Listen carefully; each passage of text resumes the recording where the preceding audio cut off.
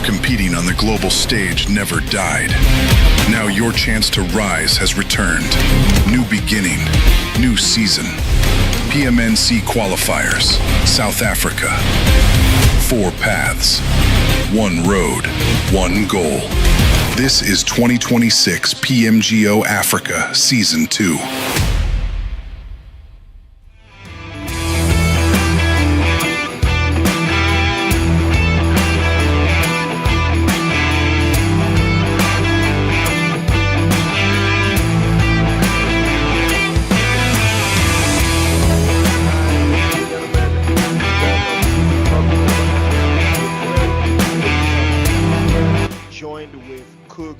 Hopefully your mic is sorted because I don't know, I think we might have some technical difficulties on Coogs with her microphone because we can't seem to pick her up, but hopefully while that gets sorted out, ladies and gentlemen, welcome back again. It looks like we're back. Coogs, are you back? Are you good? Is your mic on? Okay, looks like she might be still having some technicals. Hopefully that gets sorted out. But like I said, welcome to the PUBG Mobile National Championship. It is Priest on the mic, and I'm joined here with Coogs. Hopefully her mic gets sorted out. But welcome once again. Amazing atmosphere we have here. The road to PMGO continues. We did have Kenya sometime around this time last week, and now we are here in South Africa. The top teams will advance to the PMGO. This is where the race kicks off. And I want to know what your expectations are going to be. So let's get those predictions in the comment section. And hopefully, we're going to see some interesting and exciting teams turn up in the South Africa National Championship. Coogs, I'm not sure if you can hear me now. Can you hear me? Because it sounds like we can. Oh, okay. She can hear me now. Finally. Yes. Yeah, finally. How are you? Yeah, I'm doing good. I hope you're doing great as well, because we're about to witness some amazing PUBG Mobile action. And, you are in the beautiful city of Joburg in South Africa. You're repping South Africa, and we are, watching the PUBG Mobile National Championship South Africa. So what are your expectations going into today's games? Well, I can tell you this. I'm looking forward to this first match. We have got some awesome teams that I've watched playing for the past few years in South Africa, teams that I know can really, really make it well. So I'm really looking forward to see where these games are going to go tonight, and where the players are going to push us, where the landing spots are going to be, where we're going to have our first fights. It can only get better from here on. Absolutely, it can only get better.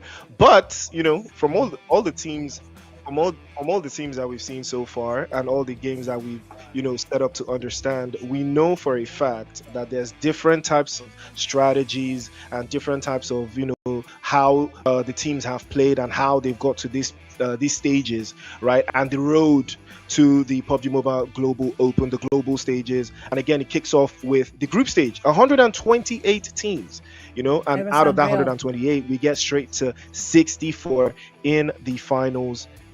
And then the PMGO Africa Finals, 16 teams. I mean, it looks like a pretty straightforward road, right? But again, you now have to look at how many teams are going to go through from each stage, Coogs. Definitely. And if you look at the teams that's come through, it's really been grinding. And if you look how they've played and their rotations and how they've tried different stuff during the group stages and where they are now.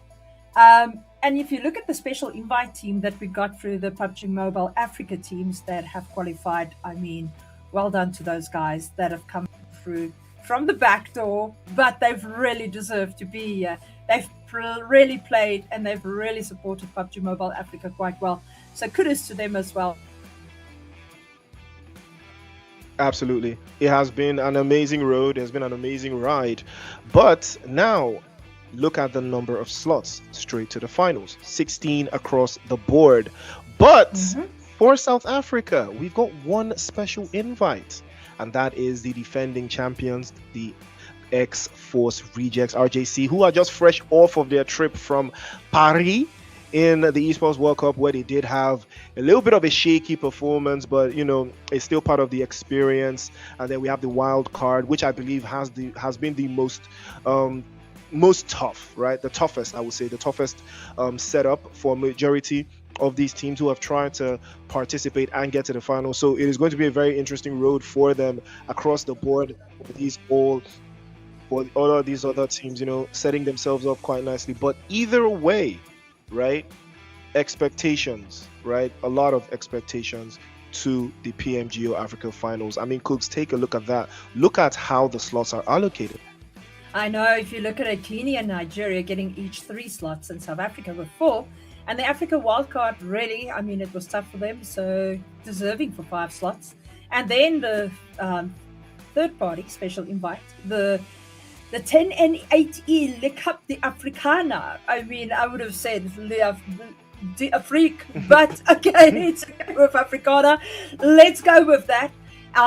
But that is exactly what we are going to have. And then, of course, what's up next? Let's see who's going to be those top 60 slots. Absolutely. All eyes will be on the third party tournament as well, but more eyes will be on the total prize pool for this season. This season 2 with 24,000 USD up for grabs, split across all of these qualifiers, these regions, and the PMGO tournament in of itself for Africa. I mean, it has been an amazing road, but 24,000 USD. I mean, I can only imagine what I can do with that amount of money, because 800 USD goes to first place with 550 for second place, 350 for third. Fourth place walks away with 250 USD.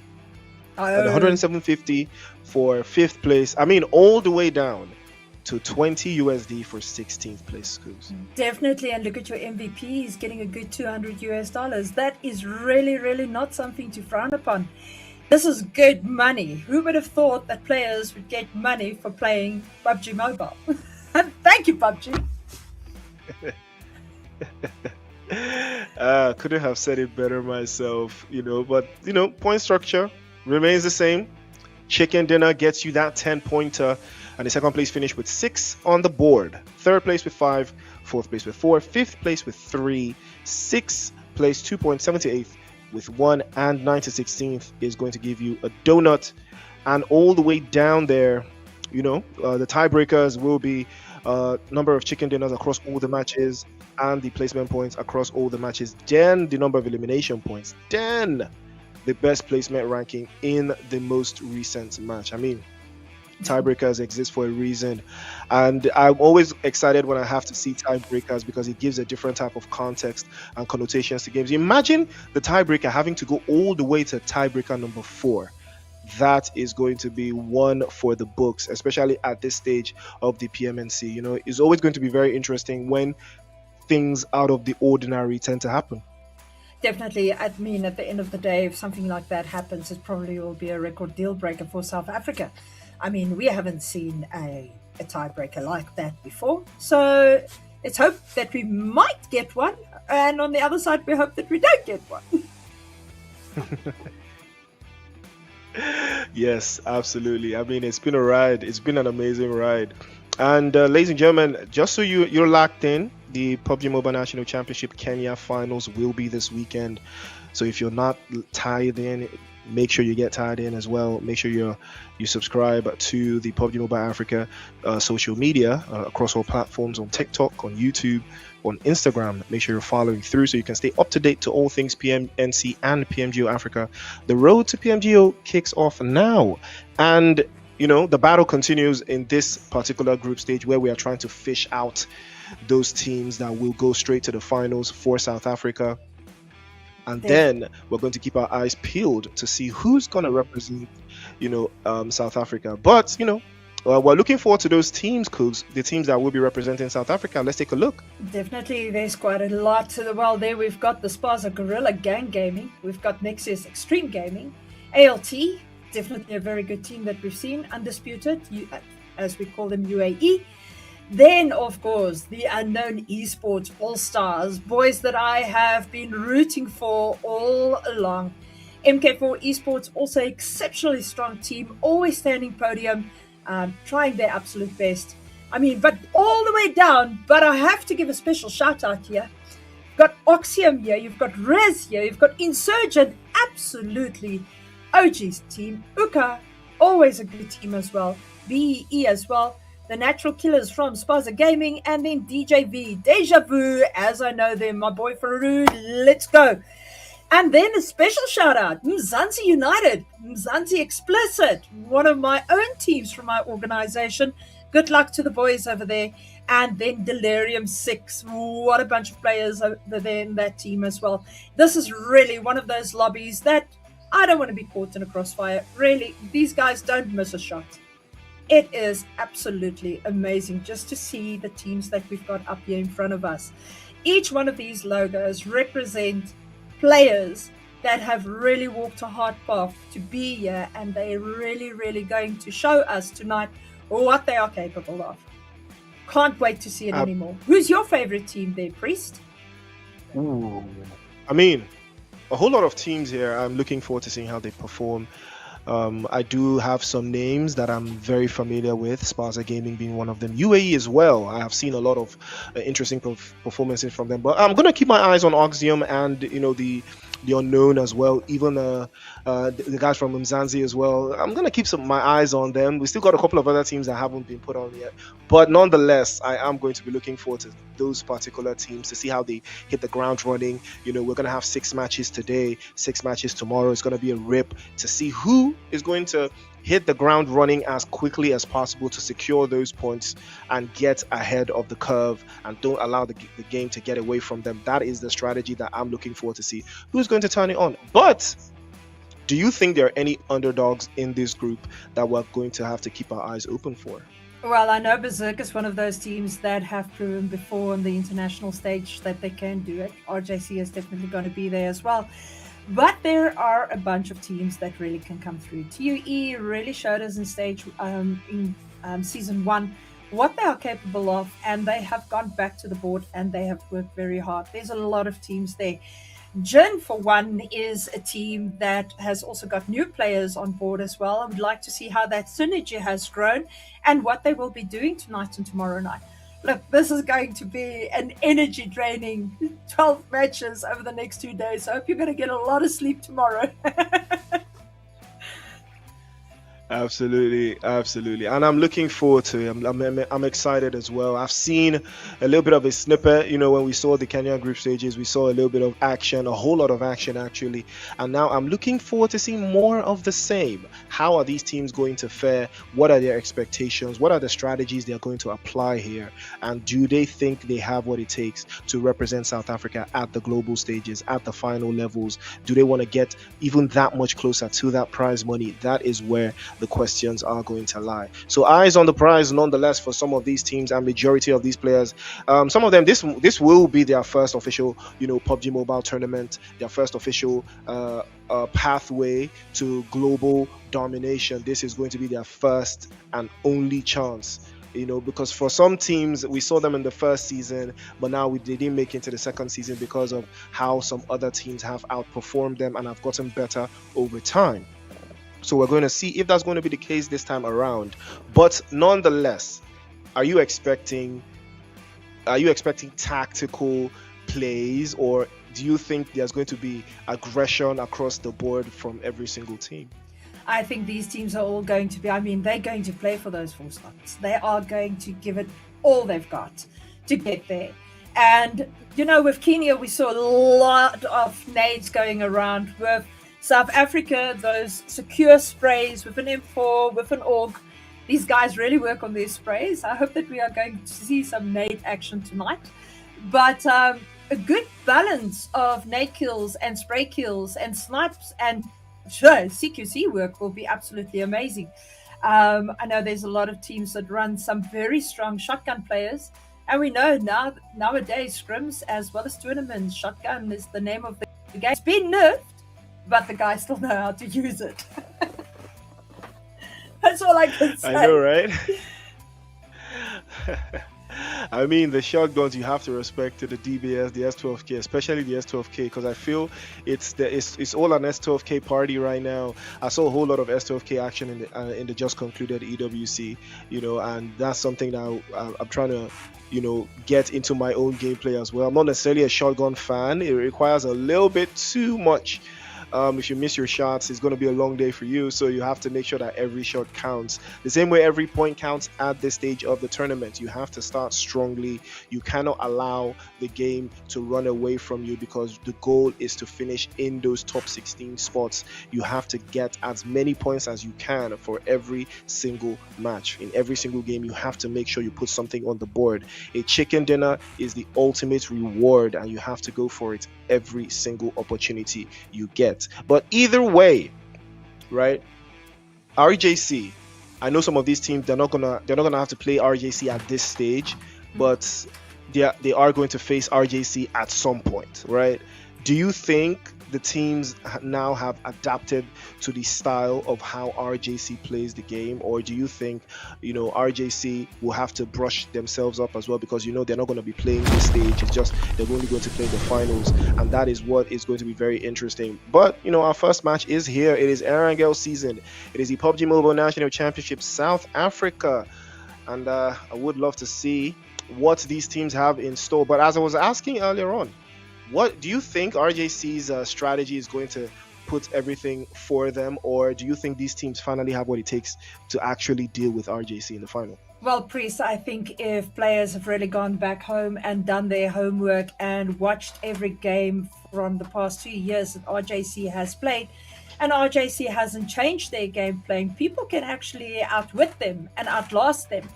But that is only going to be, like they say, the proof is in the pudding. Let's see what they are going to do. Maybe RJC lifts that trophy again this year. Maybe not. We will have to see who is going to throw the gauntlet in there and go for broke. It also doesn't help you push a team, and you know that their strategy is better than yours. So strategy is something that you got to work on all the time. And we see the first players going out here, falling straight to the ground. And it looks like we are at Malta Farm. That's where we're going. Yep, and it is Casino for Synthesis, opening up his chute over here. Getting a vehicle. Here comes Berserk. This man I know very well, Rafe. And then we've got Team Novex. Trip, everybody, Delirium 6, Riku coming in as well. HA Crew, very good team as well. Let's see what they're going to. Machiavelli from Genesis. Definitely a good player as well. Oh, I hope we don't have a disconnected player over there. Good start. There we go. Definitely a good start. Everybody moving. You see already vehicles rotating. Trip 99k here from Novex. Really getting ready. Getting that that Scar. Sorry, I almost thought it was an M4, but I see now it's a Scar. Beautiful little pink skin over there. Let's see what's going to happen. Team is a little bit far away from them. And it is MVP Goblin here for Team MVP. One of the teams that I've been keeping an eye on as well. That did very well in Season 1. So let's see what they do. Goofa, of course, is Gamers United Force. Very, very good team.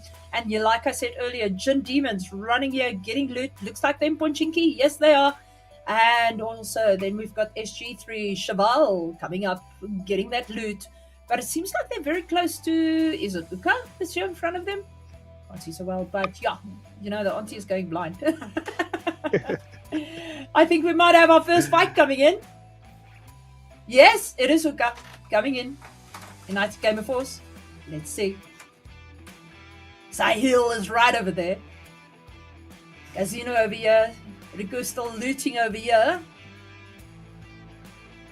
They're quite far up on the map on Sosnovska here by the recall usually, here by the boat crossing, up by the bridge crossing. Getting ready. Seems like he's pushing down to his team. Seems like they are at the bottom of Sosnovska by the containers. So let's see what they are going to do. There's KB. That's, of course, a young man that I know very well as well. Very, very good CQC as very well. I've seen that man 1v4 quite a few times. MVP 77 and yes, Sahil. Sahil is quite low at this moment in time. Cheval is, ooh, what a nade that was! Uka coming in with those nades. Oh my word, he's confirmed. Just like that. Just like that, he's gone. SG3 now really got to push up their game. Let's see what they're going to do. Shadow pushing in. Another nade coming over here. Will he be able to get that player? It is Draco for Uka. Uka going a little bit low in health.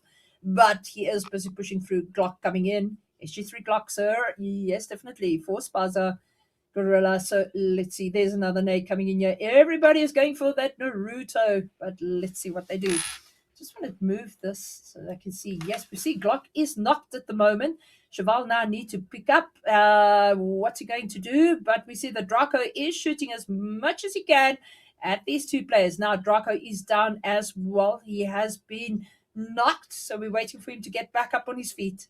Okay, res is happening. SG3's let's see.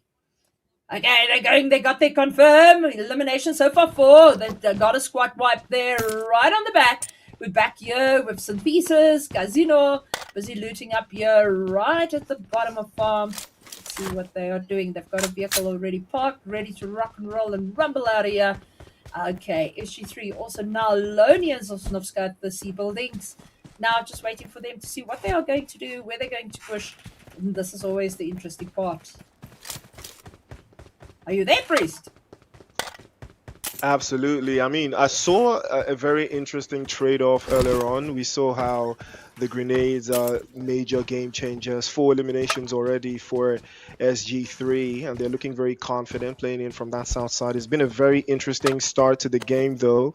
Getting eliminated this early, it's never in anyone's plans, but we've seen how the game can turn on its head relatively very, very quickly. But it's a good start. The guys on the other side in hospital will need to move. They're miles and miles away from the play zone, and there's never really that many vehicles in that area, so they will have to move very, very quickly so they don't have to burn through all of their utilities inside of the blue zone. But ideas probably going to have to come through. If they do have a front man, will lead the charge and get him to a better position. But speaking of positions, Novex and Delirium 6 not too far from each other, but Delirium 6 in a very nice position out here. I'm not sure if they can do much from here, because also as good as this position is, it's not in the play zone. And again, I wanted to ask though, Cougs, if you're, what kind of team do you like to play in? Do you like to play in a team that moves with the zone, or you want to be in the zone at all times? Like to be in the zone, because like I always say, you don't want to get caught with your pants down in the blue zone when big blue hits, especially when these stages are set quite a bit faster. You don't want to be stuck out there. Ooh, look at this Genesis guy. Really not confirm as yet. Oh, they shot him out the vehicle. Good spray with that Scar and that 4-scope, getting that confirm right over there. And, well done to Genesis. Always been a good team as well. But like I say, this blue zone playing, it really makes me nervous, especially if you don't get a vehicle.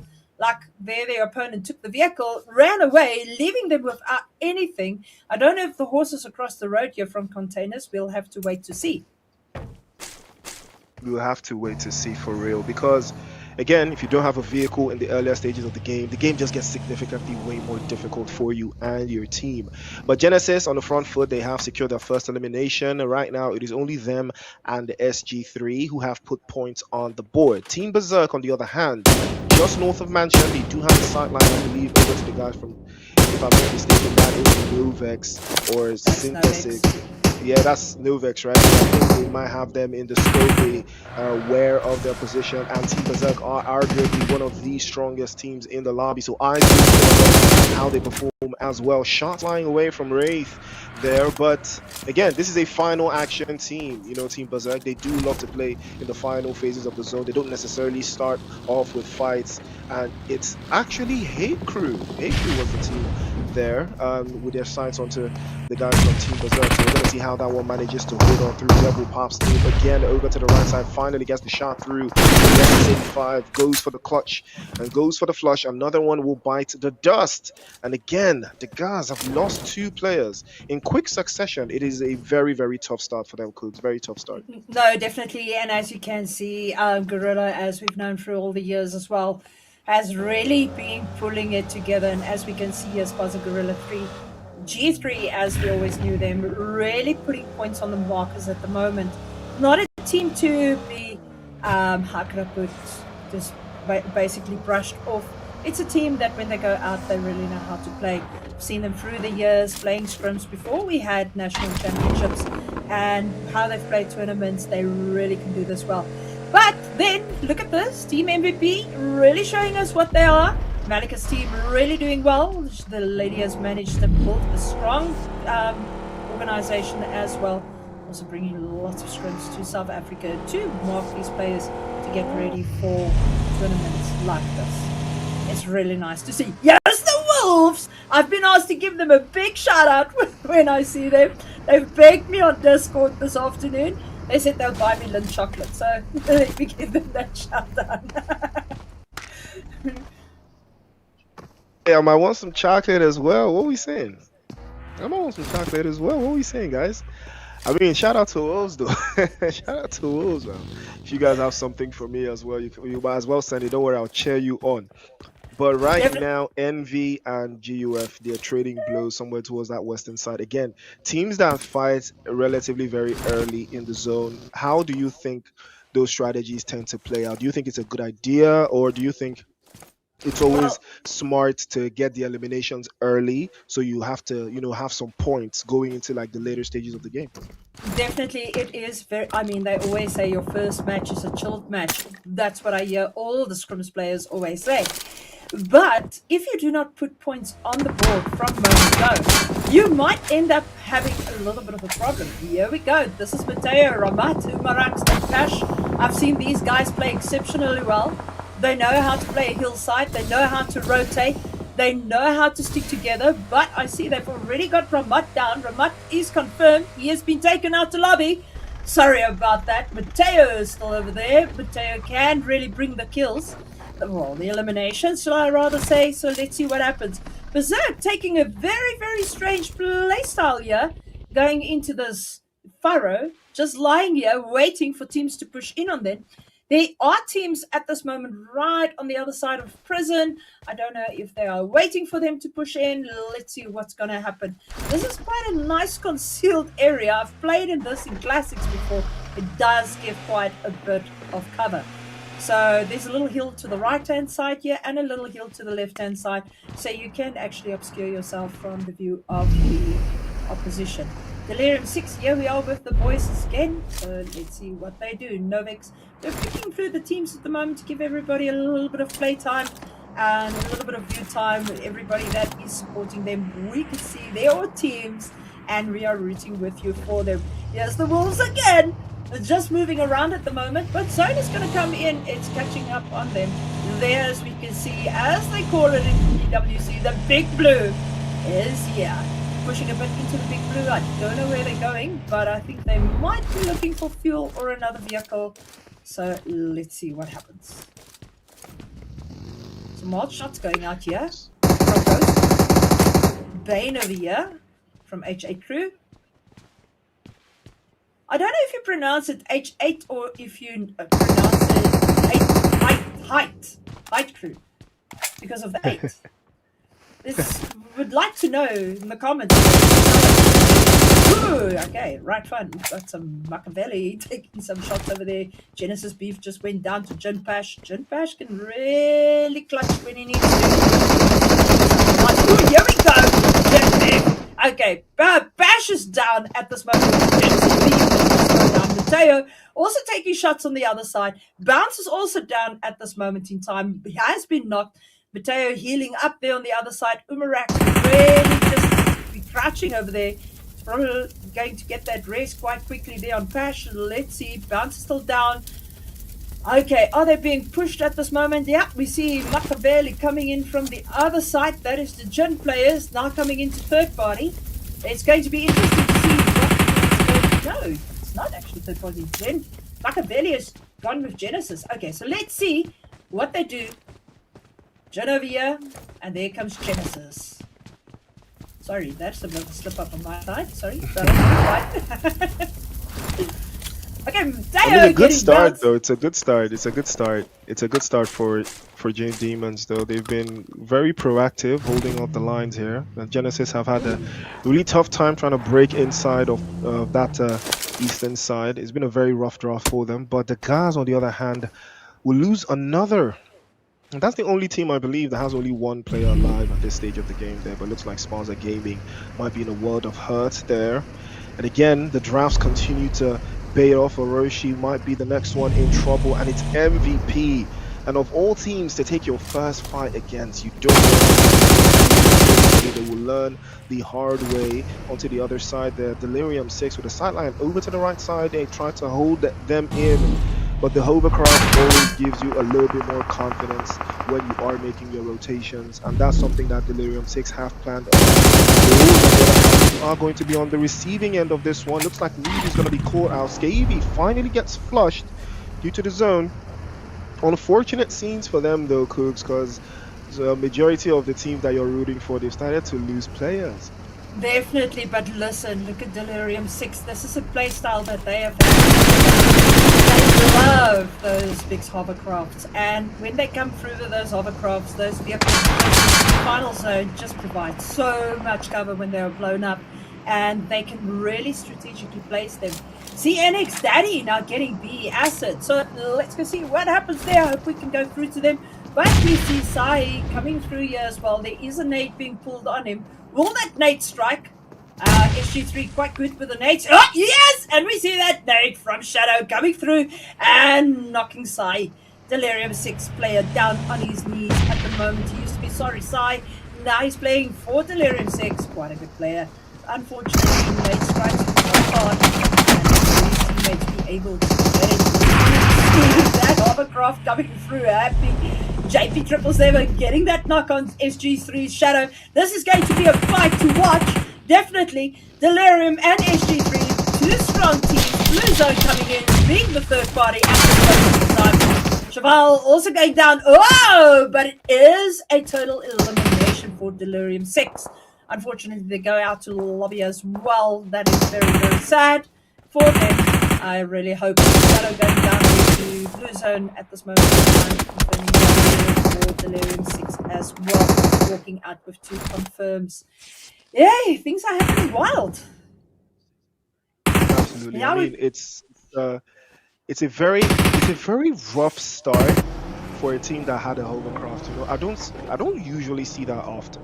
Right, a team that has a hovercraft getting eliminated relatively very easy. They do get 2 eliminations out of it though, but is that worth the risk of having to put themselves in very off positions, because that's what led to them getting eliminated. Now they got spread very thin, and they couldn't manage the angles, and that's just what cost them. But as it stands right now, Sparza Gaming 8 eliminations so far, and they have been dropping bodies. They have been confident. They have a very good style, and I'm starting to see why they're one of the favorite teams to turn up. Definitely, you know what, for me they're a wild card coming through and just showing everybody what they are made of. But I mean, G3 over the years have had some of the best. I don't know if you remember Temper. Temper used to play for G3, so it just shows you the experience they've got and how they can bring a team together to go all the way to the top. So once again, it shows us what they can do, and let's see if they can pull those continual confirmations off, and if they can get to a 20 total kill points, so or elimination points, as we would say, and put a chicken dinner in there. Time will tell. They've still got their teams up on their legs. We're going to see for ourselves though how confident majority of these teams can get, because we do have about 39 players in the box right here. 12 teams still up and running, up and gunning. And SG3, we saw them lose one of their teammates earlier on, but that did not stop them from piling on the rest of everyone else.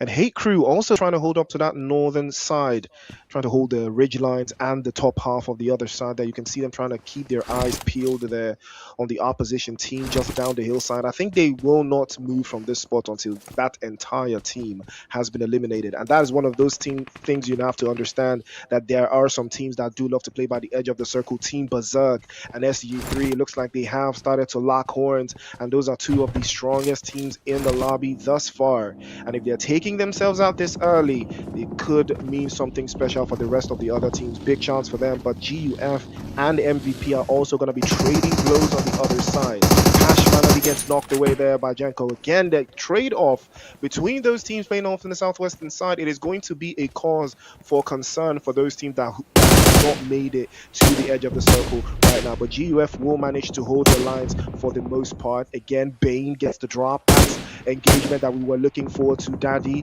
will be sent back into the lobby. Xanax, the next victim to follow through. MVP putting them back into the lobby one after the other. Grenade is tossed over the top there. 223 goes down as well, and he will be getting swept off by Devil. MVP Cooks, they are looking very confident. Definitely looking very, very confident. I can tell you this, Shard is a good player, but Wraith is probably the best IGL in this game that I know of. I mean, I've seen him take his team to many victories in tournaments as well as in scrims, and I would really like to see what's going to happen here. But look at this, Jen, SG3 and Berserk, third party at the moment. Everybody is starting to move in, but now you've got the Wolves pushing in behind Berserk. So I don't know what Itachi is going to do over there.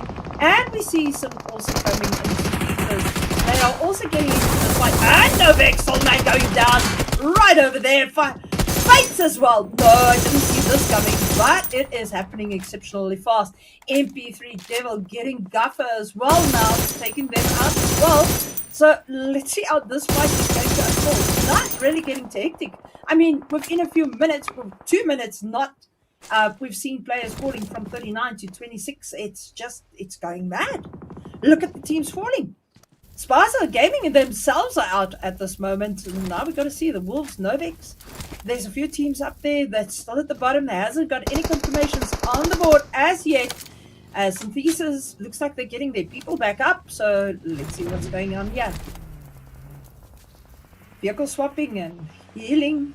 Rather don't want to die. So far we're sitting on a steady 26. We see Kingpin right over here. Trip 99 is lying for Novex right here in the smoke, but I think he's busy looting. That's what might be.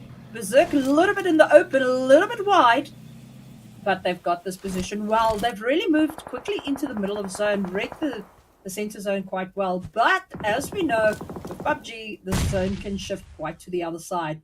Oh, Nate's coming in, but not striking quite well. What do you think is going to happen over here right now, Mr. Priest? I mean, you can see all of the teams, similar ideas, trying to hold the majority of the open angles there. Team Berserk trying to play a little bit more central, a little bit more controlling towards the edge side of the southwest. You can see that is a strategy that they have been trying to apply here. They're not in the zone though, but I think for the most part they are trying to deal with those teams that are up north and take their position away from them. Envy with a similar idea, but they don't have the zone as well. It is all about who gets into the zone at the right time right now, because Jenko goes down as well. That's a fantastic grenade coming through from Synthesis. Again, they've been very proactive here, and it looks like the break is going to be on, and another one takes the hit. It's bounced this time, goes down as well, but 21 is going to be caught and dropped away there. Zeke will trade him off, and Seath again gets another drop. Zeke goes down as well. Synthesis will not back down without a fight. They will eliminate Hate Crew, and they will drop them out in 8th place. Again, 8 eliminations for Synthesis, not a body loss. This is a very good start for them, especially going into phase 6 of the zone. Team Berserk with a similar idea, trying to close the gap and even advance their position to the next phase of the zone. They've set their eyes on Synthesis. They know that they're up the hillside, so they probably will take an advance, but they have to make sure they eliminate the teams that are behind them, Cooks. Definitely Envy is right here, but I think Envy's focus is now at this moment in time to move into zone. We see that Rafe is busy smoking it up. He's got his vehicle right here with him. Trip also now still over here, still battling it out as a one-man squad at this moment against Berserk. It seems like Rafe is going to push in to try and get that elimination. Trip comes back up on his feet. As I know the man Trippy, let's see what he's going to do. He's got a nade, but he hasn't pulled the trigger yet. But the nade goes over him. There it goes. He knocks above his head. But Trip goes out. Back. He's eliminated. He is confirmed. Rafe has put that kill on the board. So let's see what is going to occur next. Okay, Synthesis is a bit in trouble. This is 21, but they have got 10 confirmed eliminations. Zeke now still firing out over here while Casino is keeping behind the drop. MVP is right above them. He is trying to shoot in their direction. He's got quite idea from where he's hearing the gunshots from, but much luckier than me that plays with one ear. But you can see this is going to turn out into a hectic fight. MVP only got 3 players in this lobby. Will they be able to put it over? I mean, we've got 1 player down, but Goblin is here. Let's see what he's going to do. Funny enough, Goblin used to play for Berserk. Now he is playing for MVP. It's quite nice to see that 2 teams are pulling in fully strong with players. So let's see. Yes, all the dynamics of South African and how they get signed by other teams. You always wanna sign the best players for your team. Team Berserk are gonna have to learn that one the hard way to get a drop in whether side Envy. Also trying to make a move for it there. Tenduga's gonna have to trade one off. Again, Envy are caught in a very tight spot because they do not have the zone. They will have to advance. Sin, also with a similar problem, is all about making that advance into the next phase of the zone. They do have 10 eliminations though, but they're not going to back down from this one. Kingpin gets the drop onto Tendo, finally gets the flush through as well, with an M4 and a 4 times on the scope side. And he spots the smoke there, but there's no ops in the area, but he has to make a clean break for it, because right now, no team is fully immersed inside of the play zone, and it looks like MVP are going to take this one upon themselves to close the gap even further. Goblin with a couple shots across the board there just to make sure that there's no opposition teams that can make those rotations, especially from the northeastern side. And right now they will try to keep as many teams out of that central area as possible. You can see Team Berserk, the first team to make that decision and advance their position, and Wraith is the one that's going to get the line in, and that will be a wrap for the guys from Envy. Team Berserk will drop another, and again, this is a team that knows how to start games. They know how to start tournaments. In the last PMAC, they won match number 1. They were very confident, and they dropped every single team that tried to get in their way. MVP with a similar problem now. They will have to advance from that northwestern side. If they can make the split, they might be able to close the gap. Devil makes an advance even further, just to get a little bit space for the rest of his teammates. Definitely, we see there is a knock, a headshot, and there Zeke is confirmed. SG3 still very hard playing in this match. We've got 4 teams alive, Goblin running, but getting knocked as well by Wraith. Wraith going pro, knows when to go prone is when he's alone. And there we see Orwell also going down to Shroud. Shroud also a very, very good player, really playing well for Berserk. He has actually, he's like a brick in a cement wall. He's walled himself in there, and he's made himself a very, very good part of this team. We see Milk busy pushing it over here for some pieces, but he's got a team right in front of him. DBS coming out. It seems like Milk got Clock and also got Coco. So both those players from SG3 now eliminated, and now we're sitting with 3 teams over here. We've got MVP, we've got Berserk, and we've got Synthesis that really started off slow in the beginning of the match, but look where they are now, and they're busy pushing into zone. It is going to be a very open zone to what it looks like to me. We'll see in the next 30 seconds what is going to happen. Casino right behind that rock. He needs to smoke his teammates so that he can move in towards the only buildings that is in the area. We see MVP building a, like we would say, a lar over there with all the vehicles.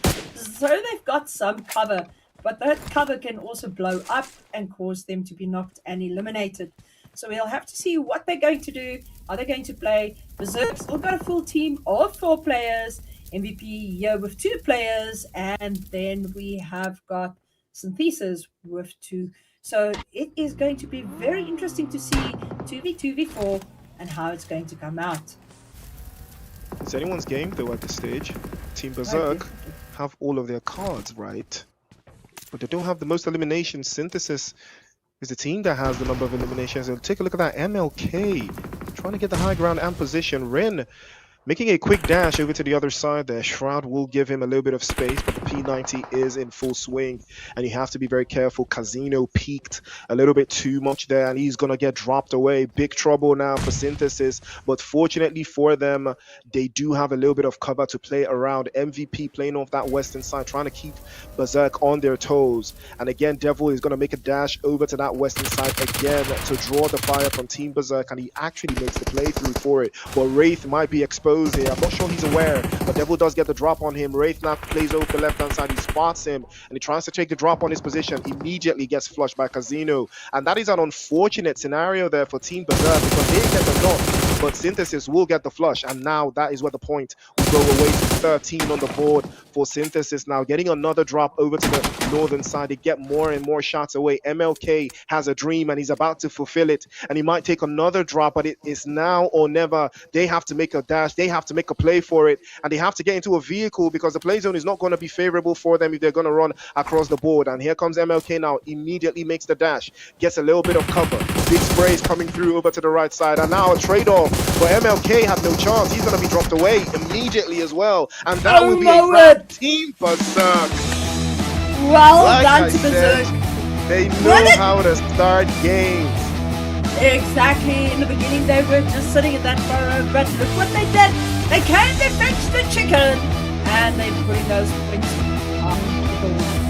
Synthesis also didn't play exceptionally bad. They actually played well. They kept the position quite well. And unfortunately, that happened to them. And but we say, GG's to Berserk, Wraith and team. You did quite well. Keep it up, my boy. Absolutely. Solid performance.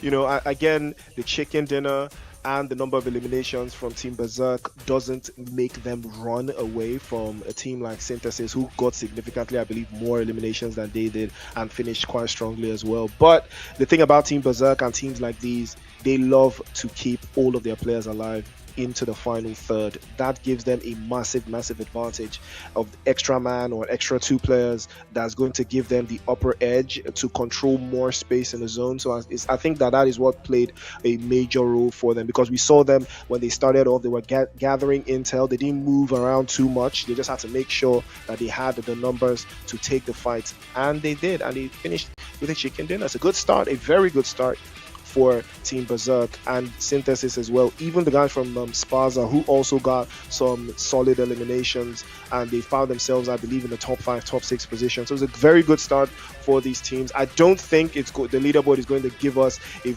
massive gap between the top teams right now, but it's a very good start. You know what, did you see right there by the end, just before we went into stage 9, Berserk was there, they got their players back up, and it was seconds. They got there, got them up, got them back into play, and that is what it's about. It's that support that you have as a team. It's that synergy that you can quickly raise, get your players back, get the eliminations, get the knocks, and secure your battlefield. That is what it's about when you play these type of games. Battle Royale, it's not for the faint-hearted. Okay, here we go with our MVPs. We see HG3 Gloxer having the most eliminations. Kingpin coming in there with the most damage at 986. Gloxer also having the most grenade eliminations. Well done to them. And then Bounce, of course, they're coming with the longest elimination, 258 meters. And then Orwell coming in with most traveling, 15,144 meters. That is a long drive. He drove to Kenya. Okay. Well, then we can see. Tell us a bit more about that. It was a very it was a big drop though from what we saw. But what surprises me here is like 7 grenade eliminations though. A whole lot of grenade eliminations. Probably the highest we're gonna see today though. But I'm looking forward to see what the rest of the matches are gonna offer us. You know, we do have 2 vehicle eliminations there as well. 12k in the heals, 12,000 in heals. Yeah, again, I don't think we're going to see that many. This game might just be a little bit more exceptional, but we'll see how it pans out for the rest of the other games there. But nonetheless, solid game. We did also have 3 airdrops get picked up. You know, and again, I think some teams, that is also their strategy, right? Picking up airdrop weapons as much as possible, having a stack of weapons, the loot trucks, everything to make sure that they're not low on utilities, they're not low on bullets, they're not low on anything, right? And I think that's what some of these teams are going to have to stay with, and their strategy going into the rest of the matches, going forward.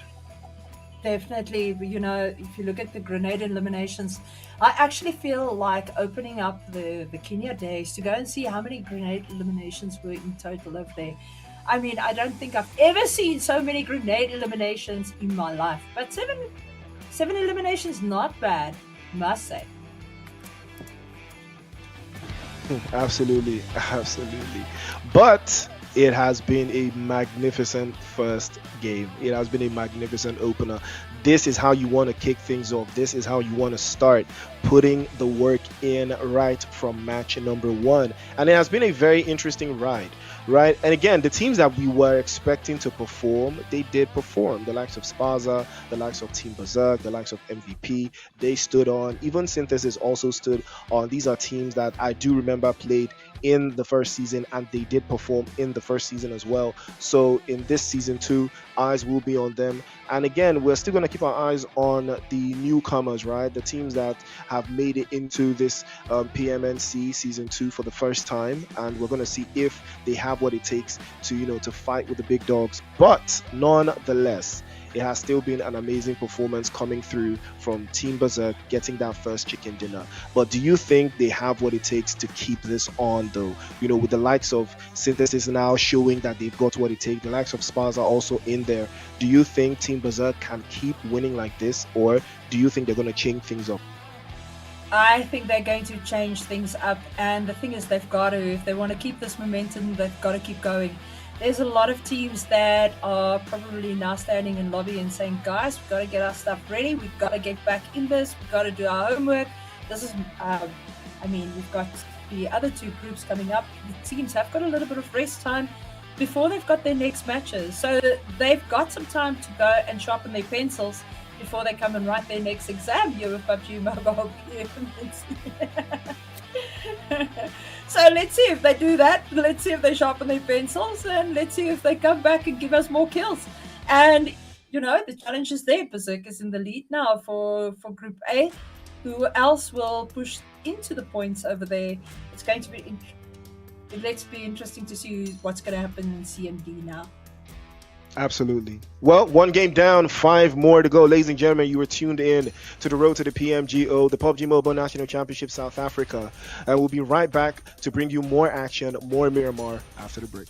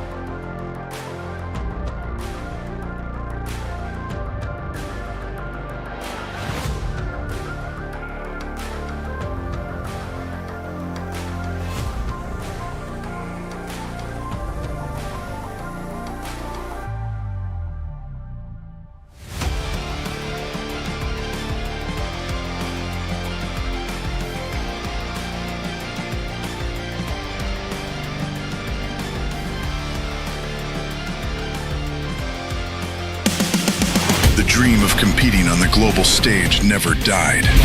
Now your chance to rise has returned. New beginning, new season. PMNC Qualifiers, South Africa. 4 paths, 1 road, 1 goal. This is 2026 PMGO Africa Season 2.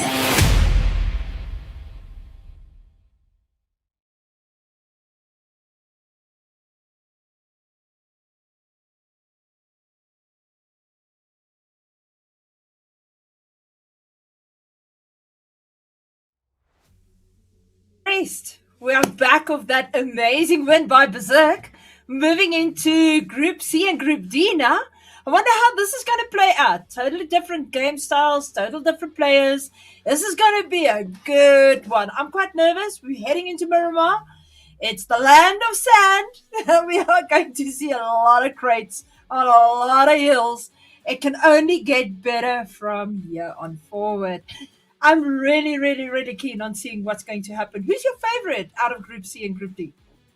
I mean, you're putting me in a tight spot. I'm not gonna do no caster cursing right now. It's too early for that. Before the chat starts to fry me up.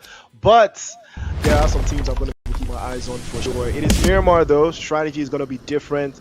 You know, the teams are gonna have different ideas. You can see some people are already heading towards Hacienda del Patron. They're trying to be in the center of all of the action, and that is a strategy that has never failed for some of these teams. But is it going to work out for the likes of, you know, Synthesis? Wait a minute. Why does the name say Synthesis? But this is Riz Esport. Yes, this is Riz Esport for sure. We'll probably get that sorted out just now. I see MZX Shelby not far away from here as well.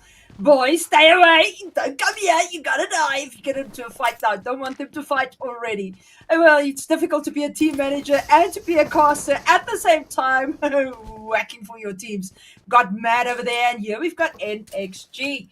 NXG also a very, very strong team. So let's see what they do, where they're going to go, and how their gameplay is going to flow. So, yeah, guys, I quickly expect a little bit of the YouTube chat. Is asking why is it all the old players that are playing? Well, ladies and gents, best to start playing scrims and tournaments so that you can actually get the experience that these players have got as well. Okay, we see that Trace Guard coming in here. He's busy shooting at Aimbot. Aimbot and Shelby getting in that vehicle and moving away at the speed of light. They do not have the guns at the moment to fight this fight. I'm guaranteed of that. Here we've got Ruler, as we know him at home as Mr. Herbie. Let's see, as he's not in a vehicle. Ecstasy, here we've got Fox from Freestyle. Freestyle, quite a good team. It is a Freestyle, I'm sure it is. FS. Flow State, sorry, this is Flow State. Flow State, Pim, and Faith, and Try Again, and Fox. Yes, definitely, these players have been playing quite well as well, getting the guns that they need, lots of SMGs around.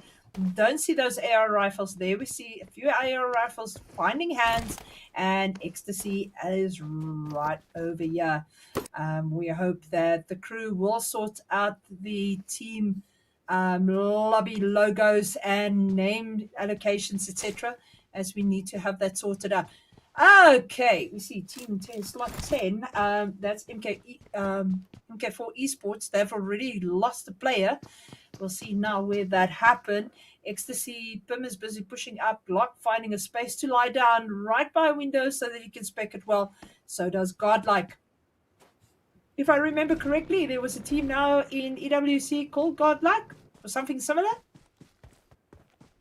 Yeah, absolutely. That was Godlike Esports representing India, who had, I believe, S Power, one of the top tier MVPs. He was a fantastic player, fantastic to watch, actually.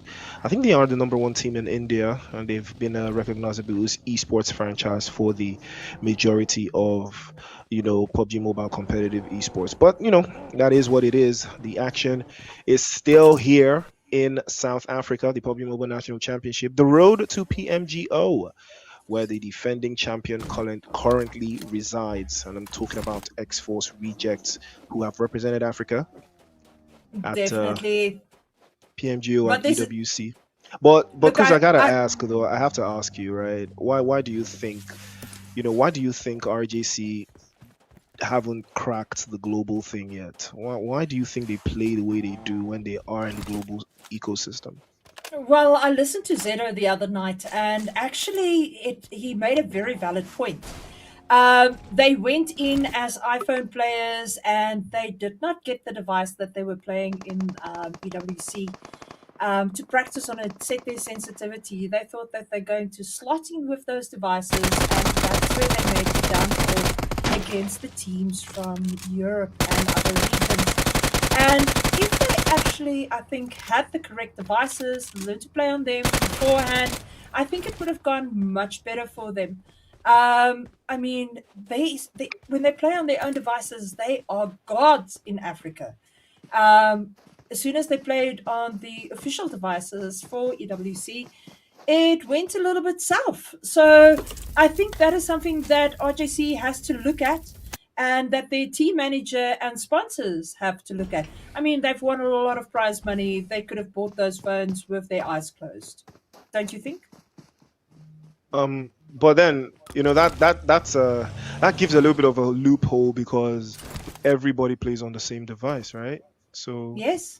again, it doesn't matter though when everyone is playing on the same device. Yeah, you may go into the tournament as an iPhone player, but they're gonna give everyone the same device still, regardless. And I'm pretty sure that doesn't apply only to them. I think the other teams as well, most of them also come in as iPhone players, but they're all given the device. I think maybe 24, 48 hours before the tournament, maybe post media day, because I've been to some of these international events before, and they don't necessarily give you enough time on the devices. It applies to everyone except for the host country, right? Except for the team from the country where the tournament is being hosted. They are the ones who usually get the devices significantly earlier than everyone else, right? But outside of that, I think everyone else gets the same device. You get the same amount of practice time as everyone else, maybe outside of the host country. So I just think they just need a lot more time, right? And a lot more practice. That's what I think they need. I don't think devices is going to be their issue, if I'm being honest, because lest we forget, RJC did win the PMAC, right? That was last year in Nairobi. I was there, and everyone played on the same device. It was the GT30 Pro from Infinix, right? That was the Android that everyone played on, and RJC were still gods. They were still the best team. So I can't really wrap my head around and say that it's because of the phones. I just can't wrap my head around that fact. I wouldn't just agree, right? I just can't agree with that one. Look, it's a 50-50 shift. I mean, it could have, if they had the phone, would it have changed it? We don't know. But I think it would have given them a better fair chance. I mean, they were used to their devices. I mean, you've got to set up sensitivity. You've got to set up your triggers and everything that it is correct on your screen so that it's for your layout if you play two finger, four finger, six finger, which most of these players do. So you do want to be fast with your device. It is your CQCs which comes into play. Those shotguns shots that don't confirm when you are right on top of the opponent and suddenly you shoot in the sky because your hologram is not set correctly or your red dot is not set correctly. And I have seen that where players get a new phone and that night they play scrims, then or they got it 2 days before the time, and where they do not perform like they usually do perform.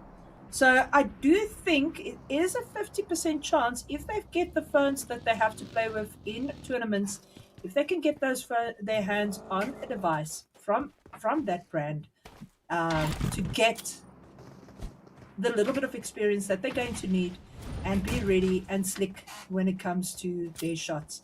We see ME over here right now. Ooh, Plaza going up in flames. Okay, that doesn't look so good. This is Metro Esports that we are watching. There's Fisa. Then here is DJV, also a team that has been very, very well and consistent in local tournaments and scrims. So we'll see now what they do. Scuffy getting that heel up, making sure he's got enough boosts so that he can move it a little bit faster.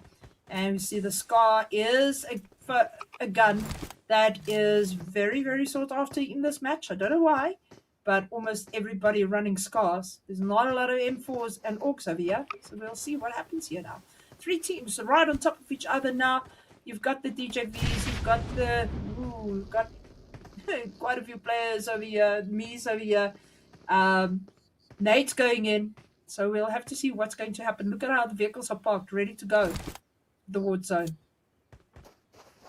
MK4 right here at the bottom of the roof. We've got DJV over here. I want to see how this turns out, how this third-party fight goes. There's an airdrop coming in as well now. What do you think's going to happen here? Yay, look at that. Slow start, relatively very slow start for some of these teams, but I love the fact that you can actually guide your vehicle while it's in the air, because sometimes it gets overwhelming when you're getting forced out of your vehicle or driving in a very awkward position. But it looks like NXG could be on the receiving end there. MK4 is going to have to trade one. SAS is the victim of circumstance there. Nerf Me. It's been a while I heard that name. My goodness. I mean, Nerf Me, if you chat, side notes, Nerf Me and I actually played together. He's an unk. He has to be an unk at this stage because I'm an unk as well. So I remember when Nerf Me played, when I played in the Mzansi Esports League. That was like 4 or 5 years ago, man, when I was still hard in these streets. Chad, for those of you that know me, remember when I played in the Kosi Super Cup, the Mzansi Esports League, that was like proper competition. That was basically the PMNC and PMGO before the PMNC and PMGO came into line. So I know Nerf Me. With Notwood Gaming. Notwood Gaming, remember? Yeah, exactly. Yeah. I was playing in that tournament, the first season, second season, I was right there. I was playing with my team. And that was the toughest competition I had ever played in. It was the toughest one. That was actually what made me retire. It was too tough. I had to quit. I was like, nah, this one is beyond me now. I'm too old for this. I'm getting way too old for this one. And I had to hang up my boots. But it was fun. It was really fun. It's not looking too fun anymore. Yeah, he's making a dash for it there. Is he gonna make an exit there? He leaves his vehicle. Oh my word! Dad just got out in time. They've just lost their IGL Tank 21 for All Stars, which is quite a big knock for this team. Tank is quite a good player, but you still got Relax and Dead in this match. And Bo as well. I've seen Bo MVP on numerous occasions. The man can bring the kills. This is a tough lobby. Zone is going to move fast. We're already on stage 3. 5 seconds away from stage 4. So Zone is moving exceptionally fast. MK4 is really not taking prisoners. They're eliminating and sending people back to lobby very fast. Relax moving in. Dead getting into a building. Well, you can already see this is a crash site. Is it going to be a crash site for TUE? I do not know. We'll have to see. Here's Gaddafi sitting in a corner. There's Triller as well. They've only made it with 3 players at this moment. Scuffy, Triller, and Lobby. Sad to see the other player didn't make it in, but we'll see now what happens. Ooh, look at that vehicle going straight over Lost's head. We see a Lost and a Lost right here as well. And then Insurgent, Putin over here as well. There's Lucifer as well for Insurgent. Coming through strong. It is nice to see teams that I often and to see that play style is there and it is coming through strong. It's been a very, very interesting start to this game because some of these teams, remember, we haven't lost a full squad just yet. We still have 16 teams in phase 3 of the circle. That should give you a little bit of an idea of how tough this lobby is starting to look. We've got 57 players, all very much willing to get a little bit closer to that chicken dinner, but looks like the guys from MAD have a different idea of how they want to play this. Again, there are some more teams that do love to play a little bit more closer to the center of the circle, and some teams who love to hang around the edges. Now, Cooks, if I would ask, what kind of team do you like to play in, right? What kind of... do you like to be on the edge, or... Like you would see with my team Explicit, they really move in, they find center zone, they keep position, and then they eliminate from there. They get their guns and go, and they're fast looters. They do not spend the day shopping at Woolworths while they're getting ready to take on a fight. They keep those fingers warm. And if they run into opponents, that is what they do. They eliminate, and that is what you got to do. there's no way that you can sit on the edge of zone and wait for it. If you decide you are going to wait for final zone, you gotta be in the center, because when you push in, all rounds are taken, all hills are taken. So the longer you take, the worse it's gonna get for you as a team, and that's why you see a lot of teams fall quite quickly. What do you think? Where do you like to play? Out on the big blue or in the center of zone? I mean, it really depends on where the zone is at certain phases of the game. I do love to play by the edge of the circle because I'm always in control and making sure that there's no enemy teams, cramping up behind me. And if any teams tries to play in from behind, I can easily spot them and deal with them with the blue zone right behind as well. So that's something to keep an eye out for. But again, when in scenarios like that, when the zone now hard shifts away into a very, very tricky spot, you're not faced with the option of having to worry or about, do I go into the zone now, or do I wait a little bit more to see how many teams I can get off before they make it into the zone, right? Because that is probably where I would get my eliminations from, right? Aimbot gets caught up by Mufasa there. Was not expecting that one, I can tell you that, but he caught out. And unfortunately, that's going to be the end of the road for him. Riz Esports still yet to secure any points on the board yet, but hopefully they will find their way around. It looks like, shout out W Production, looks like our little name mishap has been fixed. So we have the teams now, proper names and everything. So shout out to production. Definitely. I must say, this is one of the best production teams I've seen in a long time. And glitches do happen. So apologies there to the spectators. These things do happen, especially when they've got to happen fast. Things can go wrong, but I must say the team of IGE really, really pulling it through and helping us to get this sorted out.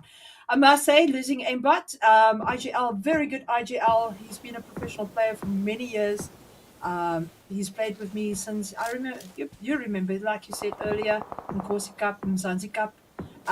He played with Vegeta, so I've known the boy for a long time. He was a teenager when he started playing for me. Now he's a young man, almost ready to get married, and he's got one already. So, like I say, I know these players personally quite well. I see a lot of them in my lobbies. Ruler also soon to be a daddy. Very, very soon. I think he might miss a match or two if he's fighting close to the neighbor. Oh, Puta, getting a shot there in the head by Riz Master. But the whole 7mm team is over there trying to get that heal. Rafiki and Mufasa, two brothers. Guru is over there. Also a very good player. Coming all the way from the days of Elevate. And yeah, they've been a very, very strong team. Reshuffling, regrouping. But they are here. They're showing us what they've got. A very, very strong team. Once again, I must say. These are two teams that are standing up against each other. One on the hill, one on the bottom of the hill in the Donga. But we'll see now what happens. Probot, man from Durban, KwaZulu-Natal, really a good player as well. But MG or M6 and Riz Master and Riz Haki, very, very, very well placed at this moment in time. They've got the high ground. They've got a view down on 7mm. They also are aware of explicit on the other side. So we'll see now what happens. It's going to be interesting. Really flat on his stomach. He's not willing to risk it. Oh, Extreme putting Guru with a knock flat down there. 7mm taking a lot of damage at this moment in time. Very, very rough start for 7mm, but hopefully they will find their way around this one, because Team X have a pretty interesting position they're trying to play out of, but can't seem to find any space inside. These esports have been on the front foot, trying to hold that high ground position. They've been very, very consistent in how they've made their rotations. They have a very good spot, and I think they can get quite a number of eliminations playing out from that position into the other side. But even at that, it gives them a little bit more context of how they want to play inside of the game, and it might cause them a little bit of commotion, might cause them a little bit of concern here. But even with everything that we've seen so far, most of these teams are still yet to find their rhythm. And it looks like bodies are about to fly all over the place here because MZX trying to hold it down. They're explicit with a beautiful grenade over the top, but unfortunately can't seem to find the finish just yet. Probot has a very good idea on where the opposition players are lying, but he can't overextend because they were man short. So they have to make sure that every single angle that they can get here will yield to something fruitful for them. But now 7MM are back to full strength. Rafiki is already on the front foot, trying to hold it down over to that other side. Ruler is about to close this down. He's got the S12K in hand. They might decide to close this up a little bit closer into the other side there. Here he comes, presses forward, and now his teammates are equal to the task, and that will be a wrap. But unfortunately, third parties are the rule of the day. Master and the guys from Riz Esports, they want to capitalize on this, and the space has been opened. And the guys from Mzansi Explicit could be in a world of trouble here. Probot has to hide behind the vehicle, provide a little bit of cover. It might be a spider web scenario here. They might get him locked up, and a grenade is launched just outside of the shack where he's in, and he blows the car away. And now they know that surely it is only him left, and they might decide to close this down. But he does have the S12K, can cause some trouble for them. But again, feigns over to the left, feigns over to the right, but he's overwhelmed, and that is going to be the end of the road for Explicit. But they stood their ground. We're down to 9 teams, Coot. Definitely, 9 teams came very quickly, 26 players remaining. Very sad there for my boys, but you know what? They really did well. They stood their ground. We've had some major issues with accounts being hacked as well, and IGE team stepping in and assisting us. So I must say a big thank you to them as well. They really, really are a welcoming, helping team, helping us to the road to PMNC. But you know what? They still got a few games to play, so it's okay. And like I said to you, TUE regrouping, although they've lost T21 Tank, they are keeping it all together, and they are placed well, I think, in zone, and will stand there, man. We might see a win from TUE here. I've put my money already on them on the first day of PMNC Stage 2. So let's see what's going to happen. Let's see what is going to happen. Trace Guard here for Oxium, really laying in with that Mini 14. Mini 14 is a gun of choice on this map, as you can do quite nice sprays. Not a lot of bullet drop, and you seem to connect your shots with your opponent quite well. Yo, this is a lot to watch, and it is nerve-wracking for me. Relax goes down to Emmy Plaza. Emmy Plaza confirming him with a headshot. Oh my word, relax. Didn't expect that from you. No, man. Will Bow and Death now be able to revenge and take an avenge moment? Let's see what's going to happen. 7MM also playing exceptionally well, keeping to the back of this hill. They are rotating at this moment in time around. They've come to the western side. So we'll see now what happens. DJB Scuffy coming in as well. Riz, look at them with those nades bouncing up and down on that hillside. One would say it's a bunch of bunnies that came out of the hole, but they have got it. And they have got a full-fledged attack on 7MM. We'll see now what happens, but Riz is really keeping it well. But DJB coming in here from the side. Another DJB, as they are called. We'll see now what happens to them. And yeah, they've only lost one player, which is Triller. Lobby and Scuffy still going on, trying to put those kills on the board. Scuffy has just gone down, so he needs to get to Scuffy and get that res, exceptionally quickly. If they now know where they got that knock, they're going to really push it in hard. And as we see, right there on the other side as well, Insurgent, as they are busy moving, also shooting out. Okay, so let's see what's going to happen. This is painful. Come on, Priest, take over. Insurgent, they've had a pretty rough angle to hold there, but it looks like 7MM and Riz Esports are going to be trading off a grenade perfectly launched there by Speed. And it all was about the velocity of that one as he drops another for good measure. But again, they will trade another one into the corner there. Rafiki gets the first drop, and that's a beautiful knock to follow through. Rafiki tries to go for the second as well. And now the teammates trying to get themselves back up again. Rafiki gets another, and Rafiki might go for the third. Rafiki! Oh, my no! Rafiki. Unfortunate scenes for him. He tried to lock it in, but Riz Esports just had a little bit more charisma. They put him back into the lobby, but that was an amazing showing for him, trying to deal with them all by his lonesome.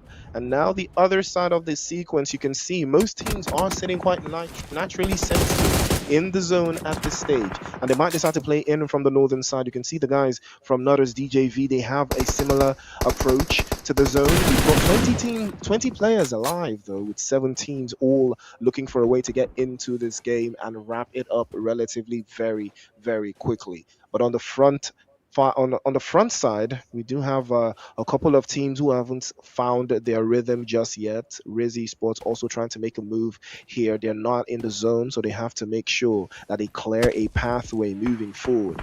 And even on the northeastern side, you do have TUE with a similar concept, right? With a 2-2 split, trying to cut across. Even the guys from Oxium on that northern side, it is going to be a very difficult rotation right now for Riz Esports to make around the Nothers from DJV. But we're going to see how possible that can be, because MK4 has 7 eliminations and they are currently sitting at the top of the food chain, Cougs.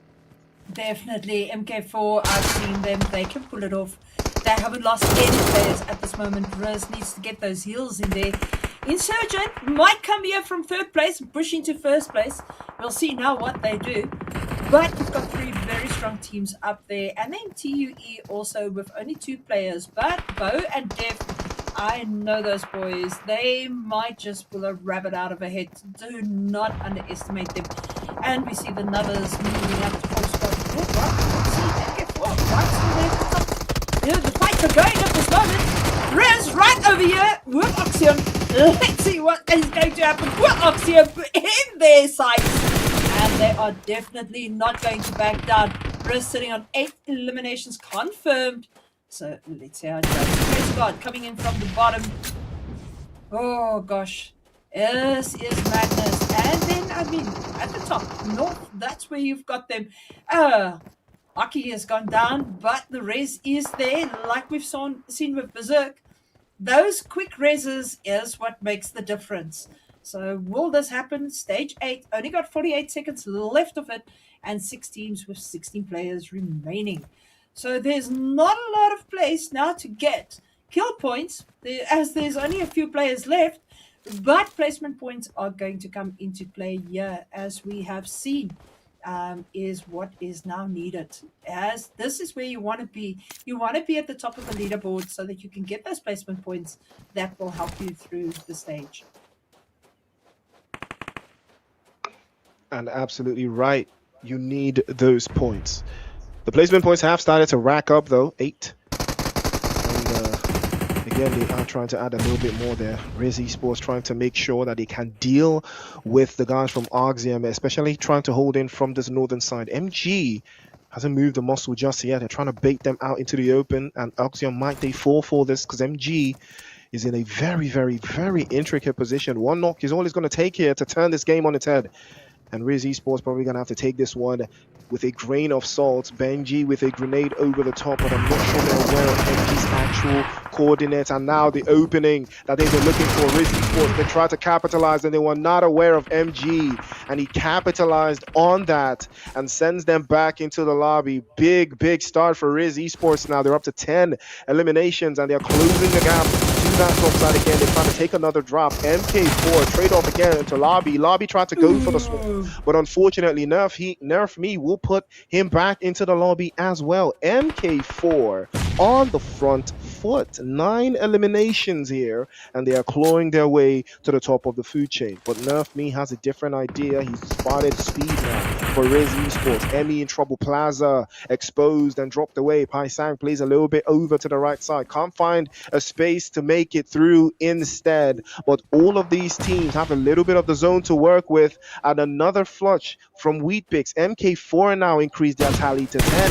And while all this is going on, there is still a potential for a third party from TUE if they make an advance and get into a higher position inside of the zone. But they might have the inside track though if they can close the gap and reduce the deficit. But I spoke too soon. MG is gonna spot Bo and knocked him clean off as well. Flush follows in the quickest sequence because Hacky is going to set sights on MK4. Polo goes down. Master plays a little bit closer as well. Dead makes a dash for it, trying to make his position unscathed, but again he pops over to the right side, exposed into that open sequence again. A couple more shots. Hacky still knocked away. He's spotted. Dead goes for another. That's trouble right now for Riz Esports, and now they might be caught between a rock and a very hard place, and that gives Oh Dead an my word. opportunity. But Weebix is die. there, and with all the drama, MK4 will reap where they did not sow, and that it is going to be a 4v1 in the final third.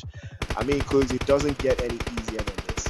No, it doesn't, but one thing about TUE, you will see what they do is they let the whole lobby forget about them.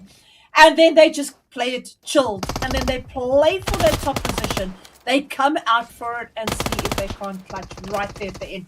Don't underestimate them. You see them, they will come back later. We might still get a chicken dinner. But look at that. MK4 coming in. Winner, chicken dinner. Well done, boys. MK4 Esports bringing us the results. That is what we want to see. Well done to them. Solid performance from MK4. Top performance from them. Miramar is there. They claim it, they take it, and they will not give it back. It's a solid start to the game. And a double-digit elimination finish as well. And that is what we're talking about. That is performance that puts you just over the top, over the edge, and gives you a little bit of a breather going into the rest of the games as well. But nonetheless, it is a good start. I mean, South Africa has shown us that they can get down and dirty as well. Can I tell you this? This is a really open book at this moment in time for the top five. I mean, I would love to see the teams that is going to go through, but you can see MK4 has gone, they sharpened that pencil for their first game here on Miramar, and they have really done us proud. Well done, MK4. Well done to them. I love their logo as well. Only seen it recently, and yeah, it is really good. But I must say, also, ME gave them Metro Esport gave them a hard time over there, and so did Riz. So really well done to all those teams that placed in the top. It was fun to watch. Absolutely. It was absolutely fun to watch. It was a big star. It was a very big star from MK4. And they showed us exactly why they are one of South Africa's best and brightest. And it's a very good start nonetheless. A very dominant performance. Big points on the board for them. But lest we forget, there is still more to do. It's a very good start, but there's so much more they can do. They can add a whole lot more to the essence of their game. They have gotten a little bit more confident, I can see.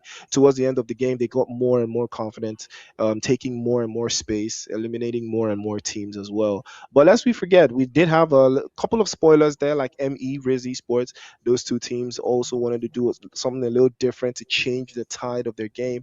But unfortunately, the likes of Riz Esports, they were not ready to deal with all of the angles that were afforded to them. But either way, we still have those teams and those players that were able to step up to the plate. And I'm talking about the likes of Riz, MG, Hacky as well, and even Nerf Me from MK4. And I did mention, he's one of the OGs, one of the strongest IGLs in the game as well. Mufasa from 7MM and DK, the top traveler, 13,000 kilometers. I mean, that's a lot of traveling to do for a solo player, don't you think, Steve?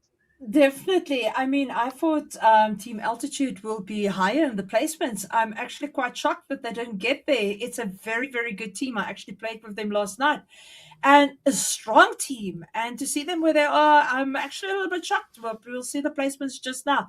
Look at this: 66 knocks out of 56 eliminations. The longest elimination, of course, they're going to Mufasa, which is that 309 meters longest elimination. Look at the hills. I mean, almost 13,000 hills, 1,200, 827. I now sound like Jacob Zuma. And only 5 grenade eliminations. Airdrops were everybody's loot. 4 of them have been looted. There have been 8 headshots, and unfortunately, no vehicle eliminations. But on this map, there's not a lot of open driving space. So, yeah, definitely it was an interesting match between Lobby C and Lobby D. Well done to the teams. very, very solid all the way across. Very good performance, you know. Interesting enough, we did have more airdrops looted in this game than in the previous one. We did have less grenade eliminations though. No vehicle eliminations in this game as well, but that gives us a little bit of an idea of what to expect from these players and these teams, especially in these different groups that we've seen so far. But even at that, we've seen how confident these teams have gotten over time and much better than season one. As you can see, they've gotten much more, I would say, a little bit braver, in taking their strategies all the way through, seeing the game finally to the end, adding more and more points on the board for themselves, especially starting off the games, right?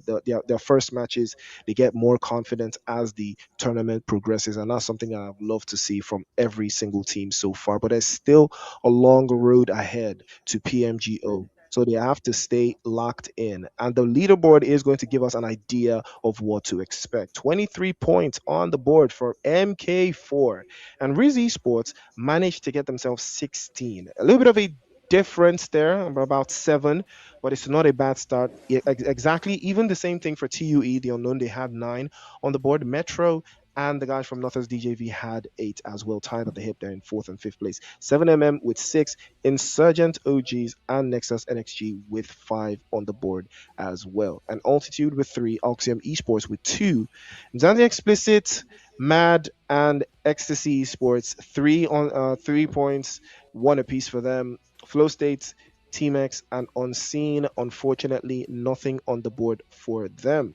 So, what do you have to tell these teams like Ecstasy, Team X, and Unseen that haven't been able to get any points on the board just yet? Do you think it's too early for them to make changes, or this is just a one-off and they just had a very bad start?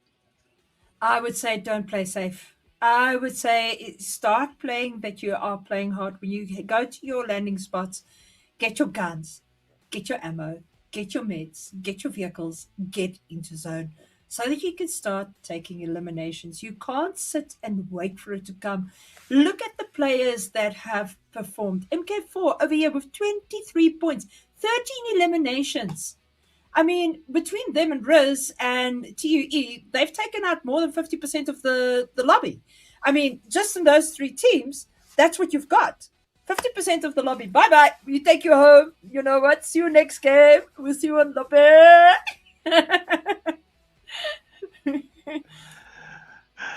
Uh, well, it's a good start. It's a very good start for them. But hopefully, those teams that are yet to secure any points across, the 2 matches that we've played already, those teams who are yet to secure any points, hopefully they will find some points going forward into the next game. We are going to head back into Erangel for our match number 3. So that is Mhm. something I'm looking forward to seeing. If there's going to be a change in strategies, if there's going to be a change in personnel as well, or if everyone is going to stick to their guns, do exactly what they did in the first game, and hope that it plays out the exact way they planned for it to play out. But those are the questions that we will hopefully find the answers to. But right now, there's still teams who are yet to find their footing. There are still teams that are yet to find their footing. Now, do you think strategies still need to change for those teams who have already won games, like Team Berserk, and right now, the likes of the guys from Riz Esports and MK4 who have gotten the major points? Do you think their strategies now need to change, or do you think they just gotta still keep on playing the exact way they are playing for the results? Well, the thing is, we've got Lobby A now coming in versus Lobby C. So you've got MK4 that's won a match, and you've got Berserk that's won a match. What's going to happen? Who's going to third party who? Who's going to take that chicken dinner? We want to see that. We want to see who's going to win this, because now it's all the OGs coming in and storming each other and saying, we're not taking prisoners. This is match 3. We've got a mixed lobby now of A and C. So let's see what's going to happen. I am excited. I don't know how about the viewers, but I am so excited. I want to see what's going to happen. This is when it really gets down. The tough gets grinding, and the others pack their bags and go back home. Well, ladies and gentlemen, you heard it here first. Klutz is super excited, and I hope you're excited as well. 2 games down, 4 more to go. You're watching the PUBG Mobile National Championship South Africa. We'll be right back to bring you match number 3 after the break. Thank you. That was a good one. Yes. Let me get some Look. water. I've got the bottle of Coke Zero. You're with me. And I've got coffee as well, but now I'm hungry.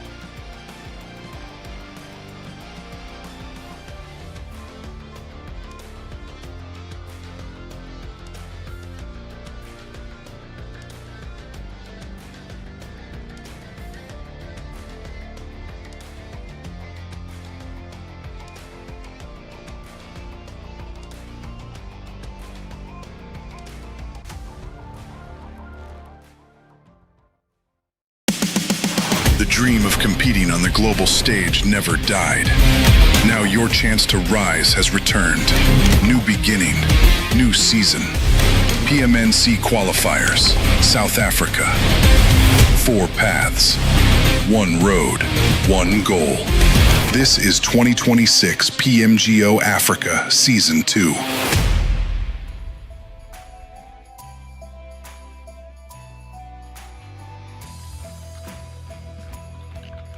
Showtime, ladies and gentlemen. We are back welcome back to the PUBG Mobile National Championship South Africa. 2 games down. This is game number 3. It is still Priest on the mic, and I'm still joined here by the amazing Cooks. Cooks, how are you feeling going into this 3rd game? Nervous. You know what? We've got 6 seconds to count down till they fly back on Erangel, my favorite map of all maps.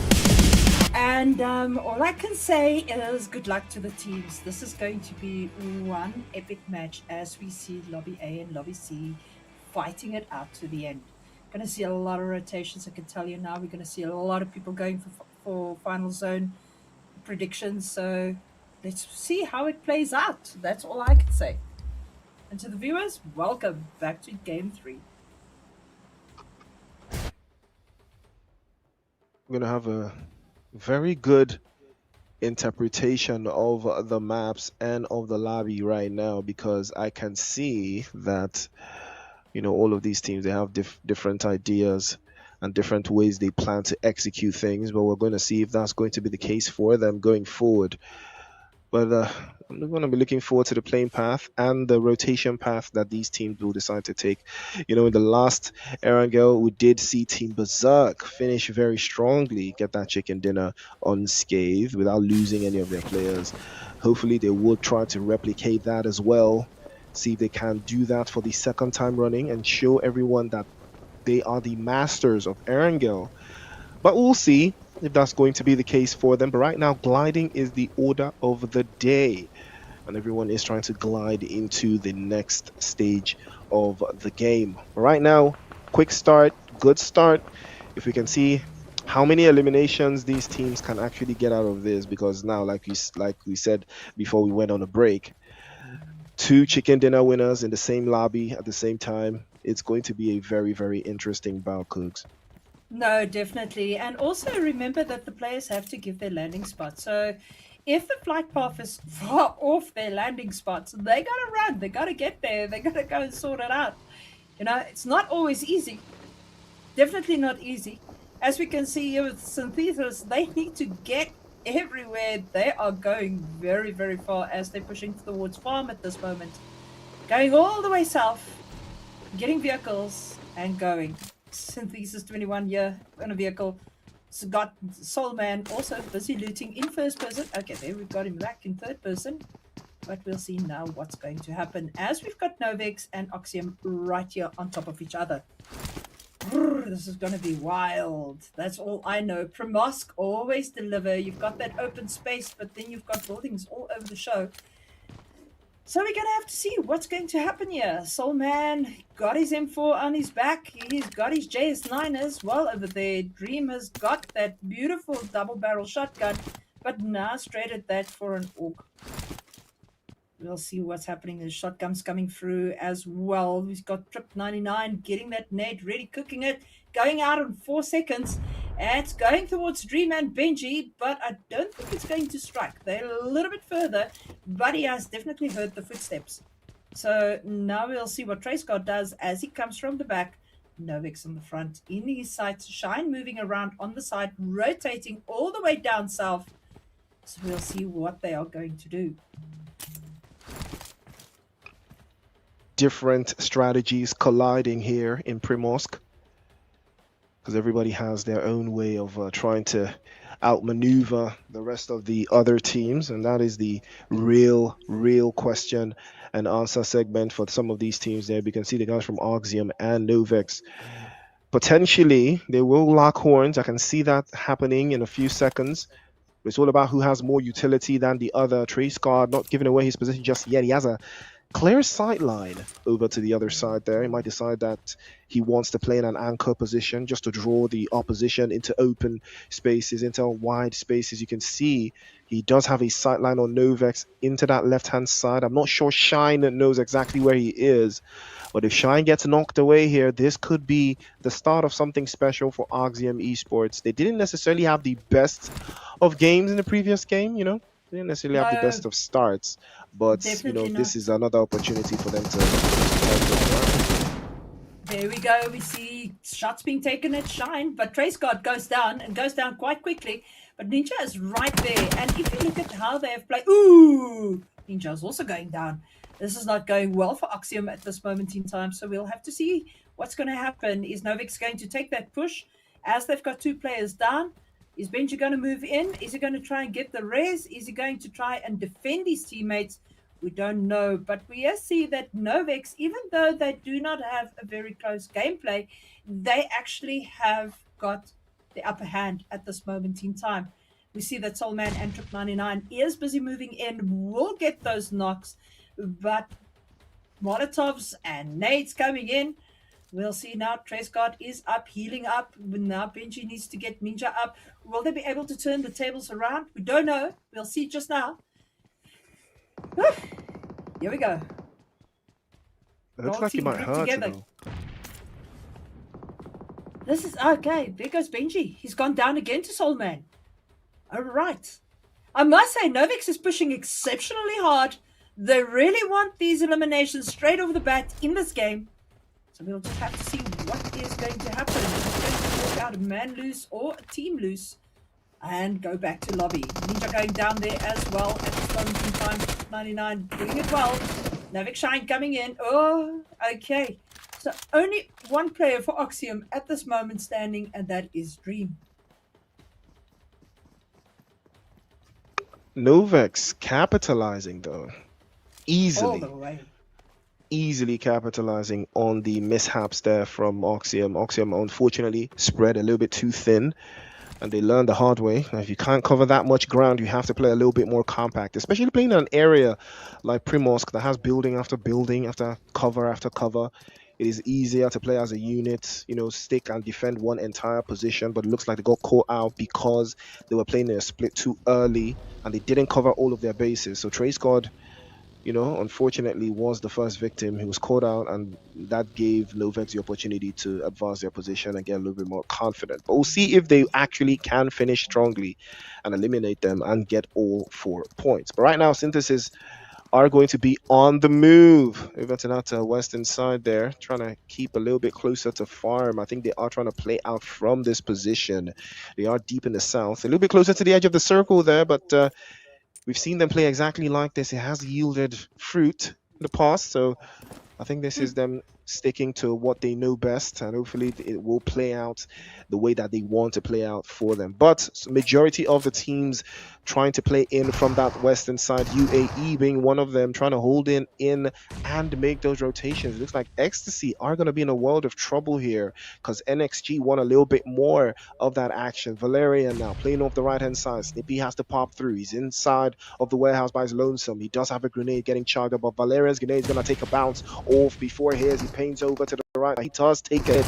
He's all by his lonesome in a 1v3, but he will not come out on top as Norios is going to pack him like a lunchbox and send him back into the lobby.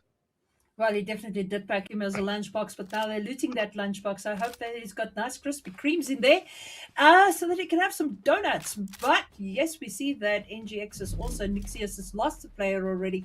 They've lost Spec, but they have got 3 eliminations so far on the leaderboard over there, and they are not doing too well. So we hope that to see them as they will be climbing up. Currently sitting not too bad in this lobby, so let's check what's going to happen. But here we've got Ecstasy, Godlike on the hill, waiting for them to come out and take the vehicles and move away.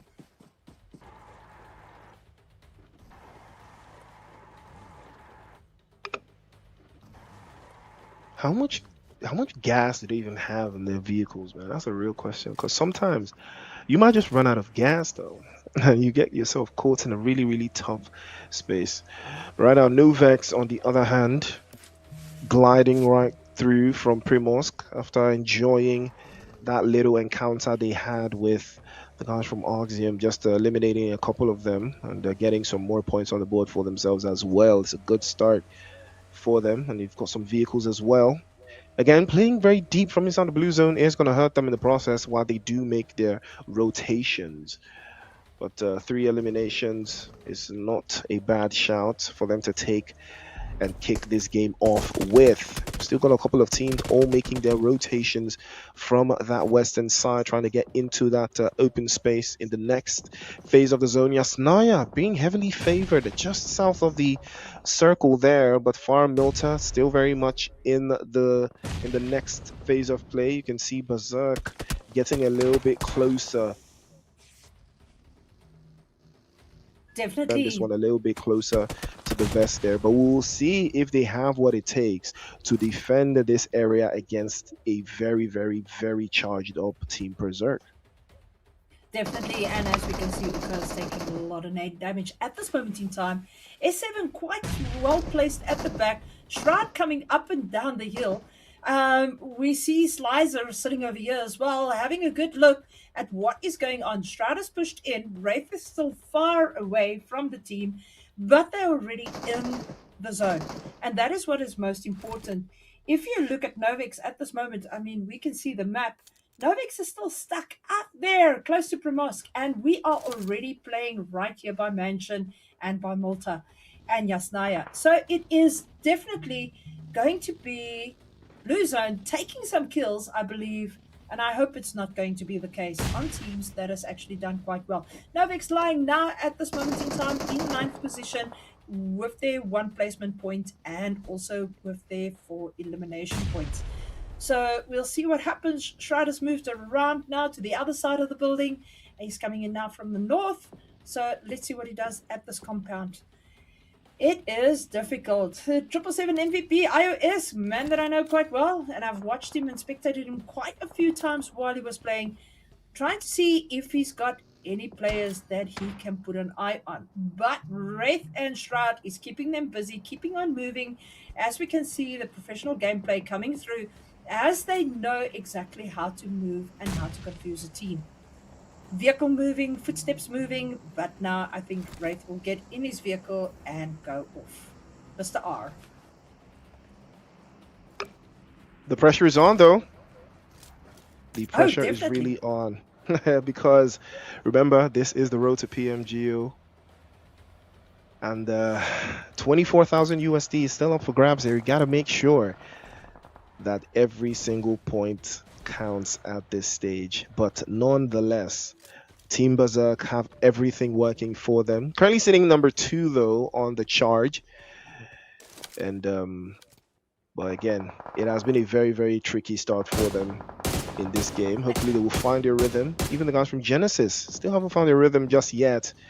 But hopefully they will find it before the game gets away from them. But on the front side, Synthesis with a similar experience, trying to play a little bit more closer to the edge of the circle there, trying to make sure that they keep all of those teams outside. Hacky gets caught out. Resi Sports in a world of hurt will lose one at this stage of the game. Phase 3 of the circle, is that where you want to lose your teammate? Well, turns out that Genesis will snatch that one away from the jaws of Berserk. It's going to hurt them as well. Nothing hurts more than getting a knock and another team just steals the flush, especially when you're just about to wrap it up.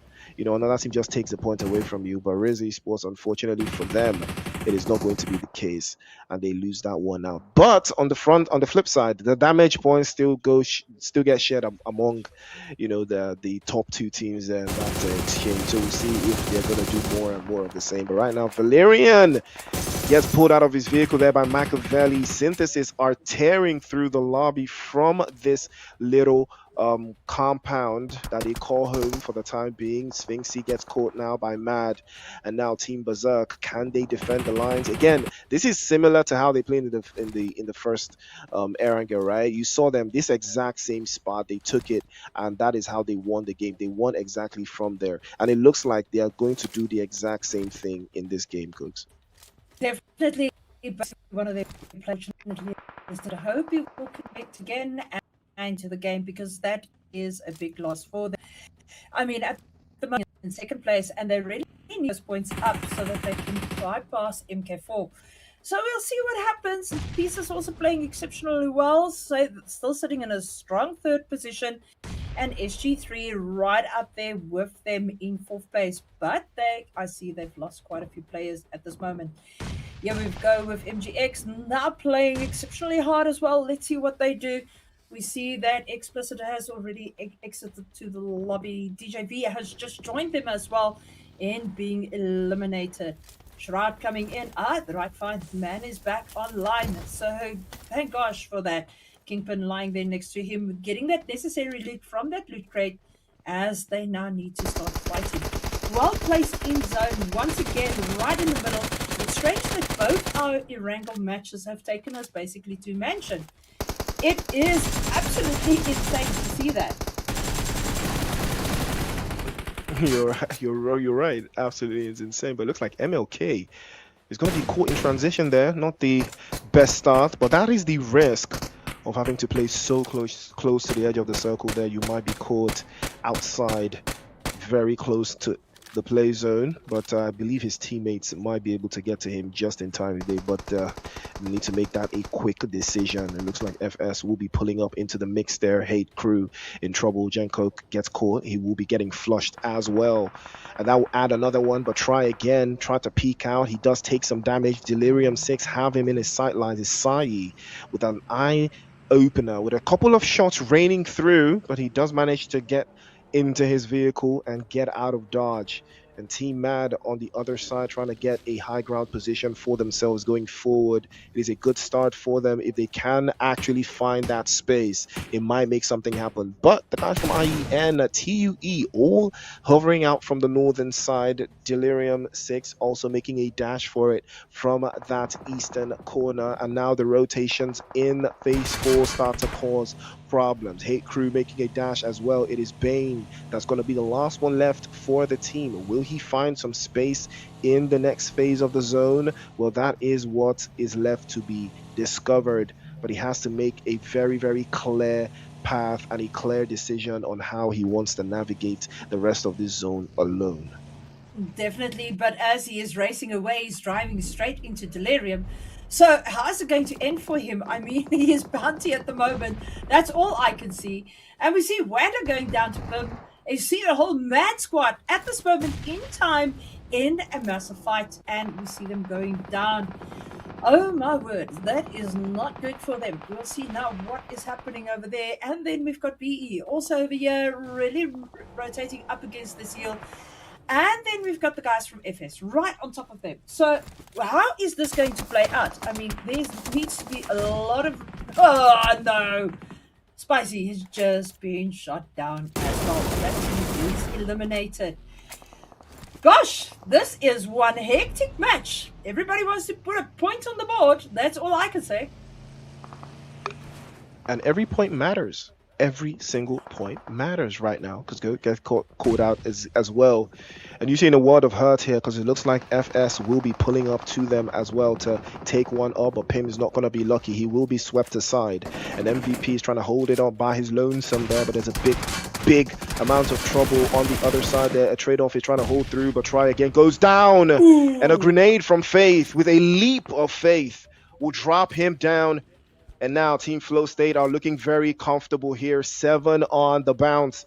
And they're not stopping anytime soon. There is more where that came from, and they'll tell you that one for free. They're adding more and more on the board, and they do have a little bit of time to reposition and get themselves into the next phase of the zone while the clock starts to count down. Try again. Hopefully we'll be getting picked up. They did lose Pim in that exchange, but they've got 8 eliminations and a big drop to how they want to advance going into phase number 6. But even at that, Cougs, there's still a lot of teams alive. There's still a lot of players, 34, and the zone can only get smaller and smaller.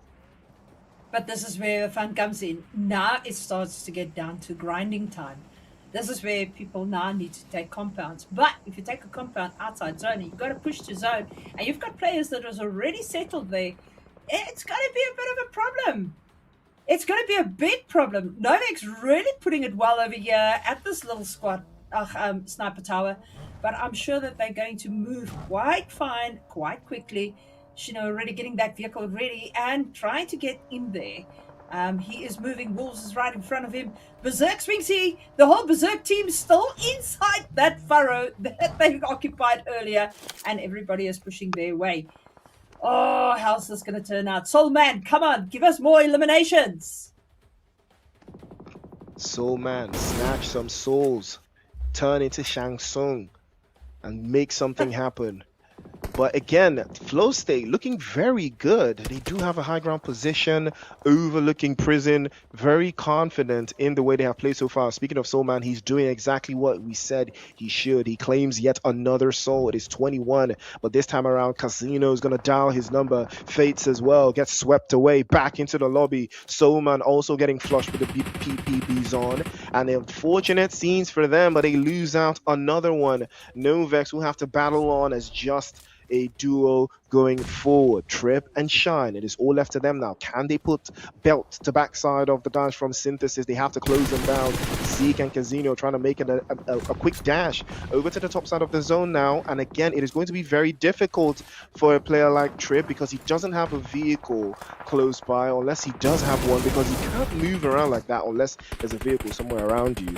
And you can see how Synthesis are trying to make sure that they clear a path for themselves going into the zone over to that southwestern side. But right now, centrally, Delirium 6 and Team Berserk enjoying the work of that central position, not giving away too much. Casino spotting through, trying to make a rotation from the western side. Probably going to run into the guys from Ecstasy as they make their transition. But again, it is going to be very tough, seeing as they are only a duo. And they are making a quick move for it as well. Big shots coming through from Novex. Trip over to the sidelines there to close the distance even further, but he has been spotted. Tries to dodge a couple bullets, but it's not going to be so lucky as he feigns over to the right hand side. Rikuo also for Delirium 6. Central position. They don't have to move around too much, but it's all about the trees. It's all about the utilities. It is all about the angles that they can cover going into the last phase of the circle.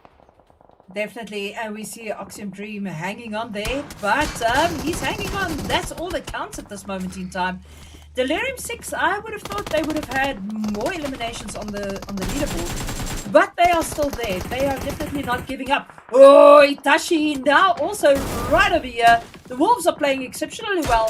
They are definitely taking out people left, right, and center as we see them fighting. A fight. Itachi is down, but Ghost will get him up and will get him up quite quickly. That is what you call teamwork. Now we've got Berserk, 7mm, Rafiki, Killian coming in. He's getting another elimination. Swingsy going down there to Sky Goat. It is now a fight open. 8 teams alive. Berserk still in that gully. But Riz right above them on that hill, using that heal to their advantage. But as Berserk is busy smoking it up, Rafiki getting the kill on Genesis. Machiavelli falling, Beef falling, all of them falling. Oh my word, this doesn't look quite good for them. JPC777 getting Guru from the back though, and now we're going to see as teams are changing quite quickly and as those eliminations are falling onto the leaderboard. We've got 7 teams alive, 21 people remaining. That is not a lot, but only a few teams have got all their players standing, like Wolves, and MK4 I think has only got 3, and Berserk has still got a full team. Really well placed in the zone. Well done to their IGL and the team players working well together, and we might see another chicken dinner from them coming up quite quickly. It's all about who wants it more at this stage, because we're down to 21 players and 7 teams in the mix here. 7mm also keeping their distance from the rest of the opposition team. Mufasa was knocked away there. Hopefully he does find a way to get picked up, but unfortunately he will no longer be the pride of his team, as he's going to be sent back into the lobby. They drop yet another one on the sequence there, but they have tried their absolute best to see this through. And now things are looking very, very dicey. And we'll see how they can potentially close the distance. Definitely, we saw Rafiki there in Miramar trying to take on that whole team by himself as Riz pushed him. The man is quite good. He's got 3 eliminations already for his team.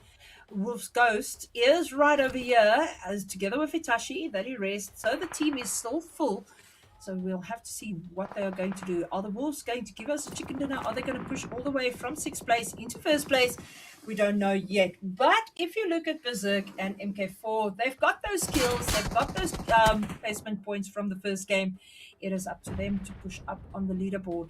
But so many things can change over the next few games as lobbies change and people find other opponents.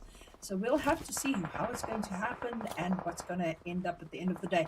Hockey is gone, but MG and Speed still playing a good game. They're going all out to go for Berserk at this moment. Delirium 6 pushing in from the other side as they are busy coming in from the northeast. So we'll just have to see as it goes now. We see the kills coming, we see the knocks coming, but at the end of the day, we are getting closer. 18 players remaining. We also see that team from FS Flow State is playing exceptionally well, have a good position there on the hill, and like that, we're down to 5 teams. Synthesis has gone out with 21 kills and so far 6 placement points. We'll see the results just now. JP goes down to Jumzo. Jumzo playing a very good game there for the Wolves. The Wolves are really coming to the party. They've moved up already. So not too bad for them. Will we see them push up all the way into first place? I don't know. But we'll have to wait and see. They're one of the only 2 teams that has got a full squad available. But unfortunately, Ghost gets thirsted right over there by Riku. Riku eliminating him, sending him back to lobby.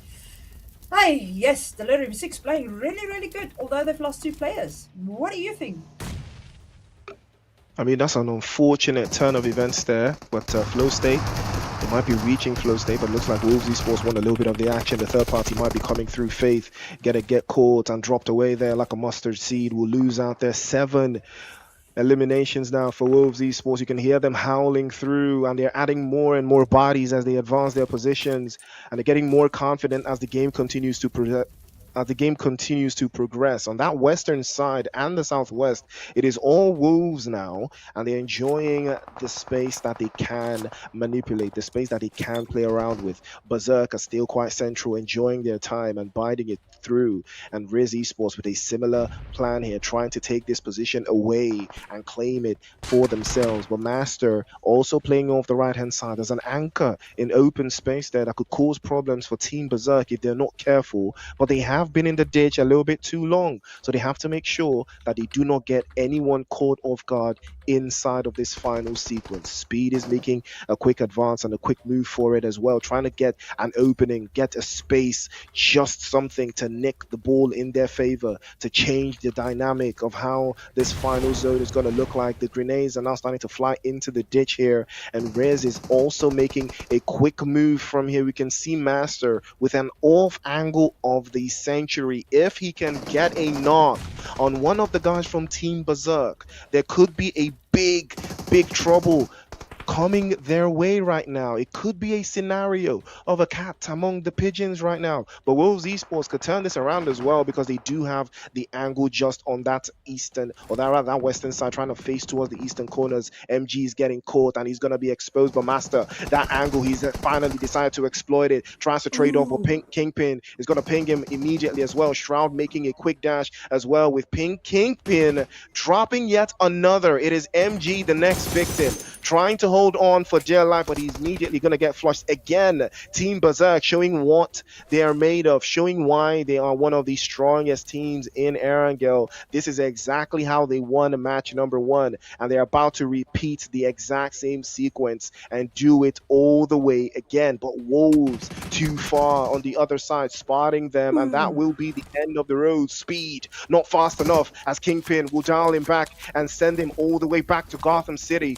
and no chance for him though on the other side. But Wolves could turn this around if they can get their angles right, Cougs.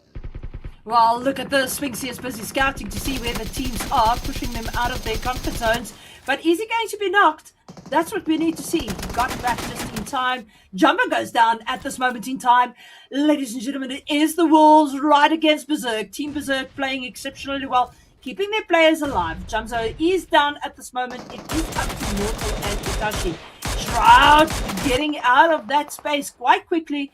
But as we see that, it is just going wild. Itachi down, and of course, who takes the match? It is Team Berserk. GG apologies to them with that winner chicken dinner. Woo! That is how you turn up a notch. That is how you turn the game around. It does not get any better than that. Team Berserk again showing their level, showing their consistency. Back-to-back chicken dinners in back-to-back Aaron Gill. It does not get any more dominating than that. Absolutely. Right. They really pulled that one out of the hat. I don't know. Didn't look like it was going to go their way. And suddenly, where are they? They are on the winning streak. 2 games for them. Both their bodies that they have. Will we see that right through the whole stages? Don't know. We'll have to see. We absolutely have to see trophy again.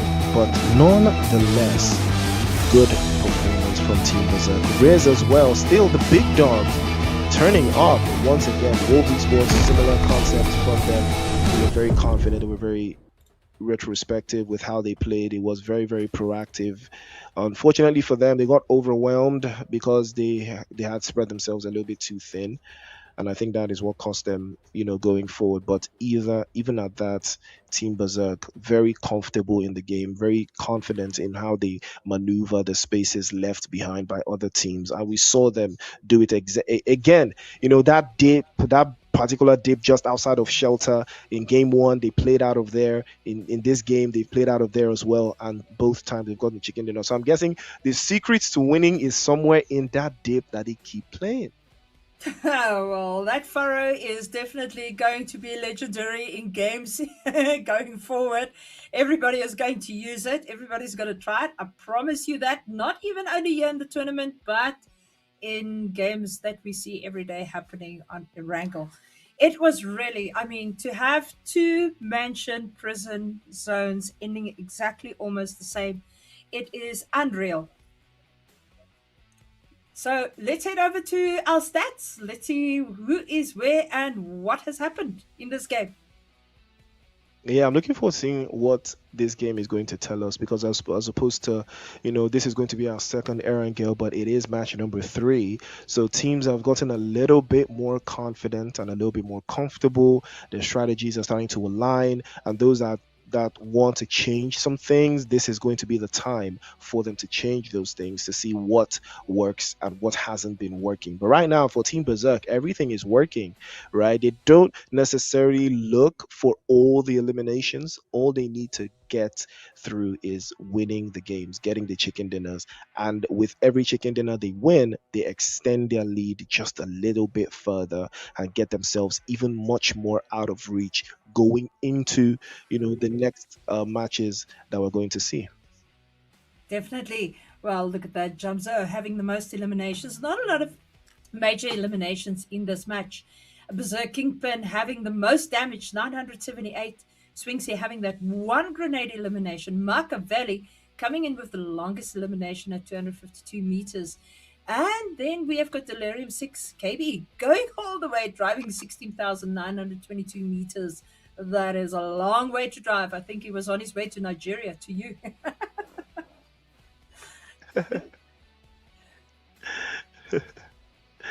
Oh, but Team Berserk showing us what they're made of. We did have roughly 57 eliminations there, just 3 shy of the total knocks, 3 airdrops, 5 great eliminations. Like I said earlier, I don't think we're going to pass the 7 that we did get from match number 1 though, but we did have No. 15 headshots. That's quite a number of headshots as well. 252 with the distance covered and 11,000 in total heals, 2 vehicle eliminations, and that's 1 for the books. Again, still very similar to what we had in the first Erangel, but a couple of figures not too far out, but even at that, what is the leaderboard going to tell us? How have these teams performed so far for match number 3 for these 2 groups? It is going to give us a very clear snapshot of who's doing everything right, who could improve a little bit more, and who needs to change their strategies completely.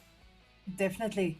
That is all we want to see. We want to see where the leaderboard is lying now, where our teams are lying. And I must say, South Africa is definitely bringing the goods tonight to the stream. It is absolutely insane to see. Yes, sir. It's been a very, very proactive game from Team Berserk, right? They started very strongly, finished very strongly as well. Started very slowly though, but again, it's not always about the journey. It's always about the destination, right? How you get there doesn't really matter as long as you get there. And Team Berserk started very slowly, played in, like you said, played a little bit in that furrow, didn't give away too much, gathered as much intel as possible. There's a whole lot of action that was happening around them, right? But they didn't get themselves involved until it was the right time. And they did everything right and they got themselves that chicken dinner. Rizzy Sports, unfortunately, tried to do the exact same thing, but they got caught out by Team Berserk because they didn't have any other route into the next phase of the zone, and they just couldn't close the gap between themselves and Berserk as well without exposing themselves to the likes of Wolves and Synthesis as well. So again, it gives a little bit of context, right, into how these teams are playing, what really works, what strategy is going to be the best if your team has what it takes to execute that strategy. That's what we want to see going into the rest of the games. But it has been an impressive start nonetheless. 3 games down, 3 more games to go. The party does not stop here. It is the PMNC South Africa group stages. We'll be right back with more PUBG Mobile action after the break.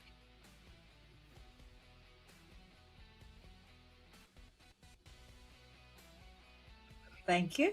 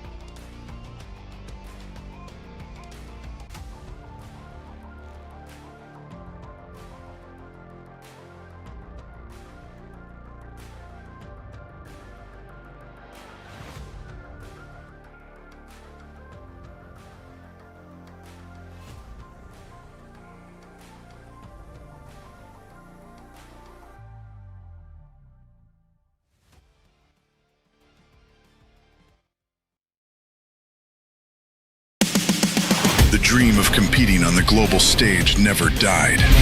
Now your chance to rise has returned. New beginning, new season. PMNC Qualifiers, South Africa. 4 paths, 1 road, 1 goal. This is 2026 PMGO Africa Season 2.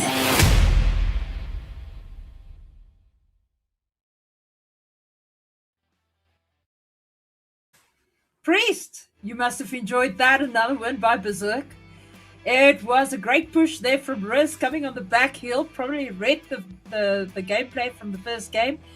Trying to take Berserk out there in that hill and unfortunately cost them a placement. And then Wolves coming in very, very well there at the end. Well done to them. But Berserk, OG players, really taking that win well. What do you think is going to happen in Game 4? I mean, we're going back to Miramar with Group B and Group D. It's going to be very, very interesting to see what's going to happen there. Yeah, absolutely. I'm looking forward to seeing how it plays out. It's Miramar, different strategy though. High ground, low ground, mountains, valleys, the desert, all of that. You know, sightlines and the use of long-range weapons. I'm looking forward to seeing how many more players will adopt the use of the M1 Grand, the Mini 14, and the likes of those guns. Again, I want to see teams that are going to do something a little bit more different than what they did before. We saw Rizzy Sports how they played in Miramar. They got a little bit overconfident going into the final stretch. They did get some points on the board, but again, it was not enough, right? They still asked, and they still got a lot of questions asked from them, but hopefully we will see a better performance going into this game. Definitely, and we've got Team MVP in that first slot with Spaza Gaming NK right behind them. You're going to see United Force, Gin Demons again, SG3, Undisputed Aura, Team NV, Carnage Esports, MK4 Esports, GUE All Stars. My money is on you. Let's see what they do. Usually very good on this map. Team Altitude, Nuthers, DJV, Metro Esports, Unseen Esports, Mzansi Explicit, and Insurgent OGs. So 2 teams from the same organization playing in Group B and Group D, Insurgent and Team MVP. It's going to be very interesting. 2 very strong teams that did very well in stage 1. Let's see what they do, how this game is going to play out. It is the 4th game of the night. We have just passed the middle part, so we're on to the last 3 games. As we can see, there is a map, but I think that's the wrong one. I don't know why we've got Erangel showing up on Miramar, but I'm sure the production team will sort that out for us any second. Hopefully. It's been a very bit of a tricky day for us on this side, but hopefully everything is going to be smoothed out. But nonetheless, eyes are going to be on a lot of teams, like MVP being one of them. They did have a very good start in their first game, but you know, the likes of Berserk and Riz and, you know, Synthesis have put in a much better performance than they have. So I think that is going to give them a little bit of a cause for concern. But we'll see. We'll see how productive they can get, and if there is still a chance for them to close up a little bit of that gap that is starting to, you know, come up on that leaderboard. But hopefully they will find their rhythm and do a little bit better. But SG3 Cooks, biggest in the game so far. They have been, for me, they have been the best team so far. Berserk has 1-2 chicken dinners, yes, but the way Spaza have played, it feels like more. Definitely, it does. I must say, Spaza Gaming has really shown us what they can do, especially these guys. So we'll see what they do now. Glock's really a good player. Been playing for quite some time. He's quite a good professional player. So now we got to see what they pull up. We see MK4 once again pulling in here, as well as SG. Right, scattered a bit, busy looting still, getting everything. I think they can be rest assured they are alone at this moment in time. So also with Jin Demons right over here, Mateo, Mirax, Ramat, and Pash. Pash also a very good player, but Mateo, I've seen plenty of time bringing all those skills and clutching to be an MVP for the match. And let's see if they can pull that off tonight. DJV really pushing through here. We see that big wheel going all the way. So we'll see what happens there. Good for Xanax right over here. Xanax used to be in another team, but it's nice to see him play for Gufa, the organization at this moment in time. We'll just have to see what's going to happen. Nobody in a confrontation yet, so we don't see any kill feed as yet. Different game than what we saw the first time around on Miramar. Very different, very different. In the first game, we did have a bunch of teams just racking at it relatively very early in the first draft. But now, I think teams are much more cautious in how they want to approach this game, seeing as, it's a different set of players and a different set of teams now. So a lot of strategies are going to coincide and clash with each other. So we'll see if Insurgents will have a different approach to this game, seeing as this is going to be them trying something different again. But right now, I am looking forward to that first major shift that's going to point teams into the general direction of where the game is going to be finishing, what area of the map they will have to be playing out of. But we'll see if who's going to adapt quicker, who's going to get to the right place at the right time before anyone else, and who's going to defend the spots. Because it's one thing, right, to make the wise choice. It's a wise choice to get to a particular part of the zone at a particular time. But then there's such a thing as being too early, right? You can actually go to the right place, but you might just be going there at the wrong time, right? You can go to maybe the zone finishes somewhere south, like Chumasera, southwest, in those areas, and you go there early, right? But the problem is a couple of teams will run into you that early in the game, and you start to take fights that you're not relatively prepared for, and that's what's going to cost you. And then the teams that do manage to get there later in the game end up getting more points than you, end up even potentially winning the game. So getting the place or getting the right spot is imperative, but also getting the right spot when you're supposed to is just the most important thing at this stage. Definitely, if we looked at EWC, we saw with Team S2G, they pushed a compound in the last game, which almost cost them the tournament. They were leading in points, and if it wasn't the way the gameplay played out, they would have definitely lost. And it can so easily happen for any team, even here in South Africa. So we'll just have to see what's going to happen over here. We see SG3 right over here, making sure they've got the hillside, but they've also got the scopes. So hopefully they can scope in. I think it's MVP that's right below them. I'm not sure. We'll see just now, but they're pushing in the vehicles. The kill feed's starting to come through. Let's see who is killing who.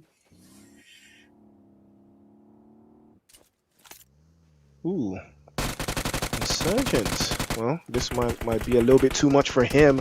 I'm quite surprised that he doesn't take the action there, but he does get dropped away. Not what he was expecting there. The Flying Dutchman manages to send the bullets his way, will drop him straight off. And that will be them trying to reposition themselves. Lucifer making a quick dash, trying to escape the angel bullets flying his way. Does manage to get out of dodge just in time, but Undisputed AE about to turn this one around. Sahil does get the final drop on them. And again, this is one of those better teams that loves their Miramar. UAE, they love Miramar. They're very, very good in this map. And I think we're starting to see that. Definitely. I mean, they've got an aura around them, undisputed aura. They just know how to play. Sahil is one of those players that if he walks in, he can walk out even in a 1v8. I've seen it for myself. So let's see what he's going to do and if they are going to win this as a team. But Big Blue is with them at this moment in time. Now they've got to move their way to zone, and off they go. So the highest of hills are going to be out of play, but not to swap that van for a UAZ. I think that's going to be a much better option, especially on the land of sand. Sparza Gaming, though, they have been on the front lines for the most part. Haven't secured that many eliminations in this game just yet, but they are making the rotations that will put them in those spots. And that is exactly the type of thing that you would love to see from the team that is currently sitting on top of that leaderboard, or sitting in and around the top of the leaderboard right now. Because GUF have a similar concept. They are trying to squeeze a majority of teams that are going to find themselves into that diamond box there. They are creating for themselves and the opposition as well. And Jin Demons, similar for them. They are making a dash for it, trying to get into a much more confident area of the zone where they can play out of. But again, even at that, there is still a lot of ground to cover because we still have 16 teams alive here. Well, 62 players inside of the lobby, and we are moving quickly into zone 3. Now, Cougs, again, this is where the shifts start to happen. Those shifts that decide the game, the areas that you want to play out of. And if you're not, making a dash into the zone at this stage of the game, zone 2, zone 3, if you're not taking that affirmative action to take those positions in the zone at this stage, I think it's better off to start looking for eliminations instead. Definitely. I mean, everybody is busy moving, getting your vehicle, start moving. And like you said, the Flying Dutchman, that is the best way to get eliminations as you're pushing with other teams. But it's going to go quite hectic as everybody has to move in. Stage 2 is almost at its end as we go into stage 3. We can see everybody is currently in vehicles. Everybody is starting to grip what happens with zone as the stages are quite set faster. Blue zone does do more damage. It's not your normal classic play. For players that are keen on playing this, you gotta play a lot faster because zone does not take prisoners. That is definitely one thing for sure. It's a good idea, though. All ideas always look good until it's time to execute them. Carnage Esports, they did not necessarily have the best of starts. You can see them under siege, starting to take bullets across the board, but I think they can manage their expectations here. They can keep themselves without having to get forced out into making a split. As you can see, MK4 with a similar idea, also trying to get themselves into a very high ground position where they will start to take their offensive shots from. But Carnage will need a whole lot more if they want to finish this game strongly. This is where it gets decided. Phase 2 of the circle is coming to a close in a couple of seconds. And now the decisions that they make going forward from this stage is going to be the decider of who wants it a little bit more. Who wants to go to PMGO? Well, this is the time for you to decide. Because right now, Carnage Esports on the lower side of the bracket. Hopefully they will find some points here that will just raise them or elevate them just a little bit higher to, dangle with the likes of Berserk and Sparza as well. But we'll see, right? We will see who wants it a little bit more. Exactly. There we see that Play Zone is already taking kills. And eliminations definitely happening in Blue Zone. We hope that they can get their teammate up. We see MV has lost one player, stomping down Narate as I know him. But there we got Ruler taking down Dead. Oh my word, Dead, please don't die. We want to see you play, my boy.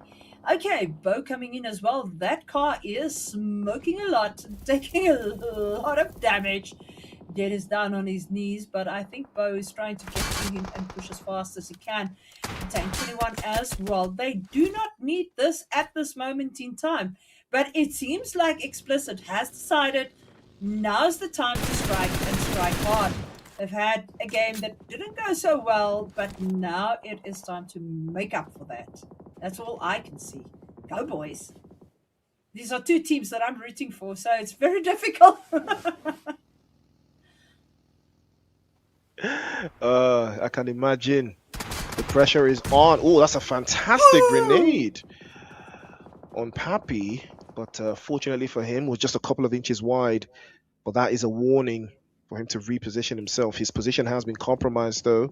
Mzansi explicit. They have sight lines on this and they want to close this down, but I spoke too soon. Sparza in trouble. It's MVP. and Spas are locking horns. It's not something you want to see every day, but Poppy's going to make a dash for it across the park there, and he manages to escape it. But that was dangerously close to causing some harm to his general position. Poppy's position has been compromised there. I believe he's been spotted by Mzansi Explicit. They have him on the ropes here. Surely now they will close this in a 1v1 scenario, and the S12K is getting pulled out immediately. Poppy tries to pop the grenade, but Poppy's going to take the 1v1 against him. Tries to jump into the corner, but he's overwhelmed. And My all word. those fingers on the screen, he climbs the desk. I'm not sure why. And he had him on the ropes. But unfortunately, he will be taking those shotgun shells as he hears them bounce across the walls, as he's going to be sent back into the lobby. That was unfortunate for Puppy. Quite a good player as well. Really, really know how to do it. And as you can see, things must have just gone a little bit wrong there for him. You know, it's internet connection and all those type of things do affect your gameplay as well. So it doesn't always go your way when you want it to go your way. He was very confident in taking that push on Boo Boo. As he moved in, he thought he had the man in his sights as he was shot at, but unfortunately, it did not pay off. Doesn't always pay off, but when it does, that's when you feel very good about yourself. I mean, doesn't get any better than that, especially when all the plans come together. But Carnage Esports on the other side have Zayden trying to feed some more intel. Hopefully they will find something around those areas that they have created for themselves right now. But again, there is still a lot of time for them to reposition. But right now, deep in the south side, just outside of Hacienda del Patron, similar idea as well for those teams that are trying to play from the south side and make a quick rotation across the board. Maybe cut right through the middle. You can see there. But again, we still have Sparza not in the zone. DJV not in the zone as well. It is only Mzansi Explicit that I would say have a very, very nice position up north, just outside of the water treatment. Same thing with the guys from ALT. Similar concept, similar execution. It is all about who wants it more and who has the utilities to withstand any sort of aggression coming in their general direction. But Team Envy also making a rotation from that eastern side, and even the guys from the northwestern side. There's a big chance that those two teams are going to lock horns. But this is where the deciding gameplay starts to come out, because Carnage have been spotted out here by Team Envy, and the bullets are going to be envious as they fly all the way through. Zayden is running ragged out in the open, but he's not going to take that one through. P77 is going to get knocked out, and he's going to be set on fire as well. You will think he's a Ghost Rider as he takes another shot, but here comes Stompin', pulls one out of the vehicle. Was not expecting that one from Sparza, but Glock has the angles opened up. He's going to spray over to the top side. Again, tries to get another knock. Beautiful grenade there from Stompin'. Again, Envy getting absolutely overwhelmed here on too many sides. They were facing one team, but Sparza pulled up and sacrificed one of their players. A trade-off was good, but unfortunately, it was not enough to keep them in the running. So they will have to trade one off again. Carnage in trouble. Zayden can't get a breather. Pressure continues from Team Envy, and it doesn't look like they are going to stop. I can tell you this about Envy. Envy really plays well. We see Stompin' over there. Wonderful, wonderful esports player. This is where he thrives. And I can tell you now, if it's up to him, he'll take this lobby home. That is what he's doing. King going down as well. Yes, we know that's King Ravi. Quite a good player. And we'll see now what's going to happen. MVP pushing in as well at this moment from the northeastern side. Goblin coming through. As we see Envy pushing up at this moment, trying to pull those shots in so that Stompin' can do the knock. Emmy Plaza getting Zodia. So where is this happening? We see that Bo is right here on top of Devil as well. MVP quite open at this moment, but they have got a player that is quite good at those long distance sprays. And a lot of nades coming in here from Goblin, but now they got to move. Let's see where they go with this. Moves into the smoke, comes in on Envy.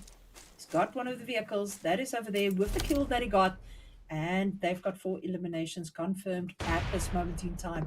Guffa, well set over there in that compound, sitting right on top of the mountain for Aspect, while Xanax, Render, and 223 is at the bottom. And not far from them is the guys from SG3. what's going to happen?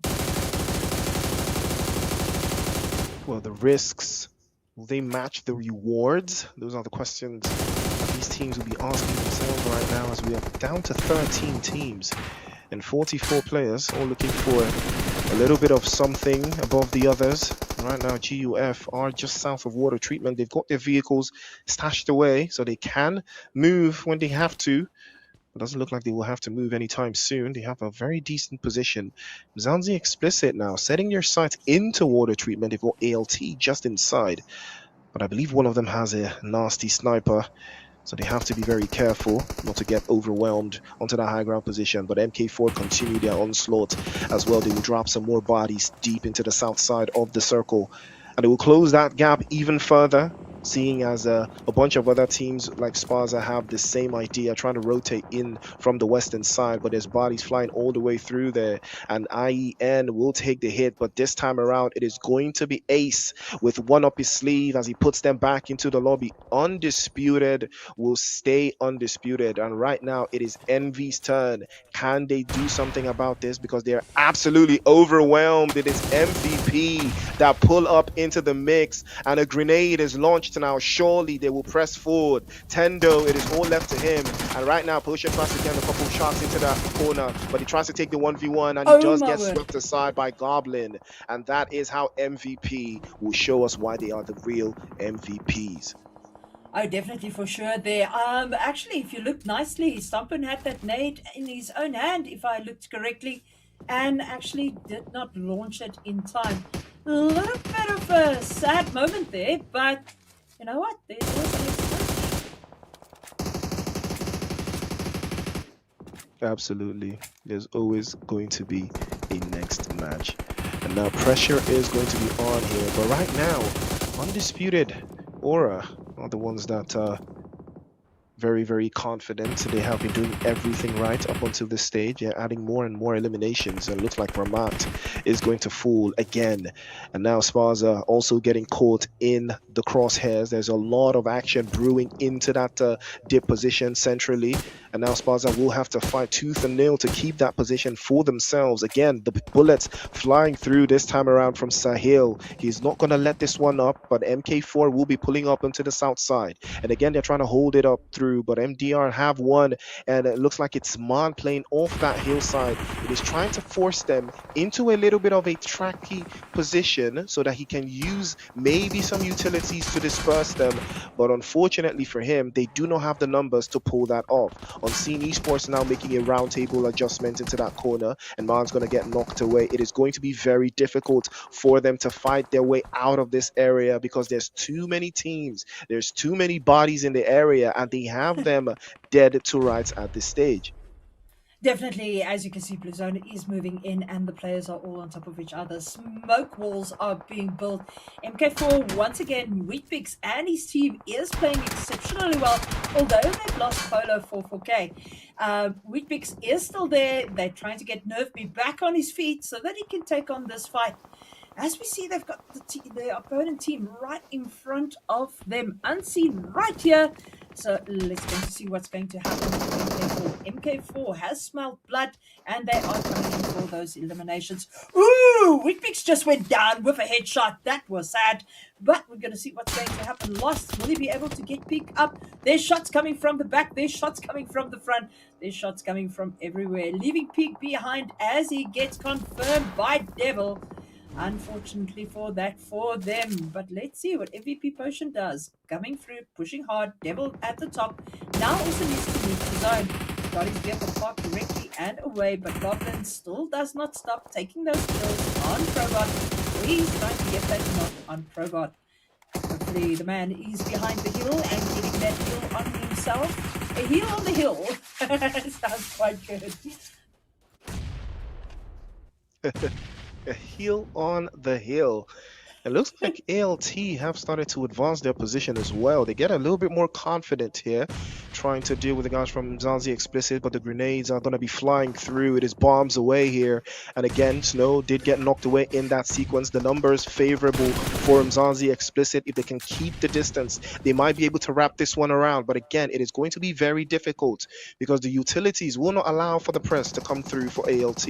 All they have to do now is find a weak link in this full court press. Probot is deep in the smoke, gathers the intel. They will trade grenades, and aimbot pays off a little bit too much. 2-2-3 from GUF. He's going to steal that one away, and MVP will crawl in and snatch that one through. An unfortunate turn of events here, but now Explicit, they have to wrap this up. They cannot allow for another third party to cause them problems. I know we've tried to play off to the right hand side. Big Spray is coming over the top side, but again, the terrain does not allow for a clear sight. It does not allow for clear vision, and Explicit will have to make or break this position or get themselves into a higher angle here, because GUF is on the other side causing mayhem, and they can't seem to find a way to break the deadlock. Big Sprays again, another grenade getting launched over the top side, but again, they cannot find the space to do anything, even though they have the high ground position. Grenade again launched into the corner from Thanos, and he tries to circle back, but again, Probot is going to be given another warning shot to fall back, and again, they give the space for ALT to advance their position up the hillside just a little bit longer.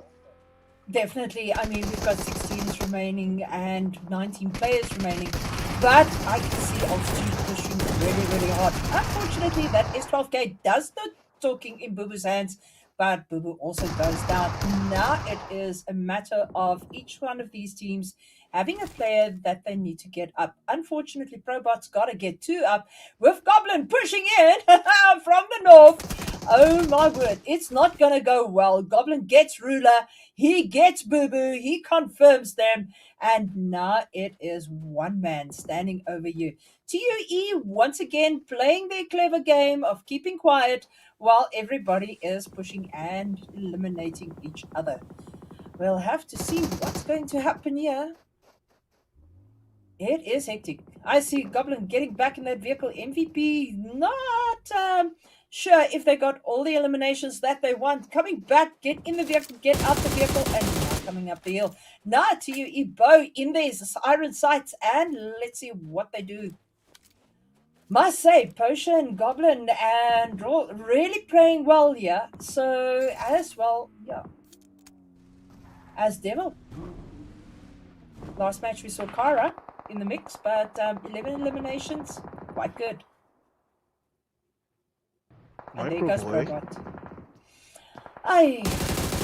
You got a little bit more confident as the press comes through. Altitude have them in a very tough position. GUF also with a similar problems to deal with. Microboy again leading with the microaggressions, dropping more bodies again. DK this time around trades one off, and he gets another knock, but GUF have a very good sightline position they can work with, and they can get themselves into the next phase of the zone. Fender with a beautiful spray over to the right side. Thanos is going to get knocked away with no gauntlets this time around, getting his head blown away. If he can manage to get this one through, they will still have to make an advance into the next phase of the zone. But here comes MVP. Now they want a piece of the action. Now they want to deal with the guys from TUE, and Bo and T21 are having to fight themselves tooth and nail to make something happen. Another grenade is launched inside. Bow might just take a bow, and that grenade might hit him, unfortunately, where he might not like. But T21 is in a dangerous angle. I'm not sure they know where he is, but the angle's there from MVP. Overwhelmed from DK, had no idea that the third party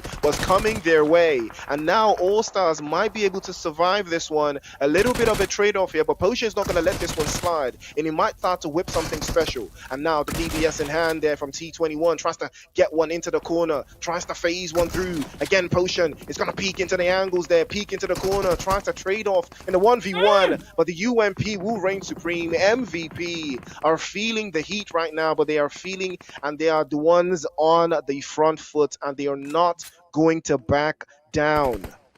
Well, MVP once again showed us why they are confident and why they did so well in stage 1. So, in season 1, beg your pardon. So, this is just a clear indication of where experience comes in. And they pushed, and they pushed exceptionally hard in a very, very tough lobby, in my opinion. I won't play here. I'm sorry. Oh, my word. And now Guffer really making sure they are getting in here with the knocks. 3 teams, 9 remaining. And it is Team Altitude on top of the hill. Microboy getting eliminated and confirmed right over there with that M4. And now we are looking at Guff 223 as he is moving through. Gamers United Force, quite a good organization, pushing their players and helping them to get into the maximum exposure lobbies. DK, last man standing for his team. Best place to be when you're alone is to go prone, they say. But 223 is not going to give up. Not going to give up. Wants to put another elimination on there for Guff. Let's see, 2 nades exploding right on DK. How many nades do these guys carry? I really don't know. But MVP still needs to push in, taking it a little bit quieter now as Guff makes a move on Altitude. Altitude DK all alone at this moment in time. Blue zone comes in. He needs to move.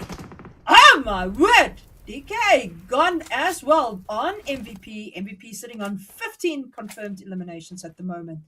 This is absolutely hectic, Priest. Very, very hectic right now, but MVP are gonna use that hectic approach to press forward, and Gamers United Force might just be getting divided here by MVP because Roland and the rest of the team have found the space, and they did get the knock in the 1v1 trade-off, but immediately Potion is going to get swept away there, and MVP might be able to get the angles right, but Devil moved a little bit too fast. Brenda gets the angle on him and gets him dropped away, and somehow GUF are going to bounce back from this, and now Xanax trying to get the angles right into the corner. Grenades flying through the left-hand side, and GUF will park the bus and park them out of the lobby, not expecting that one.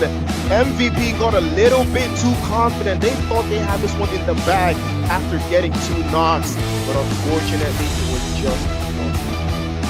Definitely that push was a bit slow, unfortunately there for Guff to get those rests and make sure that their whole team is standing up. Congratulations guys, really well played over there. My word, can you believe it? That game, I'm ready to try a new winner. It is. Very, very solid performance from them. And solid performance as well from MVP. As the one of the teams that did have an eye on, they did not disappoint. It's a good start from them nonetheless, for the style that they did play. I think they go a little bit too overconfident towards the end. Again, we're going up against a team that had double-digit eliminations, just as they did. So I think they just got a little bit carried away there. Did not expect GUF to be able to stand their ground, but he did. The first press was unfortunately not good enough. Again, it was a solo press, so that's why it caused them just a little bit too much there. They lost that one out. But not either way, it is still a very, very decent start. Very, very confident with how they pressed in that final sequence. It was very, very solid, and you gotta respect it. Gamers United, but they were very good. Definitely. I mean, 15 eliminations there for MVP. They really brought the goods home. They really brought the confidence. And it's sad that they lost, but we're also very happy for Guff. Guff really did it well. Yeah, I think they got like 15 eliminations as well, if I'm not mistaken, or 14, something along those lines. So it was not that much of a far stretch between the two teams. They were very consistent. They looked very sharp towards the end of the game. I think MVP were the better team overall with how they positioned themselves in the zone, in the spaces.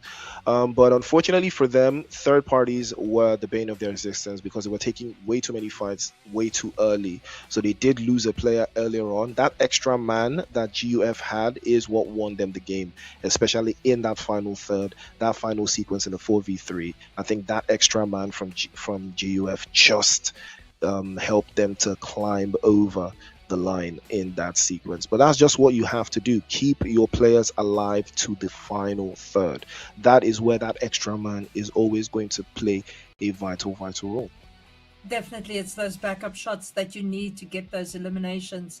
I must say one thing again, TUE All Stars coming in, giving us a third place. They really, really played it well to get those placement points.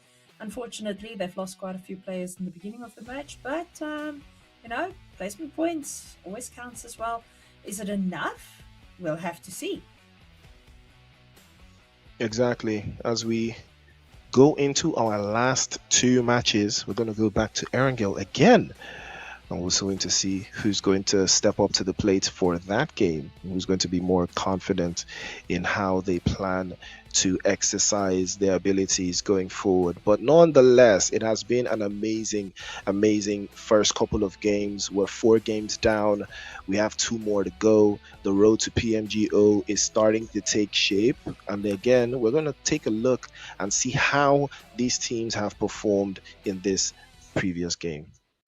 Definitely. I mean, Gov223 coming in there with 6 eliminations, Xanax coming there with 3 eliminations, Renderer coming in with 3, and Aspect coming in with 2. But look at the combined damage and the amount of knocks that they got.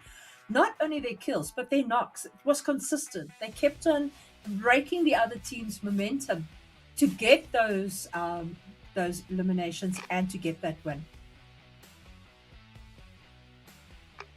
And that's just what we love to see, right? Consistent performance across the board.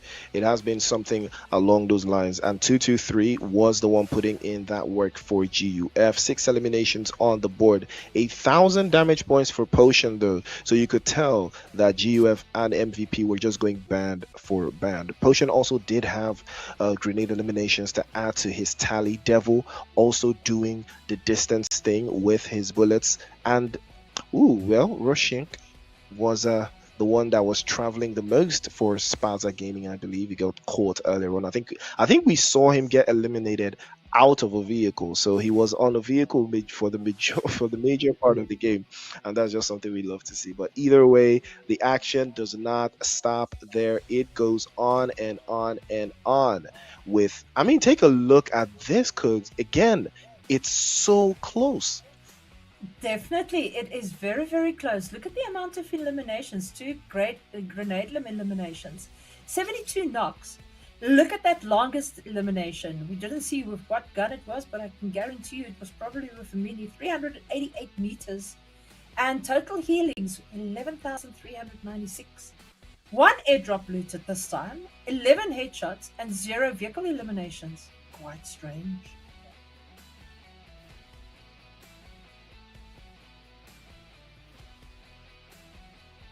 And there you go. There's your match standings. Gamers United Force coming in with 24 points, 14 eliminations, 10 placement points. Team MVP coming in with 15 eliminations, 6 placement points coming in, 21 points. Team Altitude didn't do very bad. They had 5 eliminations with 5 placement points. Unfortunately, only 10 points on the scoreboard. MK4 coming in with 4, 3, total for 7.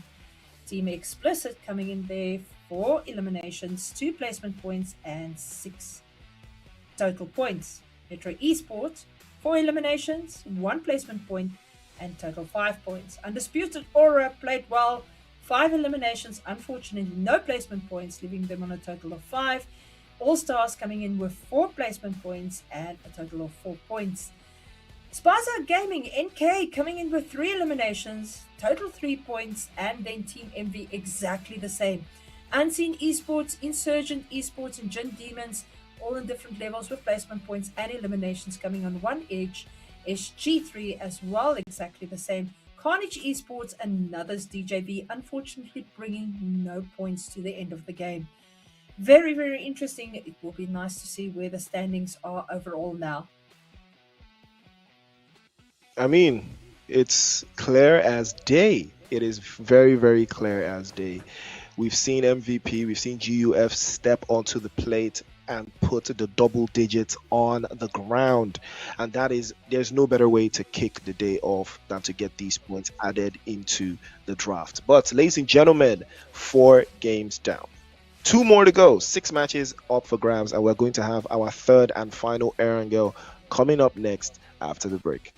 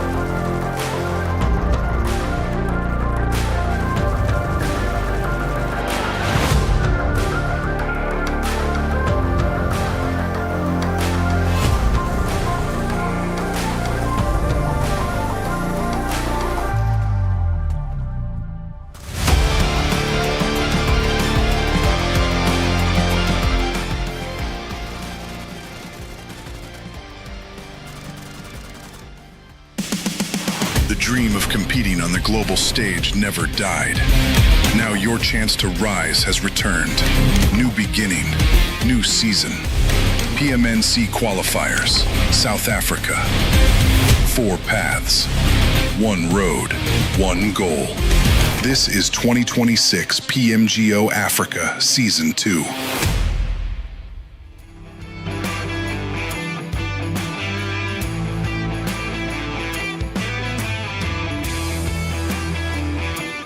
Priest, the matches are going and they're going fast. Unreal what is happening at this moment in time.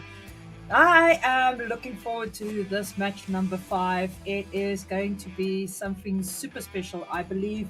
We see the returns of the Novaks. We see the returns of Berserk. How's it going to go? I mean, it's going to be wild. Absolutely going to be wild. I want to see if Berserk is going to do it again. Can they do it 3 times in a row? I mean, that's what I'm looking forward to. Or can they even have a solid performance again in this map? Because if they do, then it just has to be that they might just be the best Erangel team in all of South Africa. Definitely, and the best pro players for sure. I mean, I must say, well done to Rafe and Swinksy and the rest of the team. Their consistency over the years is exactly what makes them stand first. I watched the comments on YouTube just now and on TikTok, and I must say people are rooting for Riz MVP as well as for Berserk, of course, going to the finals. So let's see what is going to come ahead and where we are going. Flight path has changed quite a bit as we head over from the bottom just above Primosk all the way through to Stalder. So not a lot of play space to go to Sosnovska, Ultrapower and Prison and Lipovka. But Jasnaya, definitely the home of Berserk, as I always say on Erangel, is up for play for them. As we can see, most of the teams have already scattered out the plane. Georgetown looks like it's going to be a very busy place, as well as Rozak. IEN also heading over there to school, or maybe even up to Rozak. Can't tell you. We'll have to see where we're going to get the first fights.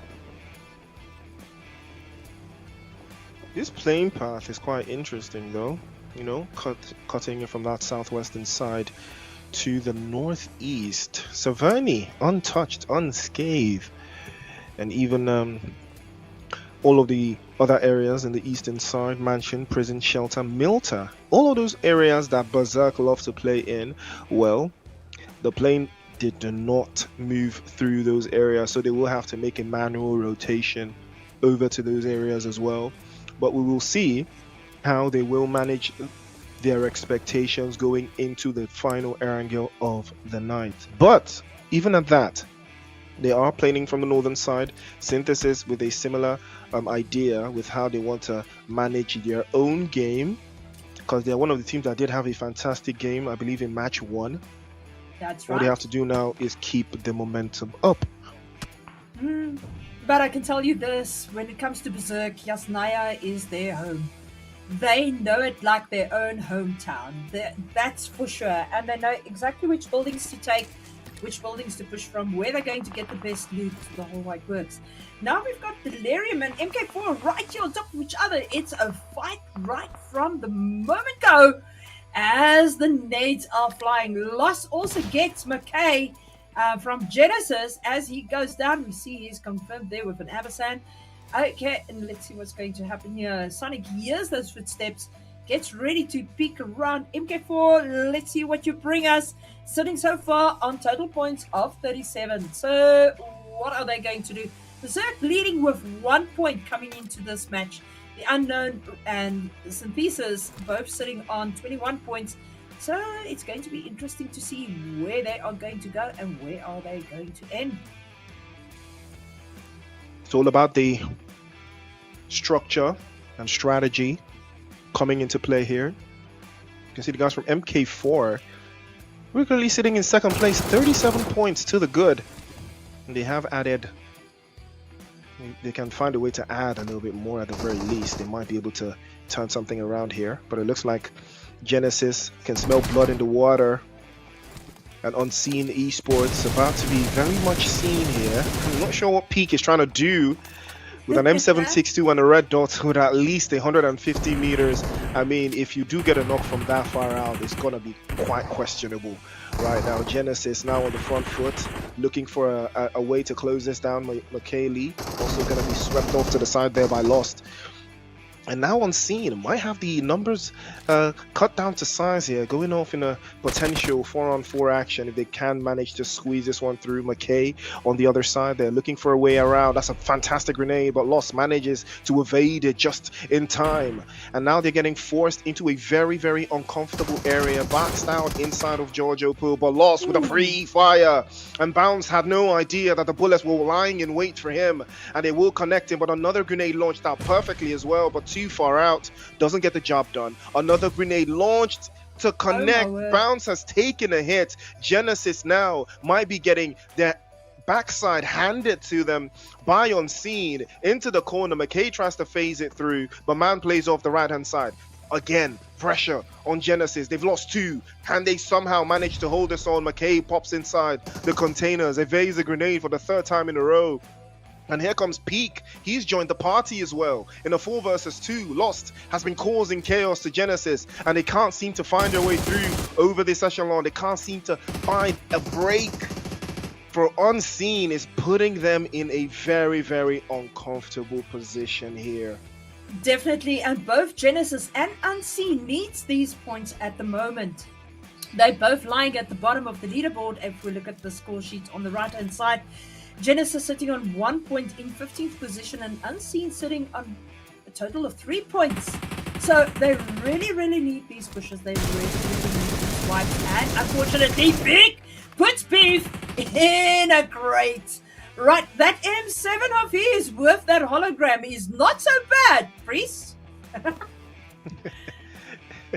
Absolutely not. Because Unseen, surely now, they're looking for McKay, and they will find him. And that will be the end of the road for Genesis. Unfortunately, they'll have to find another revelation for this one, as they've been sent back into the lobby. The Gaz, on the other hand, another team that has not necessarily found their footing. But hopefully, this might be the game where they finally get those points on the board. Definitely. I mean, the Gaz is really, really a team at this moment in time at the bottom of the leaderboard, sitting now in 15th place. They've got 0 points on the scoreboard. So they need to really, really make an effort in this game. They've got zone at the moment. They're probably going to push towards Georgia Pool to get the vehicle here at the bottom, because that's the only place where they are going to get a vehicle at this moment. Synthesis, I see, is busy storming here at Zarki, quite a far place out of zone. They've got quite a bit of push to do. See, they've got their vehicle ready. That UAZ is standing. I hope they've got a lot of fuel, because zone is quite far. And here's Berserk. As I told you, their hometown is Yasnaya.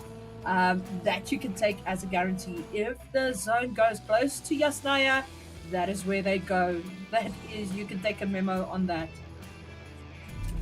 We're about to see what their decision will be. Delirium 6, slow start for them, tanking the blue zone, 2,000 meters away. But hopefully they will get themselves into a better position going into the play zone, because we do have a bunch of teams over that western side. A lot of them still thinking about where they want to make their rotations from, unlike Team Berserk, who are currently sitting on top of the leaderboard and on top of the map as well, in that northern side just outside of Yasnaya, overlooking the rest of the horizon. Synthesis also playing in from the northwestern side of Zarki. A very cutthroat rotation they will have to make through Saverny as well, if they are going to follow that route. Will take them a lot of time though, instead of cutting right through shooting range, but we will see if that will be the case. TUE on the other side, the unknown, in the south, uncontested, potentially have the easiest path into the zone though, and they're not going to encounter any obstacles if they decide to start moving now. But we will see as the zone has closed out again towards shelter. Definitely TUE, I've seen numerous occasions coming in from the bottom, from Sosnovska, and they actually place quite well when they do that. They get their loot, they get everything they need, and then they push for final zone. But we've got about 7 teams at this moment in time pushing in from the west, all out in the blue zone. Some of them have just made it in, but like Synthesis is still pushing in from Zarki, now only reaching shooting range, as well as we've got the team of MK4 still pushing in as far, and it's really far as they are sitting at hospital. Delirium 6 coming straight on the other side of Gatka, and BE also now cruising through Gatka. And then we've got the Wolves just making it past from Chinky, and ME just coming through Rozak. Oh, here we go. Rafe now looting in with those shots. Unfortunately, he gets knocked. It is Jenko coming in for H8X. Let's see what's going to happen here. Hate is coming in. Oh, my word. And they put Rafe out the contesting. Hopefully, the rest of his team can play it well. Jenko, as we used to call him, the big green thing, is playing exceptionally well. Oh, but Vane going down at this moment. Swingsy taking revenge, putting him in a box. And now the rest of the team is in their sights. They are moving once again for their furrow. Am I wrong? Priest, I believe they're going for the furrow. Oh, it looks like it. It looks like that is what they are trying to do for the third consecutive time. If it ain't broke, don't fix it. And here comes Team Berserk. That same position where they have dealt a lot of drama, a lot of damage to the rest of these teams. That same place where they have secured 2 chicken dinners from. And it looks like they're about to do it for the third time. But unfortunately for them, though, they have lost a player. So that is not looking like they want to make something happen, but they will be getting blown away there, the guys from Unseen. And Ghost did take some damage in that trade-off, but unfortunately Lost is the one that's going to put the final nail in the coffin for Unseen. They lose out another one with 2 players left.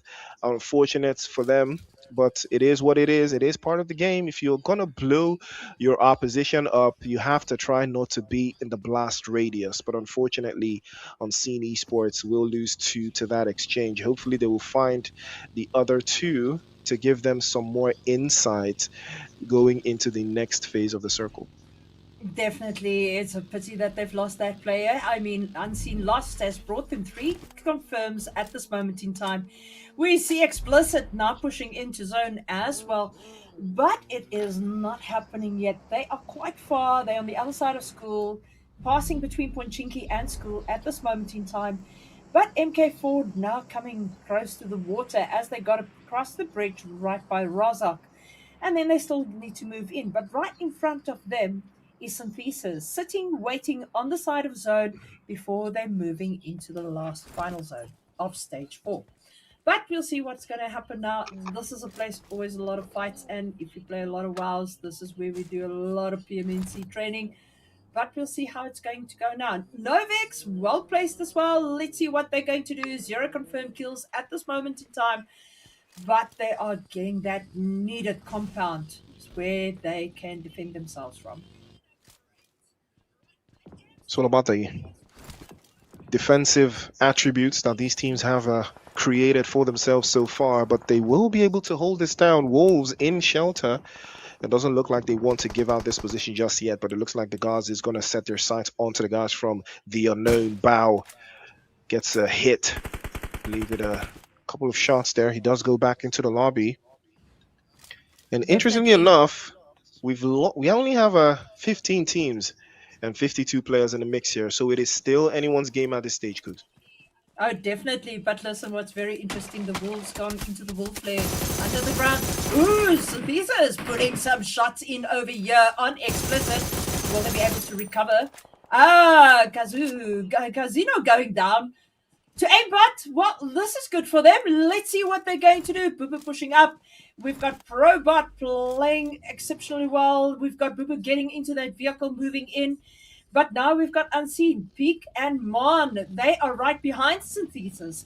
Will they be able to eliminate them, be a part of the third party? As this is happening on the side of zone, that seems like Peak has now decided to move in, or he's just parking his vehicle. The Wolves are still in their Wolves lair, and PE not lying quite well on the scoreboard, but they are definitely going to try and get some eliminations in there. That is for sure.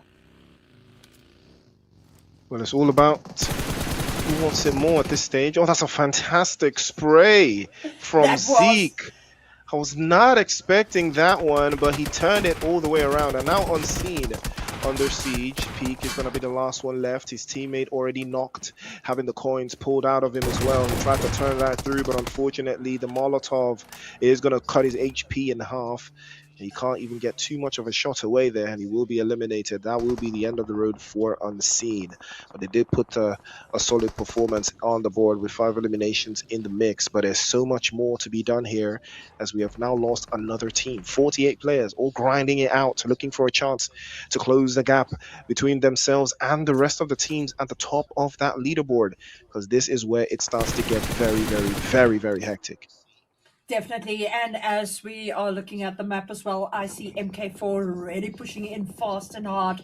They are pulling in quite close at this moment in time to the Wolves.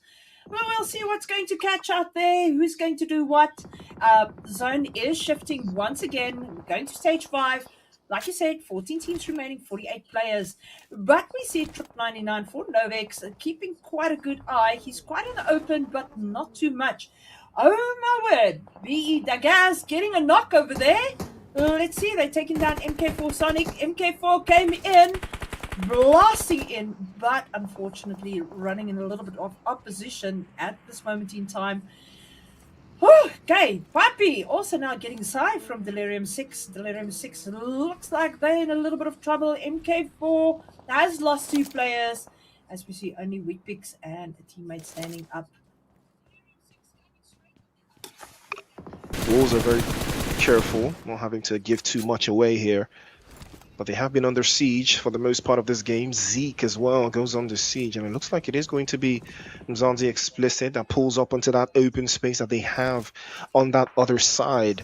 And it looks like that western side is where the action is going to be brewing out, because Delirium 6 do have a sightline as well, trying to breach into the compound on the ground floors. But it's going to be very difficult for them to manage it because of the angles. They're too tight there. Ruler did get knocked away in that exchange, but it looks like he will not be protected. He's out in the open, and he's very exposed there, because 21 is going to be called by Aimbot. The grenade was perfectly launched. Aimbot, in a world of hurts, doesn't look like he can get picked up. He's by the tree, but he's still exposed all by his lonesome, and doesn't look like he will survive any longer. And that's going to be the end of the road for him, as the teammate tries to make an advance. It is going to be Altitude Esports who wants a little bit more from that one, but Aimbot, as the name implies, sets aim and shoots away there. Delirium 6 are going to be on the receiving end of those bullets that fly all the way across. Probot has pulled inside and allowed his teammates to get themselves back to full strength, but they are still missing a man, and that is why it is going to be very difficult for them to send this all the way through into that sniper tower. But they do have Altitude on the western side, and now Delirium 6 back into position with Microboy trying to launch a grenade from the northern side again. Now that will be 2 grenades for the price of 1, and Rico has to move all the way back, gives the intel to the rest of his teammates, and decides to reposition immediately so he does not become a liability in that exchange. Definitely, and that was a very strategic move. Delirium 6 lying at this moment in 5th place, sitting on 2 eliminations. We really hope that they have a better match this match. They are a good team. KB has really put together, but at this moment in that sniper tower, and they under pressure from Altitude. Pisang taking knocks down. I mean, this is not good at this moment in time for the guys from MK4, dropping all the way down and being eliminated. Very, very sad. Pretty sure that's not how they wanted to start, but the lobby is not forgiving. It will hurt you if you're not ready. You will learn the hard way. But MLK and 21, it is all left to them now. How far can they drag Synthesis across that leaderboard? How well can they perform? Well, it's all up to them to see what they can do at this stage. But look at BE coming in, playing a very tough game this time around. It looks like they've gone to the drawing board, like we said earlier, and they've sharpened that pencil, and now they're putting it on. Novex running over me pounds, and MKA also now taking, Altitude taking a lot of kills on BE Spicy now getting knocked to the whole white works, but Altitude in the fire line of Lynx. The gas really doing what they need to do. Skips that nade. DK getting spicy, but Lynx ain't gonna give up. Will it be the last for them? As Altitude gets their players back up and starts pushing. Spicy gone and BE no name also unfortunately gone, but Lynx falling back, repositioning and getting ready for the next bit of fighting. Novex also pulling in now, and they are taking Altitude out now. This is absolutely insane. Third party after third party. What is going on here?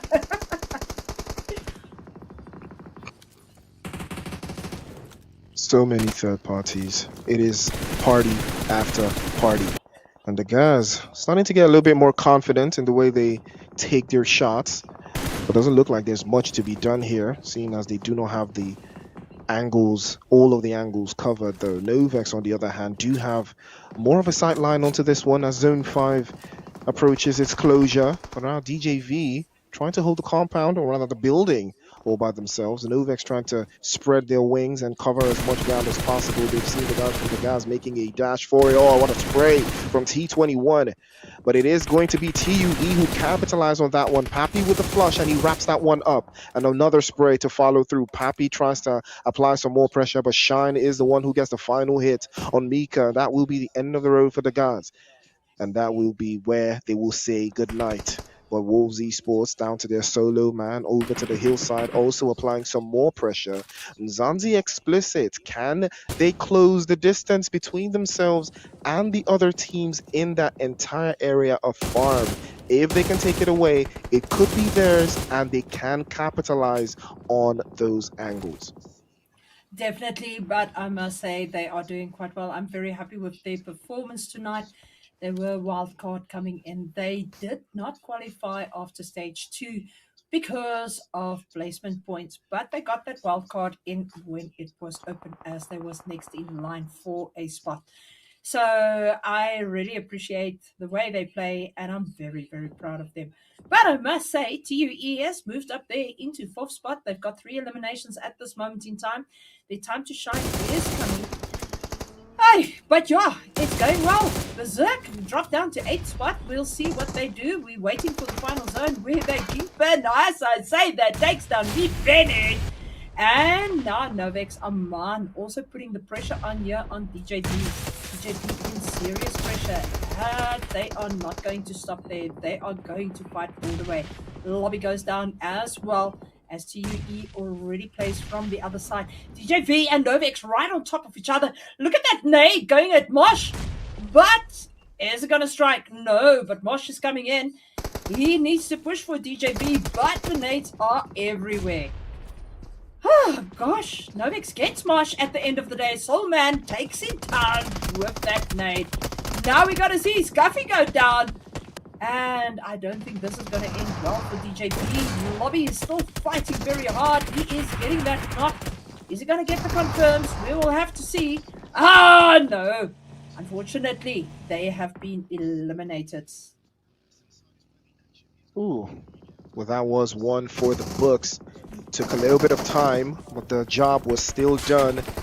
And slowly but surely, Team Berserk have been creeping up on the rest of the opposition here. But now, can they survive the onslaught coming through from Nzanzi Explicit? Because Aimbot is going to be the first one to launch the charge there, trying to pop through. He advances his position just a little bit closer. Shroud has been hopping and skipping, but Aimbot can hear him, but I'm not sure he can hear Aimbot, who has managed to crawl a little bit closer to him, and he has a grenade getting charged up in hand, and he launches that one over the top side, but it doesn't connect to Sphinxy. But the angles there are very tight. He tries to spray over to the left side, gets the drop, but unfortunately Shroud was there, equal to the task, and will shut that play down. Angles now from Team Berserk. They get another one to bite the dust. It's Benny this time, but Shroud has no chance. He's going to be dropped off as well by Main. Again, more pressure from Aman there for Novex, but again, a trade-off will catch them off guard, will delay the response, will delay the press. All Stars on the other side trying their absolute best, but the unknown, they have to do a little bit more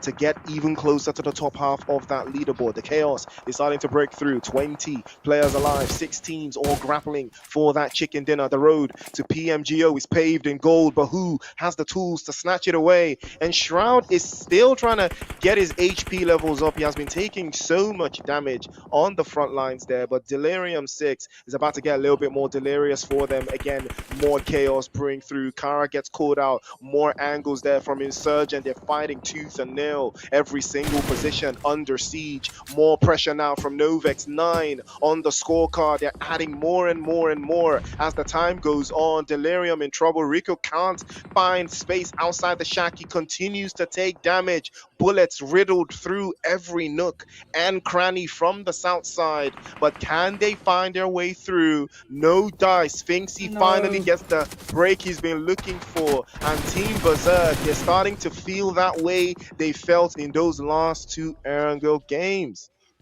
Definitely, but Novex is not going to give up. That is for sure. Sitting on confirmed 9 eliminations.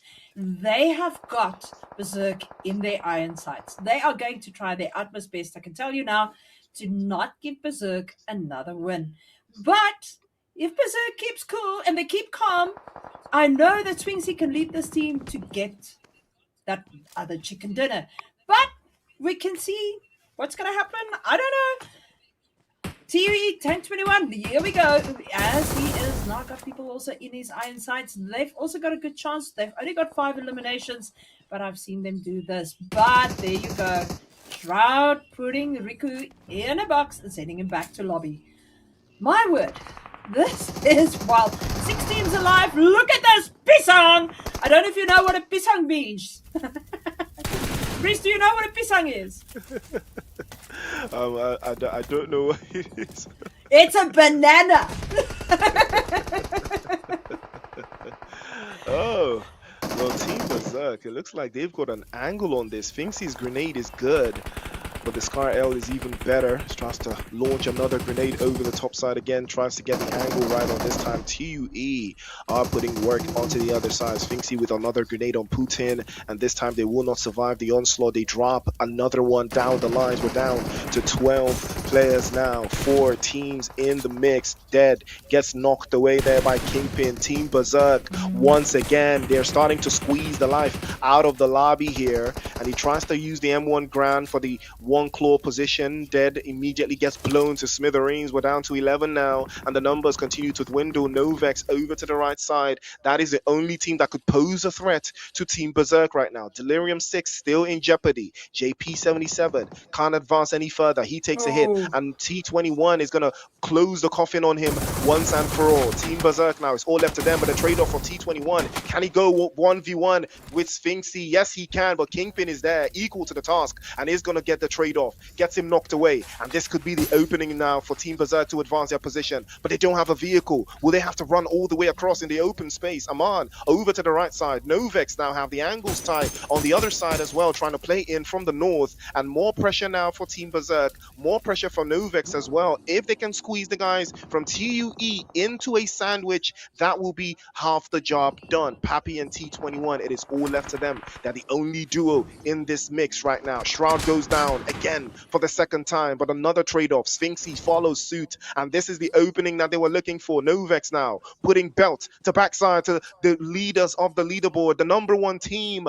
They will not be number 1 for much longer. If Novex have anything to say about it, they're tired of the domination that Berserk has put on display, and they want to wrap it up. And now they've got the angles tight. They're trying to squeeze Berserk into an uncomfortable position, and now we'll catch another one over to the break. It's T21, it's the All-Stars and Novex working hand in hand to eliminate Berserk. Berserk will not be allowed to dominate Erangel anymore. South Africa will not be Berserk's to tame anymore. And TUE, surely now they will wrap this up. But Novex, they don't want no friends. They want all the eliminations. And here comes Aman. Immediately the drive-by is complete, and they wrap it up immediately as well. And that will be them packing their load back to the lobby. Another one bites the dust, and that will be the game. No Vex, no fear, no teams, no Vex. Definitely what a win there for them. I mean, those are 3 teams that are really, really dominating the lobby. And unfortunately for Berserk, second place. It's not a podium finish, but well done to them. They played well, but no Vex. What a team push, keeping it all together right to the end. Also a very, very good elimination. Winner, chicken dinner for Lodex. The first, hopefully that's not the last. I mean, Erangel performance, top finishes, top performance. It has been one for the books. And that is something that we've loved seeing every single time. What a performance from Team Berserk, but an even better performance from Novex. They have stayed on the rise. They have put everything and everyone on display. And that is what we absolutely love to see. A team that is always going to perform every single time. Team Berserk, they did an amazing job. Still finished in the top 2. Again, consistency is the key at the end of the day, and you have to respect Team Berserk for still being consistent. Well, you know what, people can call Wraith an uncle, but the man knows how to lead a team and how to put a team together. Berserk really played well. Novex gave him a hard time in this lobby, so that's why they took the win. But at the end of the day, lost a player quite early around, but they kept it together to the end, Berserk. And they've put those very, very, very important points on the board with their eliminations and also that second place. TUE also moving up a little bit. We saw a lot of teams shining in this match. So now it's up to see what's going to happen in the final match for tonight. Gosh, can you believe it? You know, 5 games down, 1 more to go. And it's going to be our last Miramar as well. But what a ride it has been. These teams have put in amazing performance after amazing performance, consistency across the board. So many different teams with so many different styles, all looking for that road to PMGO. And this is where it has kicked off. MK4, Team Berserk, MVP, Unseen, Mzansi Explicit, Novex, all of these teams, even Hate Crew, all the way down to Hate Crew, all of these teams, they have put in a masterclass of a performance, but it is only 16 teams. At the end of the day, it is only 15 actually. 15 teams actually plus RJC in the final. So realistically, you're only fighting for 15 spots. So that is what makes this so much more difficult, Cooks. Well, definitely, but look at Trip 99 coming in with those 5 eliminations. Oman with 4, Novik Shine with 3, and Soulman with 2. Soulman we've seen having a lot more kills in earlier rounds, but their knockouts were there. Their damage is there. Look at Oman's damage, 1,317. The most damage, although he didn't have the most kills. Those knockouts were there. He got it. He was in there. And he didn't take a lot of damage. I mean, Shine really took the most damage there, poor guy. Sorry, Shine. It's probably because you're shiny. My days. It is one for the books nonetheless, but it is still action like you've never seen before. Sphinxy leads the press there. 5 eliminations. Team Berserk always finding their way into these conversations. Aman from Novex was the one putting in that work. The 1300 on the damage brigade there. 1 green elimination from Sphinxy though. And Jonko did have a 384 on the meters. And 11,000 for DK. Definitely. Solid game. I think Jenko took out Wraith with that elimination, that 384. It's quite a good spray, must say.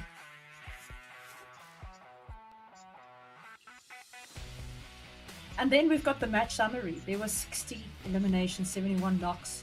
Longest elimination, 384 meters there for Jenko. 11,913 heals for... Yeah, now the grenades coming through. 4 grenade eliminations, 5 airdrops looted, 11 headshots, and 1 vehicle elimination. Well done to the players. This is really, really good stats. It's nice to have these stats on a game.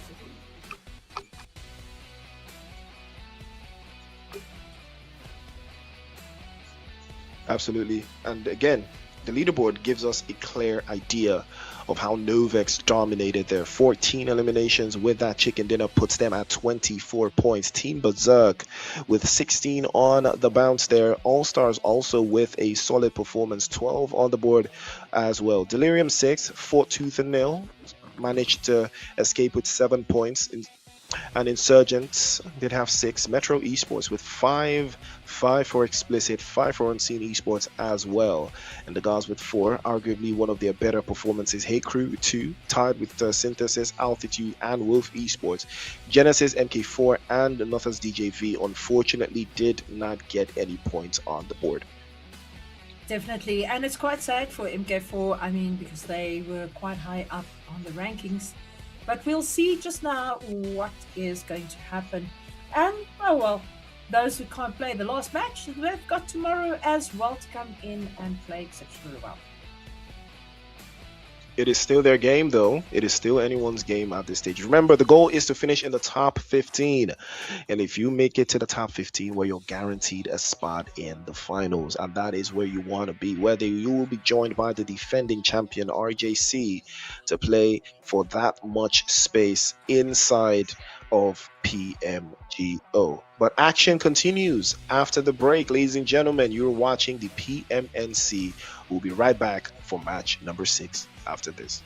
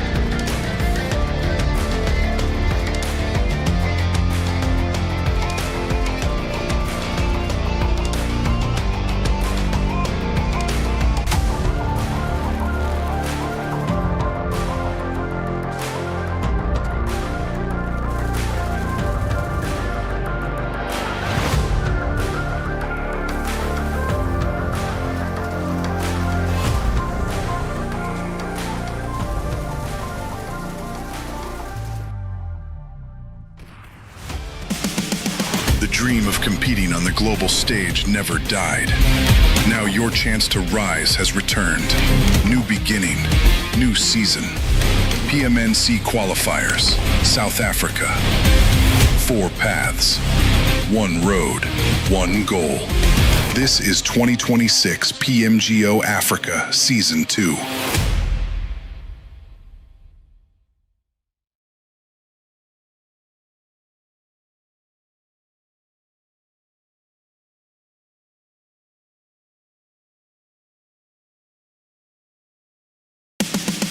The dream of competing on the global stage never died. Now your chance to rise has returned. New beginning, new season. PMNC qualifiers, South Africa. 4 paths, 1 road, 1 goal. This is 2026 PMGO Africa Season 2.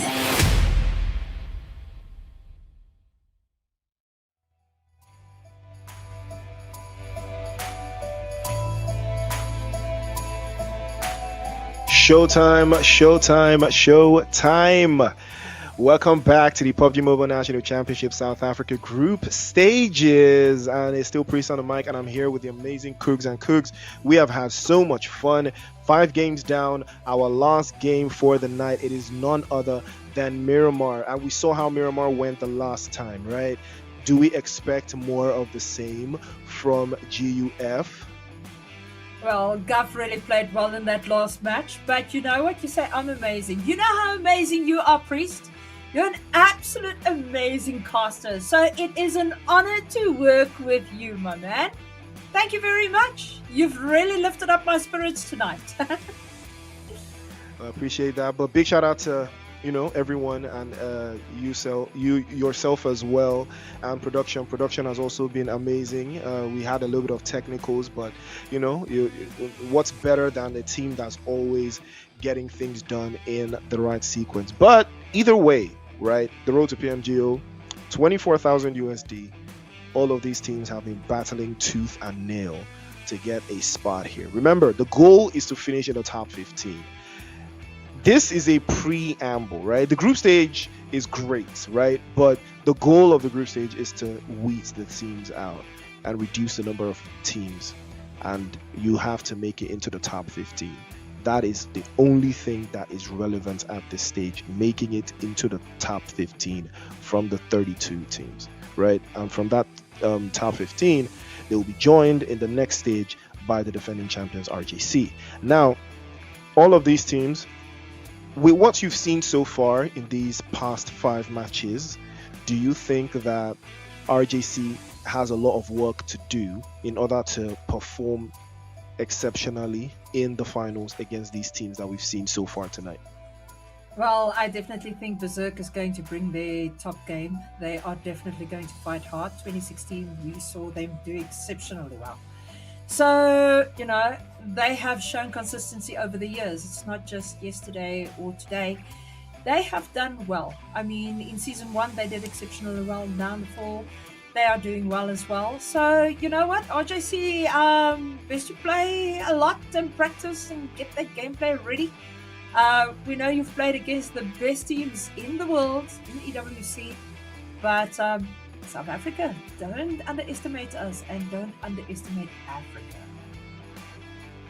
That is exactly what I would expect, right? You don't want to underestimate anybody, so you have to bring your A game in every single game, and that's what we're looking forward to. But nonetheless, the action has been proliferated by majority of these teams. Hopefully we'll see if there's going to be a switch in this segment to see if there's another team that still has something up their sleeves, or if it's the same teams, because we've been seeing the performances, right, from the likes of Berserk, from Novex, from MK4, from MVP, from ALT, from even Riz Esports, right, and Spaza Gaming, even Team Envy, right? So now I'm looking forward to those teams that are on the other side of the leaderboard at the bottom.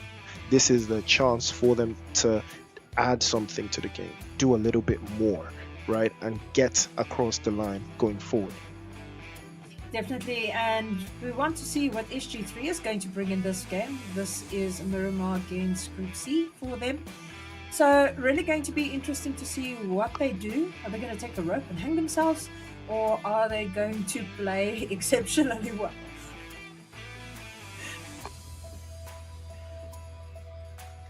Well, that's a final thought. That's a final thought. But yeah, I mean, Miramar gives us a little bit of a different agenda for some of these teams. Those teams that do love to play long range, long distance, have high ground, low ground, a lot amongst other things there. But it looks like the plane is about to take off any moment from now, and we are all going to be locked in here to see who wants this a little bit more than the next team. And this is where it gets very, very spicy. Who's going to turn this around? Who wants this just that much more than the rest of the teams? And who's going to take that chicken dinner, the final chicken dinner of the night? Who is going to close it down and wrap things up and say, yes, I am here to stay, and you are not taking this away from me? Definitely. I mean, we've seen A&D now playing off well, so we saw Novix won that stage. But now we've got Group B and Group C playing against each other on this Miramar. It's definitely going to be a hectic one, and here comes the plane. 14 seconds to landing time. Good luck to all the teams that's in this lobby. We're going to enjoy and cheer you on till the last moment. It's Miramar season, ladies and gentlemen, and what other time to lock in than now? This is where it comes to fruition. This is where it is important. And this is where we're going to get locked in, ladies and gentlemen. It is all about the ride to PMGO and who's going to take it upon themselves to show their domination. Definitely, and we've got Undisputed Aura back here, as well as Gamers United Force. And of course, 7MM Esports really have been placing themselves well also on Miramar tonight. Oxium is back here, and so is Ecstasy Esports Africa as well. There is quite a few teams that we are going to see in this play zone, but let's see who takes the first buildings, who takes the first knocks, who goes up a hill to get an M4. But we don't want to know what happened up there, because then we know they've got a few nades in their pockets and hopefully a few kills as well. Oh la la, look at that. MG3 coming into play, and is he going to try and shoot that player out the sky? No, nothing happening at this moment, but he is at the top of the building. He has got a little safe house right here for himself to go down into and move down the stairs. Let's And then see who wants it a little bit. I mean, it's Miramar though, right? And again, the concept, right, of always having to play from within the high ground position to take over those, undisclosed areas, to get your angles every single time. It's always going to be what's important right now. And teams that love to play around those areas are teams like, MVP, Envy, Riz, UAE. These four teams, we're gonna have to keep our eyes on them, because I think those are the teams that love Miramar just a little bit more. GUF as well love Miramar just a little bit more than the rest of these other teams. And speaking on that, right, Sparza started the day very, very nicely, but unfortunately, it looks like they may have just hit a bump in the road, because right now they've already lost one of their teammates. oh my word, SG3, I hope that's not that rope that I was speaking about. We hope that elimination will bring a little bit through to them, and Chabal also takes serious damage. Nurios really on here for Nexus in XG, so let's see what is going to happen as these two teams have a fight out. Shadow right there in the opens, right next to the road. He needs to get to his teammate, but I don't think he's going to make it. Let's see as the other teammate is pushing in from the other side. Ecstasy, on the other hand, and FS right here on top of each other at this moment in time as well. It can go wild, but look at Tech coming in, going to get that confirmed, and ooh, hectic as he summer drives straight into the rock to get Nexus over there. Okay. Nuria's going to look for his elimination, and he sees him as the man crawls away. He hasn't got that elimination yet, but also runs him over with a vehicle. Cheval going back to lobby. It is quite hectic to see. SG3 sitting up there in fourth place at this moment in time, but have lost very vital players already. off the bat. Oxium as well have lost a player, and one player is not doing so well. I see Carnage has also got one player less in this lobby. Good luck to them as they're only a three-man squad. Let's see who's going to turn this one up a notch here. Gin Demons have had a little bit of a stop-start performance so far in all the games they've had. Even Team Mad have not necessarily seen anything out of the box from them. So many teams who are yet to, step up to the plate and show why they're here, how they made it here, right? Even Oxium have gotten a little bit farther than the rest of them here and there, but again, no definitive performance from them either way. And even the guys from Flow State, UCA, these guys, they're still yet to show us a little bit of something. I would even put Team Envy in that conversation, but Team Envy have shown us here and there that they do have the capabilities of turning things around. But outside of these teams and outside of these performances, I've just not been too convinced about them. So we'll see how well they can do going forward. Exactly. Mad is actually a very good team, and Gin Demons as well. Very, very good teams. Usually play very confident in these lobbies. It seems like they're playing a little bit safe. But we might see things changing. Look at this. Glock going down, Glock Eco. So how's this going to turn? We see that Nurios and his team is busy pushing in. Flow State lying ready as they are surrounding Ecstasy at this moment. Will Ecstasy get that revive? I don't know. Glock is down. We see Clifton is coming in as well as Reese is busy fighting, trying to get right through there to Glock. But Reese also being knocked, being confirmed right there by Try Again. Definitely a name. I will try again and I will get it right. So, yes, it is a little bit of a situation for Ecstasy at this moment as they are losing players. Very, very vital things that you do need to make that end zone. The starts are not too favorable for some of these other teams, but Flow State, hopefully they will reach Flow State and start to rack up those points on the board. But right now, there's a whole lot that needs to be done. There's a whole lot of ground they need to cover as well, Faith. And Try Again yet to secure any eliminations just yet, but they are on the front lines to lead the charge.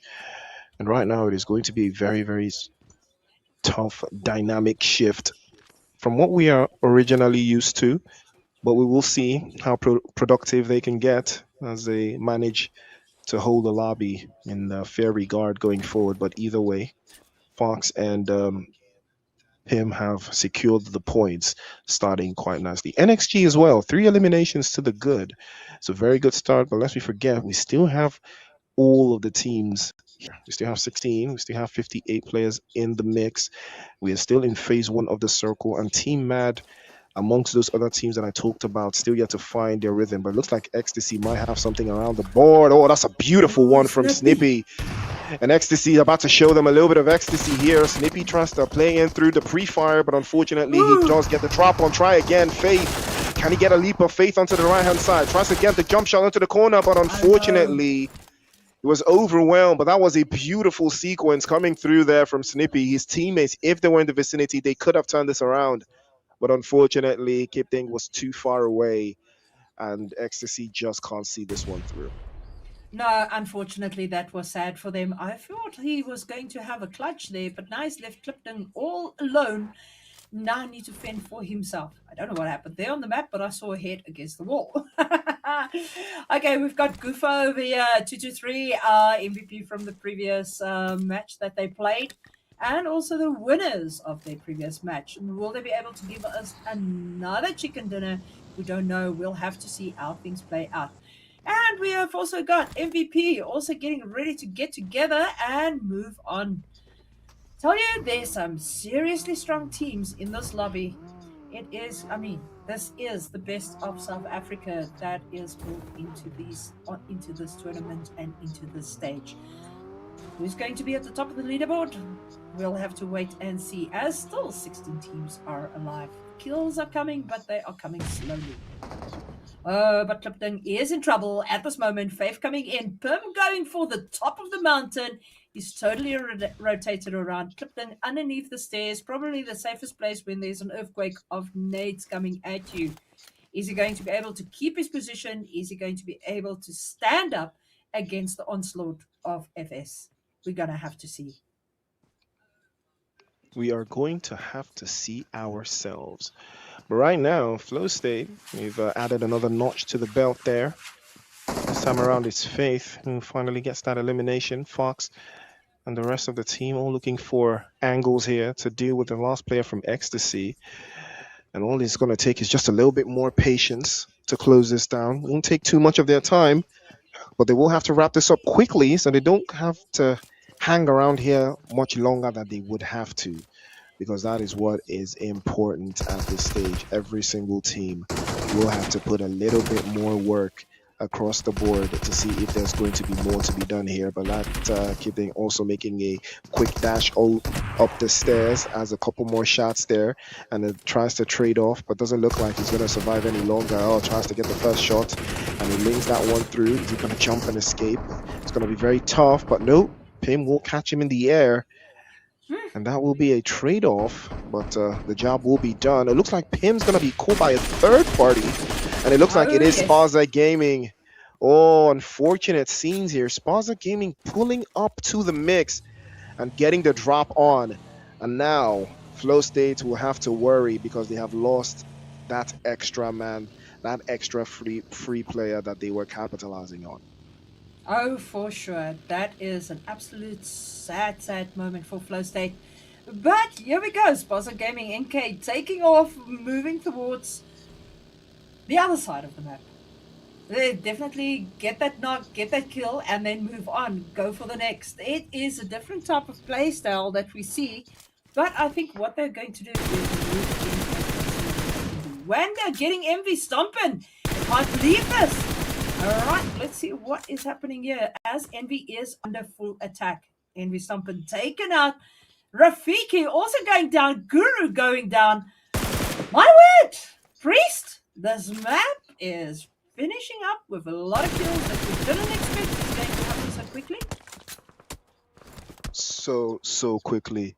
You don't expect to see that one every day, but it is what it is. The action does not stop for anyone. Team Envy losing Stompin, one of their better players, unfortunately. Again, that does hurt the morale, though, when you lose one of your stronger players off rip very early. Tends to dip the team morale just a little bit lower than where it would like to be. But again, the best teams always survive in even the most difficult circumstances. But now the play zone is going to be a very, very easy definitive factor to see how the rest of every other team will have to manage their own expectations and take positions in the better half of the zones going forward. We are in phase 3, a couple of seconds until we move into phase 4, where the zone will start to hurt a little bit more and the decisions will take a little less time to make. Oh, for sure. Jin also now in a fight with NGX. Let's see how this is going to go. Faru and Mateo. Faru, I am rooting for Faru. He is an absolutely amazing person. Also one of the moderators on my server, but an absolute fantastic person as well. But this team, let's see what they're going to do. I see Sahil just got a kill there in the kill feed. We'll see what is happening over there. But I must say, Los Leones, always a very, very funny city to play in. This is what you called earlier. For me, this is it. What's the city for Spider-Man? No, I forgot. Gotham City. This is Gotham to me. Gotham City. Oh, for sure.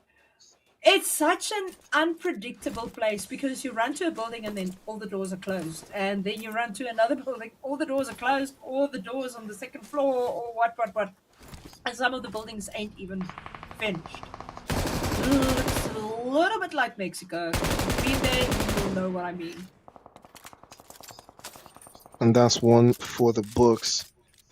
But right now, Undisputed Aura, they need a whole lot more than what they've currently got. And they can find a way to navigate from that southwestern side into the circle. if they do make a rotation that wraps them around, they will be able to get maybe one or two eliminations from the stragglers on that southern side. But we'll see how possible that can be. Well, Goblin tries to move over to the other side. The MVP haven't started their onslaught just yet, but now they are going up against UAE, two of the big dogs going up against each other. And this is not one you would expect to see at this time. Goblin making a big risk, trying to make that dash because Sahil has the off angle. He could be a major threat, but I believe he has given away his position, so that angle has been compromised. So I believe the guys from MVP will be aware of having to take on that position. Sahil could have been a major thorn in their side as well, but they will opt to get into the zone instead, repositioning themselves. Smarter choice, if you ask me.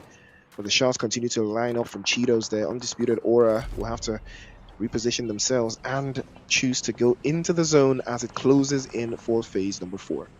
Well, I can tell you this, Sahil is definitely one of those goated players and probably will bring the kills. He has moved into zone now. He was still in blue zone when he took on Goblin, but now he has come back and he's in zone. Now we've got the whole of Uka playing hard, but MVP as well. And then Jin sitting right here on top, looking down, NGX right on the other side of the road. Valerian waiting over there. MVP potion trying to get Orwell up. So we're going to see if that team can pull up into the top placements. They have been a good, well, they are always, so here we go. And they're lying into Uka. And Ace goes down as they spray at him. But Devil taking some serious damage, actually losing his hair over there for a second. I don't know if you saw that. MVP have a similar contusion here, because finally securing their first elimination, but Envy unfortunately have been cut down to just 2. It's going to be Sin and P77, and there is going to be a lot of ground to cover if they don't manage to get everything right at this stage. It is going to be very tough for them, but we will see how they could potentially make this happen if they can rock this one across the board there. But Team Mad also have lost 2, and they will be playing as 2 for the remainder of this game, with Tamashi and his teammate just hanging on to see if they can get themselves into a nice spot. But again, they are not inside of the zone though. And MVP also having to make an unusual amount of turns and spins into those spaces that have been let open by the other teams there. But we will see how they can navigate themselves, because Envy have them locked in on the eastern side. So it's anybody's game on that side. But right now, it is only the guys from Flow State who have secured up to 4 eliminations. But that has cost them as well, because they're only down to just 1 player left. Definitely, Flow State is in a good position, lying first at the moment with their eliminations, but it is sad that they've only got 1 player. SG also lost Zodiac. Scabby is at the moment driving around, and we've got Rashi and Rez now taking building, also parking their vehicles, making sure that their mode of transport is safe at this moment in time. Anything can happen. And if you don't have a car, got nowhere to go.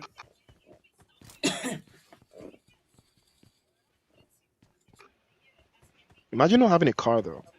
Imagine not having a car at this stage of the game. Imagine not having a car and being in Los Leones and the zone happens to shift away from there. It is going to be such a nasty experience for you. But either way, we will see who's going to take it upon themselves there to close the gap even further. But right now, Riz Esports have been playing it slow and steady.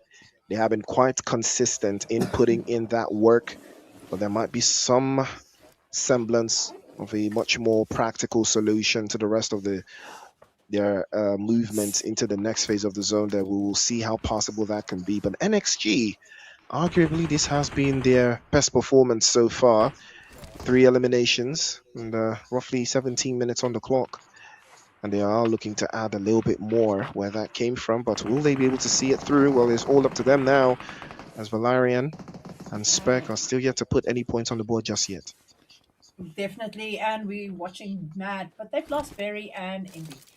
So we'll have to see what's happening here. But Guff has already got 3 eliminations as well. They're moving up into second place for this match. Oh gosh, I tell you, it is hard on these teams. They need to push, but they're also scared to lose those placement points. So it's definitely a difficult situation. We see that Ishirashi also got a knock right now, and we've got a lot of drive-by shooting at this moment on Guff. Xanax moving back into the building, trying to get a very good watch over there. This is Coco now watching Oxium, Benji, and Dream as they run at the bottom, not wanting to give away position, only shoot when it is right. And we're still here on the side of Los Leones, where we have got Team NGX really waiting hard. But look at this. Renderer is looking straight down as the team is busy pushing in on them. The vehicles are smoking. Unfortunately, the casting crew took us away from them as they're busy spraying those vehicles. We are back with them, and now let's see what's going to happen to Uka. Uka coming in very hard, pushing it through, but Guff is looking like they do a bit of gatekeeping at this moment in time, just outside zone as they need to push in. This is where the stays are going to be in a little bit of a trade-off again, but we will see how GUF will manage their angles here, because we've seen how confident they can get in Miramar, seeing as they did win the last one. But again, this is where it's going to get very interesting, because the zone is closing up fast. You can see MVP sitting up in that hilltop side, central. Team Riz, same idea. GUF in the western side. As the play zone starts to shrink out, it will start to put these teams into a very unfortunate position for some of them who can't seem to find their way around there. But a couple more shots again ringing up through the central positions. And now UCA with a similar idea. MVP though, they have been very consistent as well, sitting quite in this middle spot. I don't think they have a lot to worry about. They do have a lot of teams around the position, but I think they can defend their angle, especially from those teams that are too far out to cause them immediate danger. And I think they should be able to lock this one down and then just hold the rest of this open space by themselves. Definitely, and Priest, as we can see, we've dropped down to 33 players remaining in 10 teams at 20 minutes into this game. Lots can still happen, lots can change. MVP keeping a very good position in this crater, but we see a lot of teams surrounding them at this moment in time. Jenna's got Umarax down, 223 just went down.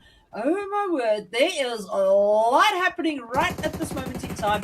With Gov and Riz, I'm going to leave this over to you because you got to bring this to us.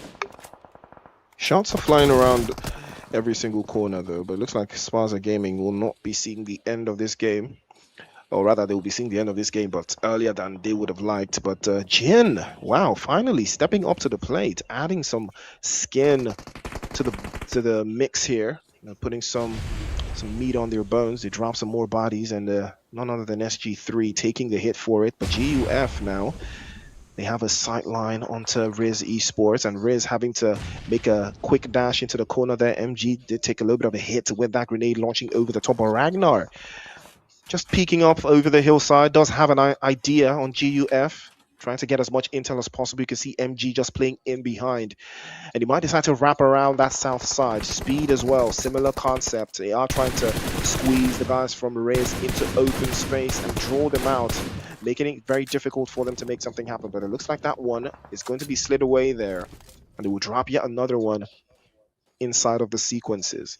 But now Riz have yet to secure any eliminations just yet.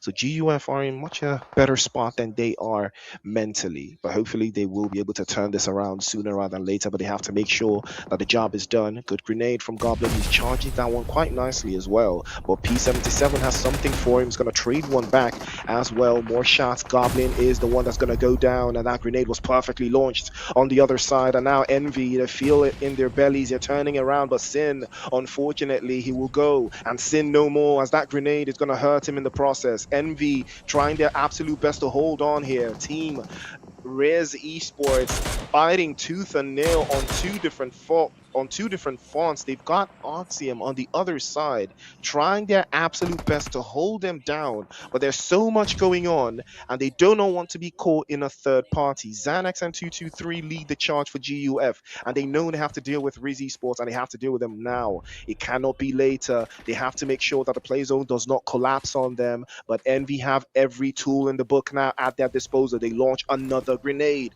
Does that one connect this time? But no dice. Envy still have Sin knocked away. Doesn't look like he's going to go for the pickup for his fallen comrade. And that will be the end of the road as he's pulled out of his vehicle and put back into the lobby. And we're down to 8 now.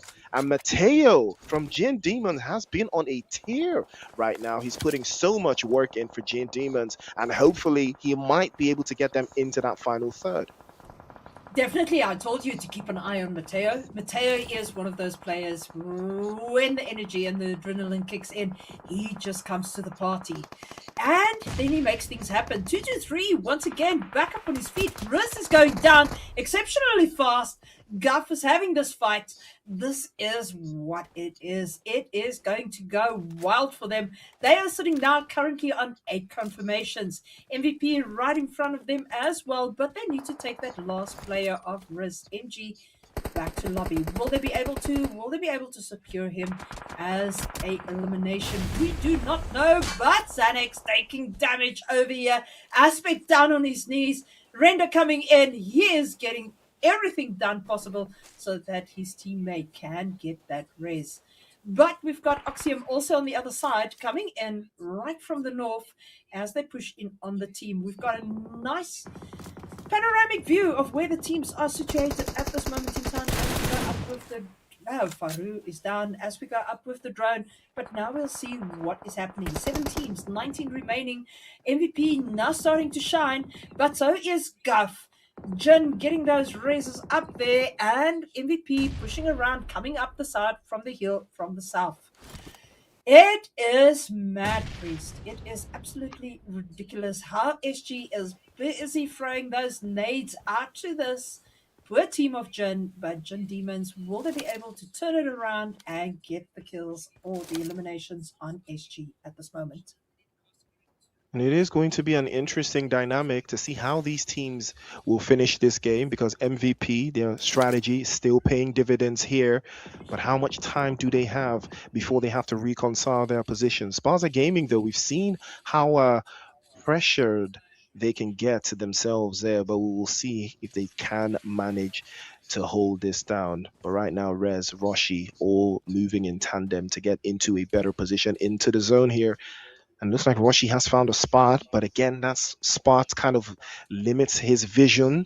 Can't necessarily see across the board there, but we'll put an eye across the lines there to make sure that there is no chance. But it looks like MVP, they will be trying to get revenge against the guys from GUF. They drop more bodies here. Trade-off there from Benji. If he can get the angles in, he might be able to see this one through, but no dice for him. Goblin has gone down in that sequence, and MVP could be in a world of hurt, and the trade-off again comes through. Xanax now with a grenade launched over the top. Oh, that's a fantastic grenade from Aspect, and they will learn that one the hard way, but Aspect has to fall all the way down. Xanax is not going to allow the pressure to build all the way through. We will press forward again, and more pressure, and more sprays, and another grenade getting charged up by Xanax. 2 seconds on the clock. Surely this one will do the job, but no dice. He missed that one through, and that will allow for a pickup to come through. Potion, if he gets picked up, this could be diabolical for them, but he goes down for the second time. Roll over to the right. Xanax phase over to the left-hand side. Jump shot is good, and now it's 2 versus 1. His grenade is in hand. He tries to wrap around through, but a jump shot's even better,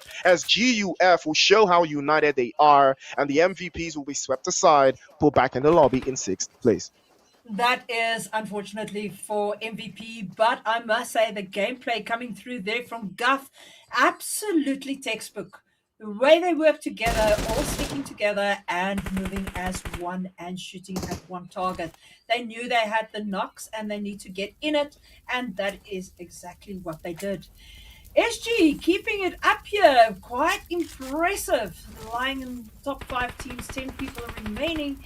As Riz MG also still sticking around. Jin Umarax also still in the gameplay while he is facing off now. Scavy going around. He is going to try and get that elimination, and they did. Oxium Benji also going down to Riz MG. That man standing alone, fighting exceptionally hard. Guff still in the game. So it can go anywhere now. I mean, Riz MG is still here. Guff is here. SG is here. 3 teams remaining, 7 players remaining. Will Riz be able to stand up, or is Guff going to make this the second Miramar for them tonight? Berserk will have 2 Erangels and they will have 2 Miramars, showing their strength on this map. We're about to see how strong they can get, as we're down to 7 players now. Sparta Gaming. This might be the opening that they have been looking for, but GUF, we've seen them win the Miramar before, and they're looking to want to do it again. Riz Esports down to just MG. Doesn't have a lot of time to navigate through the zone here. The moment he pops up, he will be spotted by either Spaza or GUF.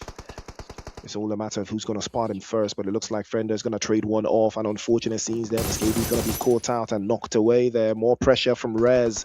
And now can they hold on? The angles are not favorable. Frender actually gets the drop on Skaby, immediately puts him back into the lobby. And that goes another one. Another addition. 12 eliminations now for GUF, and they're not backing down. They're not stopping. Rez has to play a little bit forward. Fender peeks up again. Roshi gets the angle on him, gets him knocked away. And now there's trouble in paradise for GUF. They might be crumbling under the pressure, and the angles there are not looking too good because MG's also playing in from that eastern side. Aspect, can he spot him? Can Aspect do the job right now? More sprays coming through. MG's trying to phase it through. He misses all of his shots with that, but he swaps the gun and he drops him out there, and now SG can capitalize on the space denied, on the open space and the angles there that they have been able to wrap through. Oh, what a grenade! Wow. What a grenade from Xanax as he wraps that one through. That grenade was special, and GUF will take the chicken dinner in Miramar again. Well, that was just gameplay to the team. I mean, they knew they only had 2 players up against them, and his nades gave me vital. The players were good, but those nades were amazing from their hands. Winner, chicken dinner, once again, 4 games of Microsoft. Well done to them. I think they are celebrating at this moment in time, as they also have, like I said, 2 chicken dinners for them here on Miramar and 2 for Berserk on beautiful Miramar. This is going to, I think, give us a little bit of a leveling of the playfield. I mean, what a game. I mean, GUF. It's something very interesting where you see certain teams that have certain strengths in certain maps. Again, this was very poor from MG. It was very poor from MG. I really thought he was going to take that one, but somehow he allowed Aspect to swap weapons in his face. If anyone swaps weapons in your face in a 1v1 and still manages to drop you, yeah, you need to head back to the training ground, man. You need to head back to the training ground, or just pack it up. One of those 2 things. If someone is swapping weapons in front of you and still manages to drop you in a 1v1, some conversations need to be had within your team, if we're being honest. But nonetheless, GUF, solid performance from them again. I mean, so GUF and Berserk, are we saying that it's Miramar and Erangel for these 2 teams? They got it on lock. Is that what they're trying to tell us? Well, it looks that way, doesn't it? But we're going to have to see what happens tomorrow. Tomorrow is going to be absolutely the bender to go through into the next stage, isn't it? Yeah, I mean, like we said, the top 15, that is the goal. If you finish in the top 15 today, all you have to do is stay on task, right? Maintain that performance and see yourself to the finals. Then when you get to the finals, you can now start having a different conversation about how that's supposed to pen through. But let's take a look at what this game actually told us, right? And let's take a look at that. GUF once again, 900 on the board for Xanax. Those grenades that he was cooking was absolutely insane. Same applies to Aspect as well. He was dealing so much damage. Frender as well. I mean, it's one of those things where you understand your team and the strategy that your team is playing with and how you can play to your strengths. And you could see Aspect and Render, they were doing an absolutely amazing job of staying compact while 223 was also, and Xanax had to lead the charge. So you gotta respect it Look and take a at look at that. that. Look at that. Highest damage, most grenade eliminations, and most eliminations. Man, the man is a goat. But I've said that for a very, very long time. Wonder also longest elimination. And Scavy coming in there, top traveler. Another one coming to visit you in Nigeria.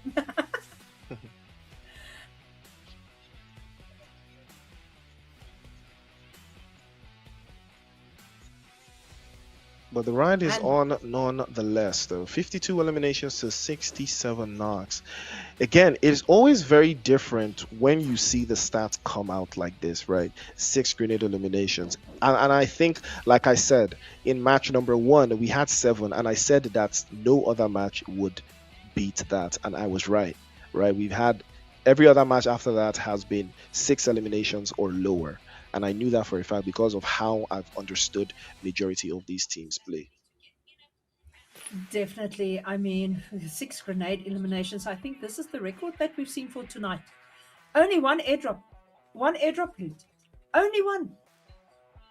But it's brilliant to see how the gameplay changes as the night goes and how people go back to the drawing board and say, this is what we need to do. And the teams are performing. That is all that counts. The performance is there. They really, really, really want to make the top. And that's something that I'm starting to understand that is very, very important, right? 25 points for GUF. Surely with this performance, they should be in first place. Spaza Gaming, arguably one of their um, arguably one of their better performances, right? But even at that, right, Riz Esports have 8 across the board for third, fourth, and fifth place, right? Oxium and Jane Demons. Jane Demons, I think this has been their best game so far. MVP, arguably their worst one so far. Team X, UCA, again, Nexus, NXG, arguably also their best performances so far. Flow State, same goes to them. But NV, Mad, UAE, still, I expect a whole lot more from them. 7mm, Carnage, SG3, and Ecstasy. I expect a whole lot more from them as well, but hopefully we will see more from them going into tomorrow's games. Definitely a good night's rest might be all they need, and tomorrow might be their day. We've seen this how many times players play a bad day and then suddenly they've got a brilliant day. It it also depends so much on what your situation is for that day, how much you did and how much you get out of your day. Absolutely, absolutely. But it is still the game, right? It is still PUBG Mobile at its finest. It is still the PUBG Mobile National Championship. And we've seen how these teams have come to compete. 15 teams will advance going tomorrow, and then they will now know that they've got one foot in the finals. All they have to do now is get through RJC. But remember, if you want to stay up to date, make sure you follow PUBG Mobile Africa on Instagram, TikTok, Facebook, YouTube, you name it, and make sure you stay up to date to all the action for the PUBG Mobile National Championship, the road to the PUBG Mobile Global Open. The action is going to kick off, and lest we forget, Kenya Finals is this weekend. So if you haven't gotten your way to lock in, always stay locked in. So if you're not gonna travel to Nairobi, might as well join us in the live stream, and we'll see how the action is going to pan out all the way there. But today we've had some amazing performances, if I'm not mistaken, Cooks. We've seen some amazing teams. We've seen the likes of MK4, Spaza, we've seen SG3, we've seen Envy, we've seen Berserk, right? We've seen GUF and MVP, and even Riz Esports show exactly how solid they are. But tomorrow, it is going to be more of the same, and we're going to see these teams go at it one more time to see who's going to make it to the finals. But until then, But ladies and gentlemen, that is the show for us. So big shout out to every single one of you who tuned in to watch the action, and big shout out to Cougs for staying here locked in with me. It has been she has been so amazing so far. We'll see you guys same time tomorrow. And again, shout out to the production team for standing on business and not allowing all of those intricacies to mix things up. So W Production, we'll see you guys same time tomorrow for the last day of the group stages for PMNC South Africa. But until then, it's good night. Good night.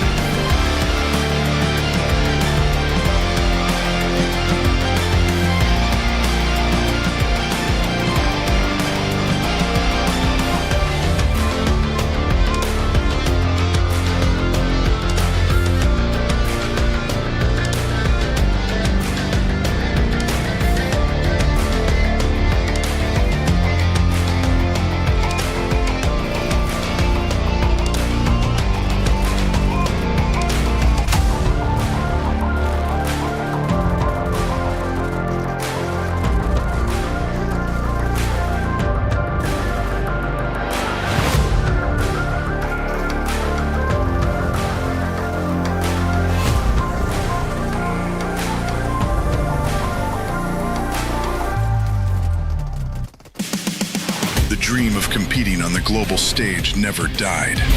Now your chance to rise has returned. New beginning, new season.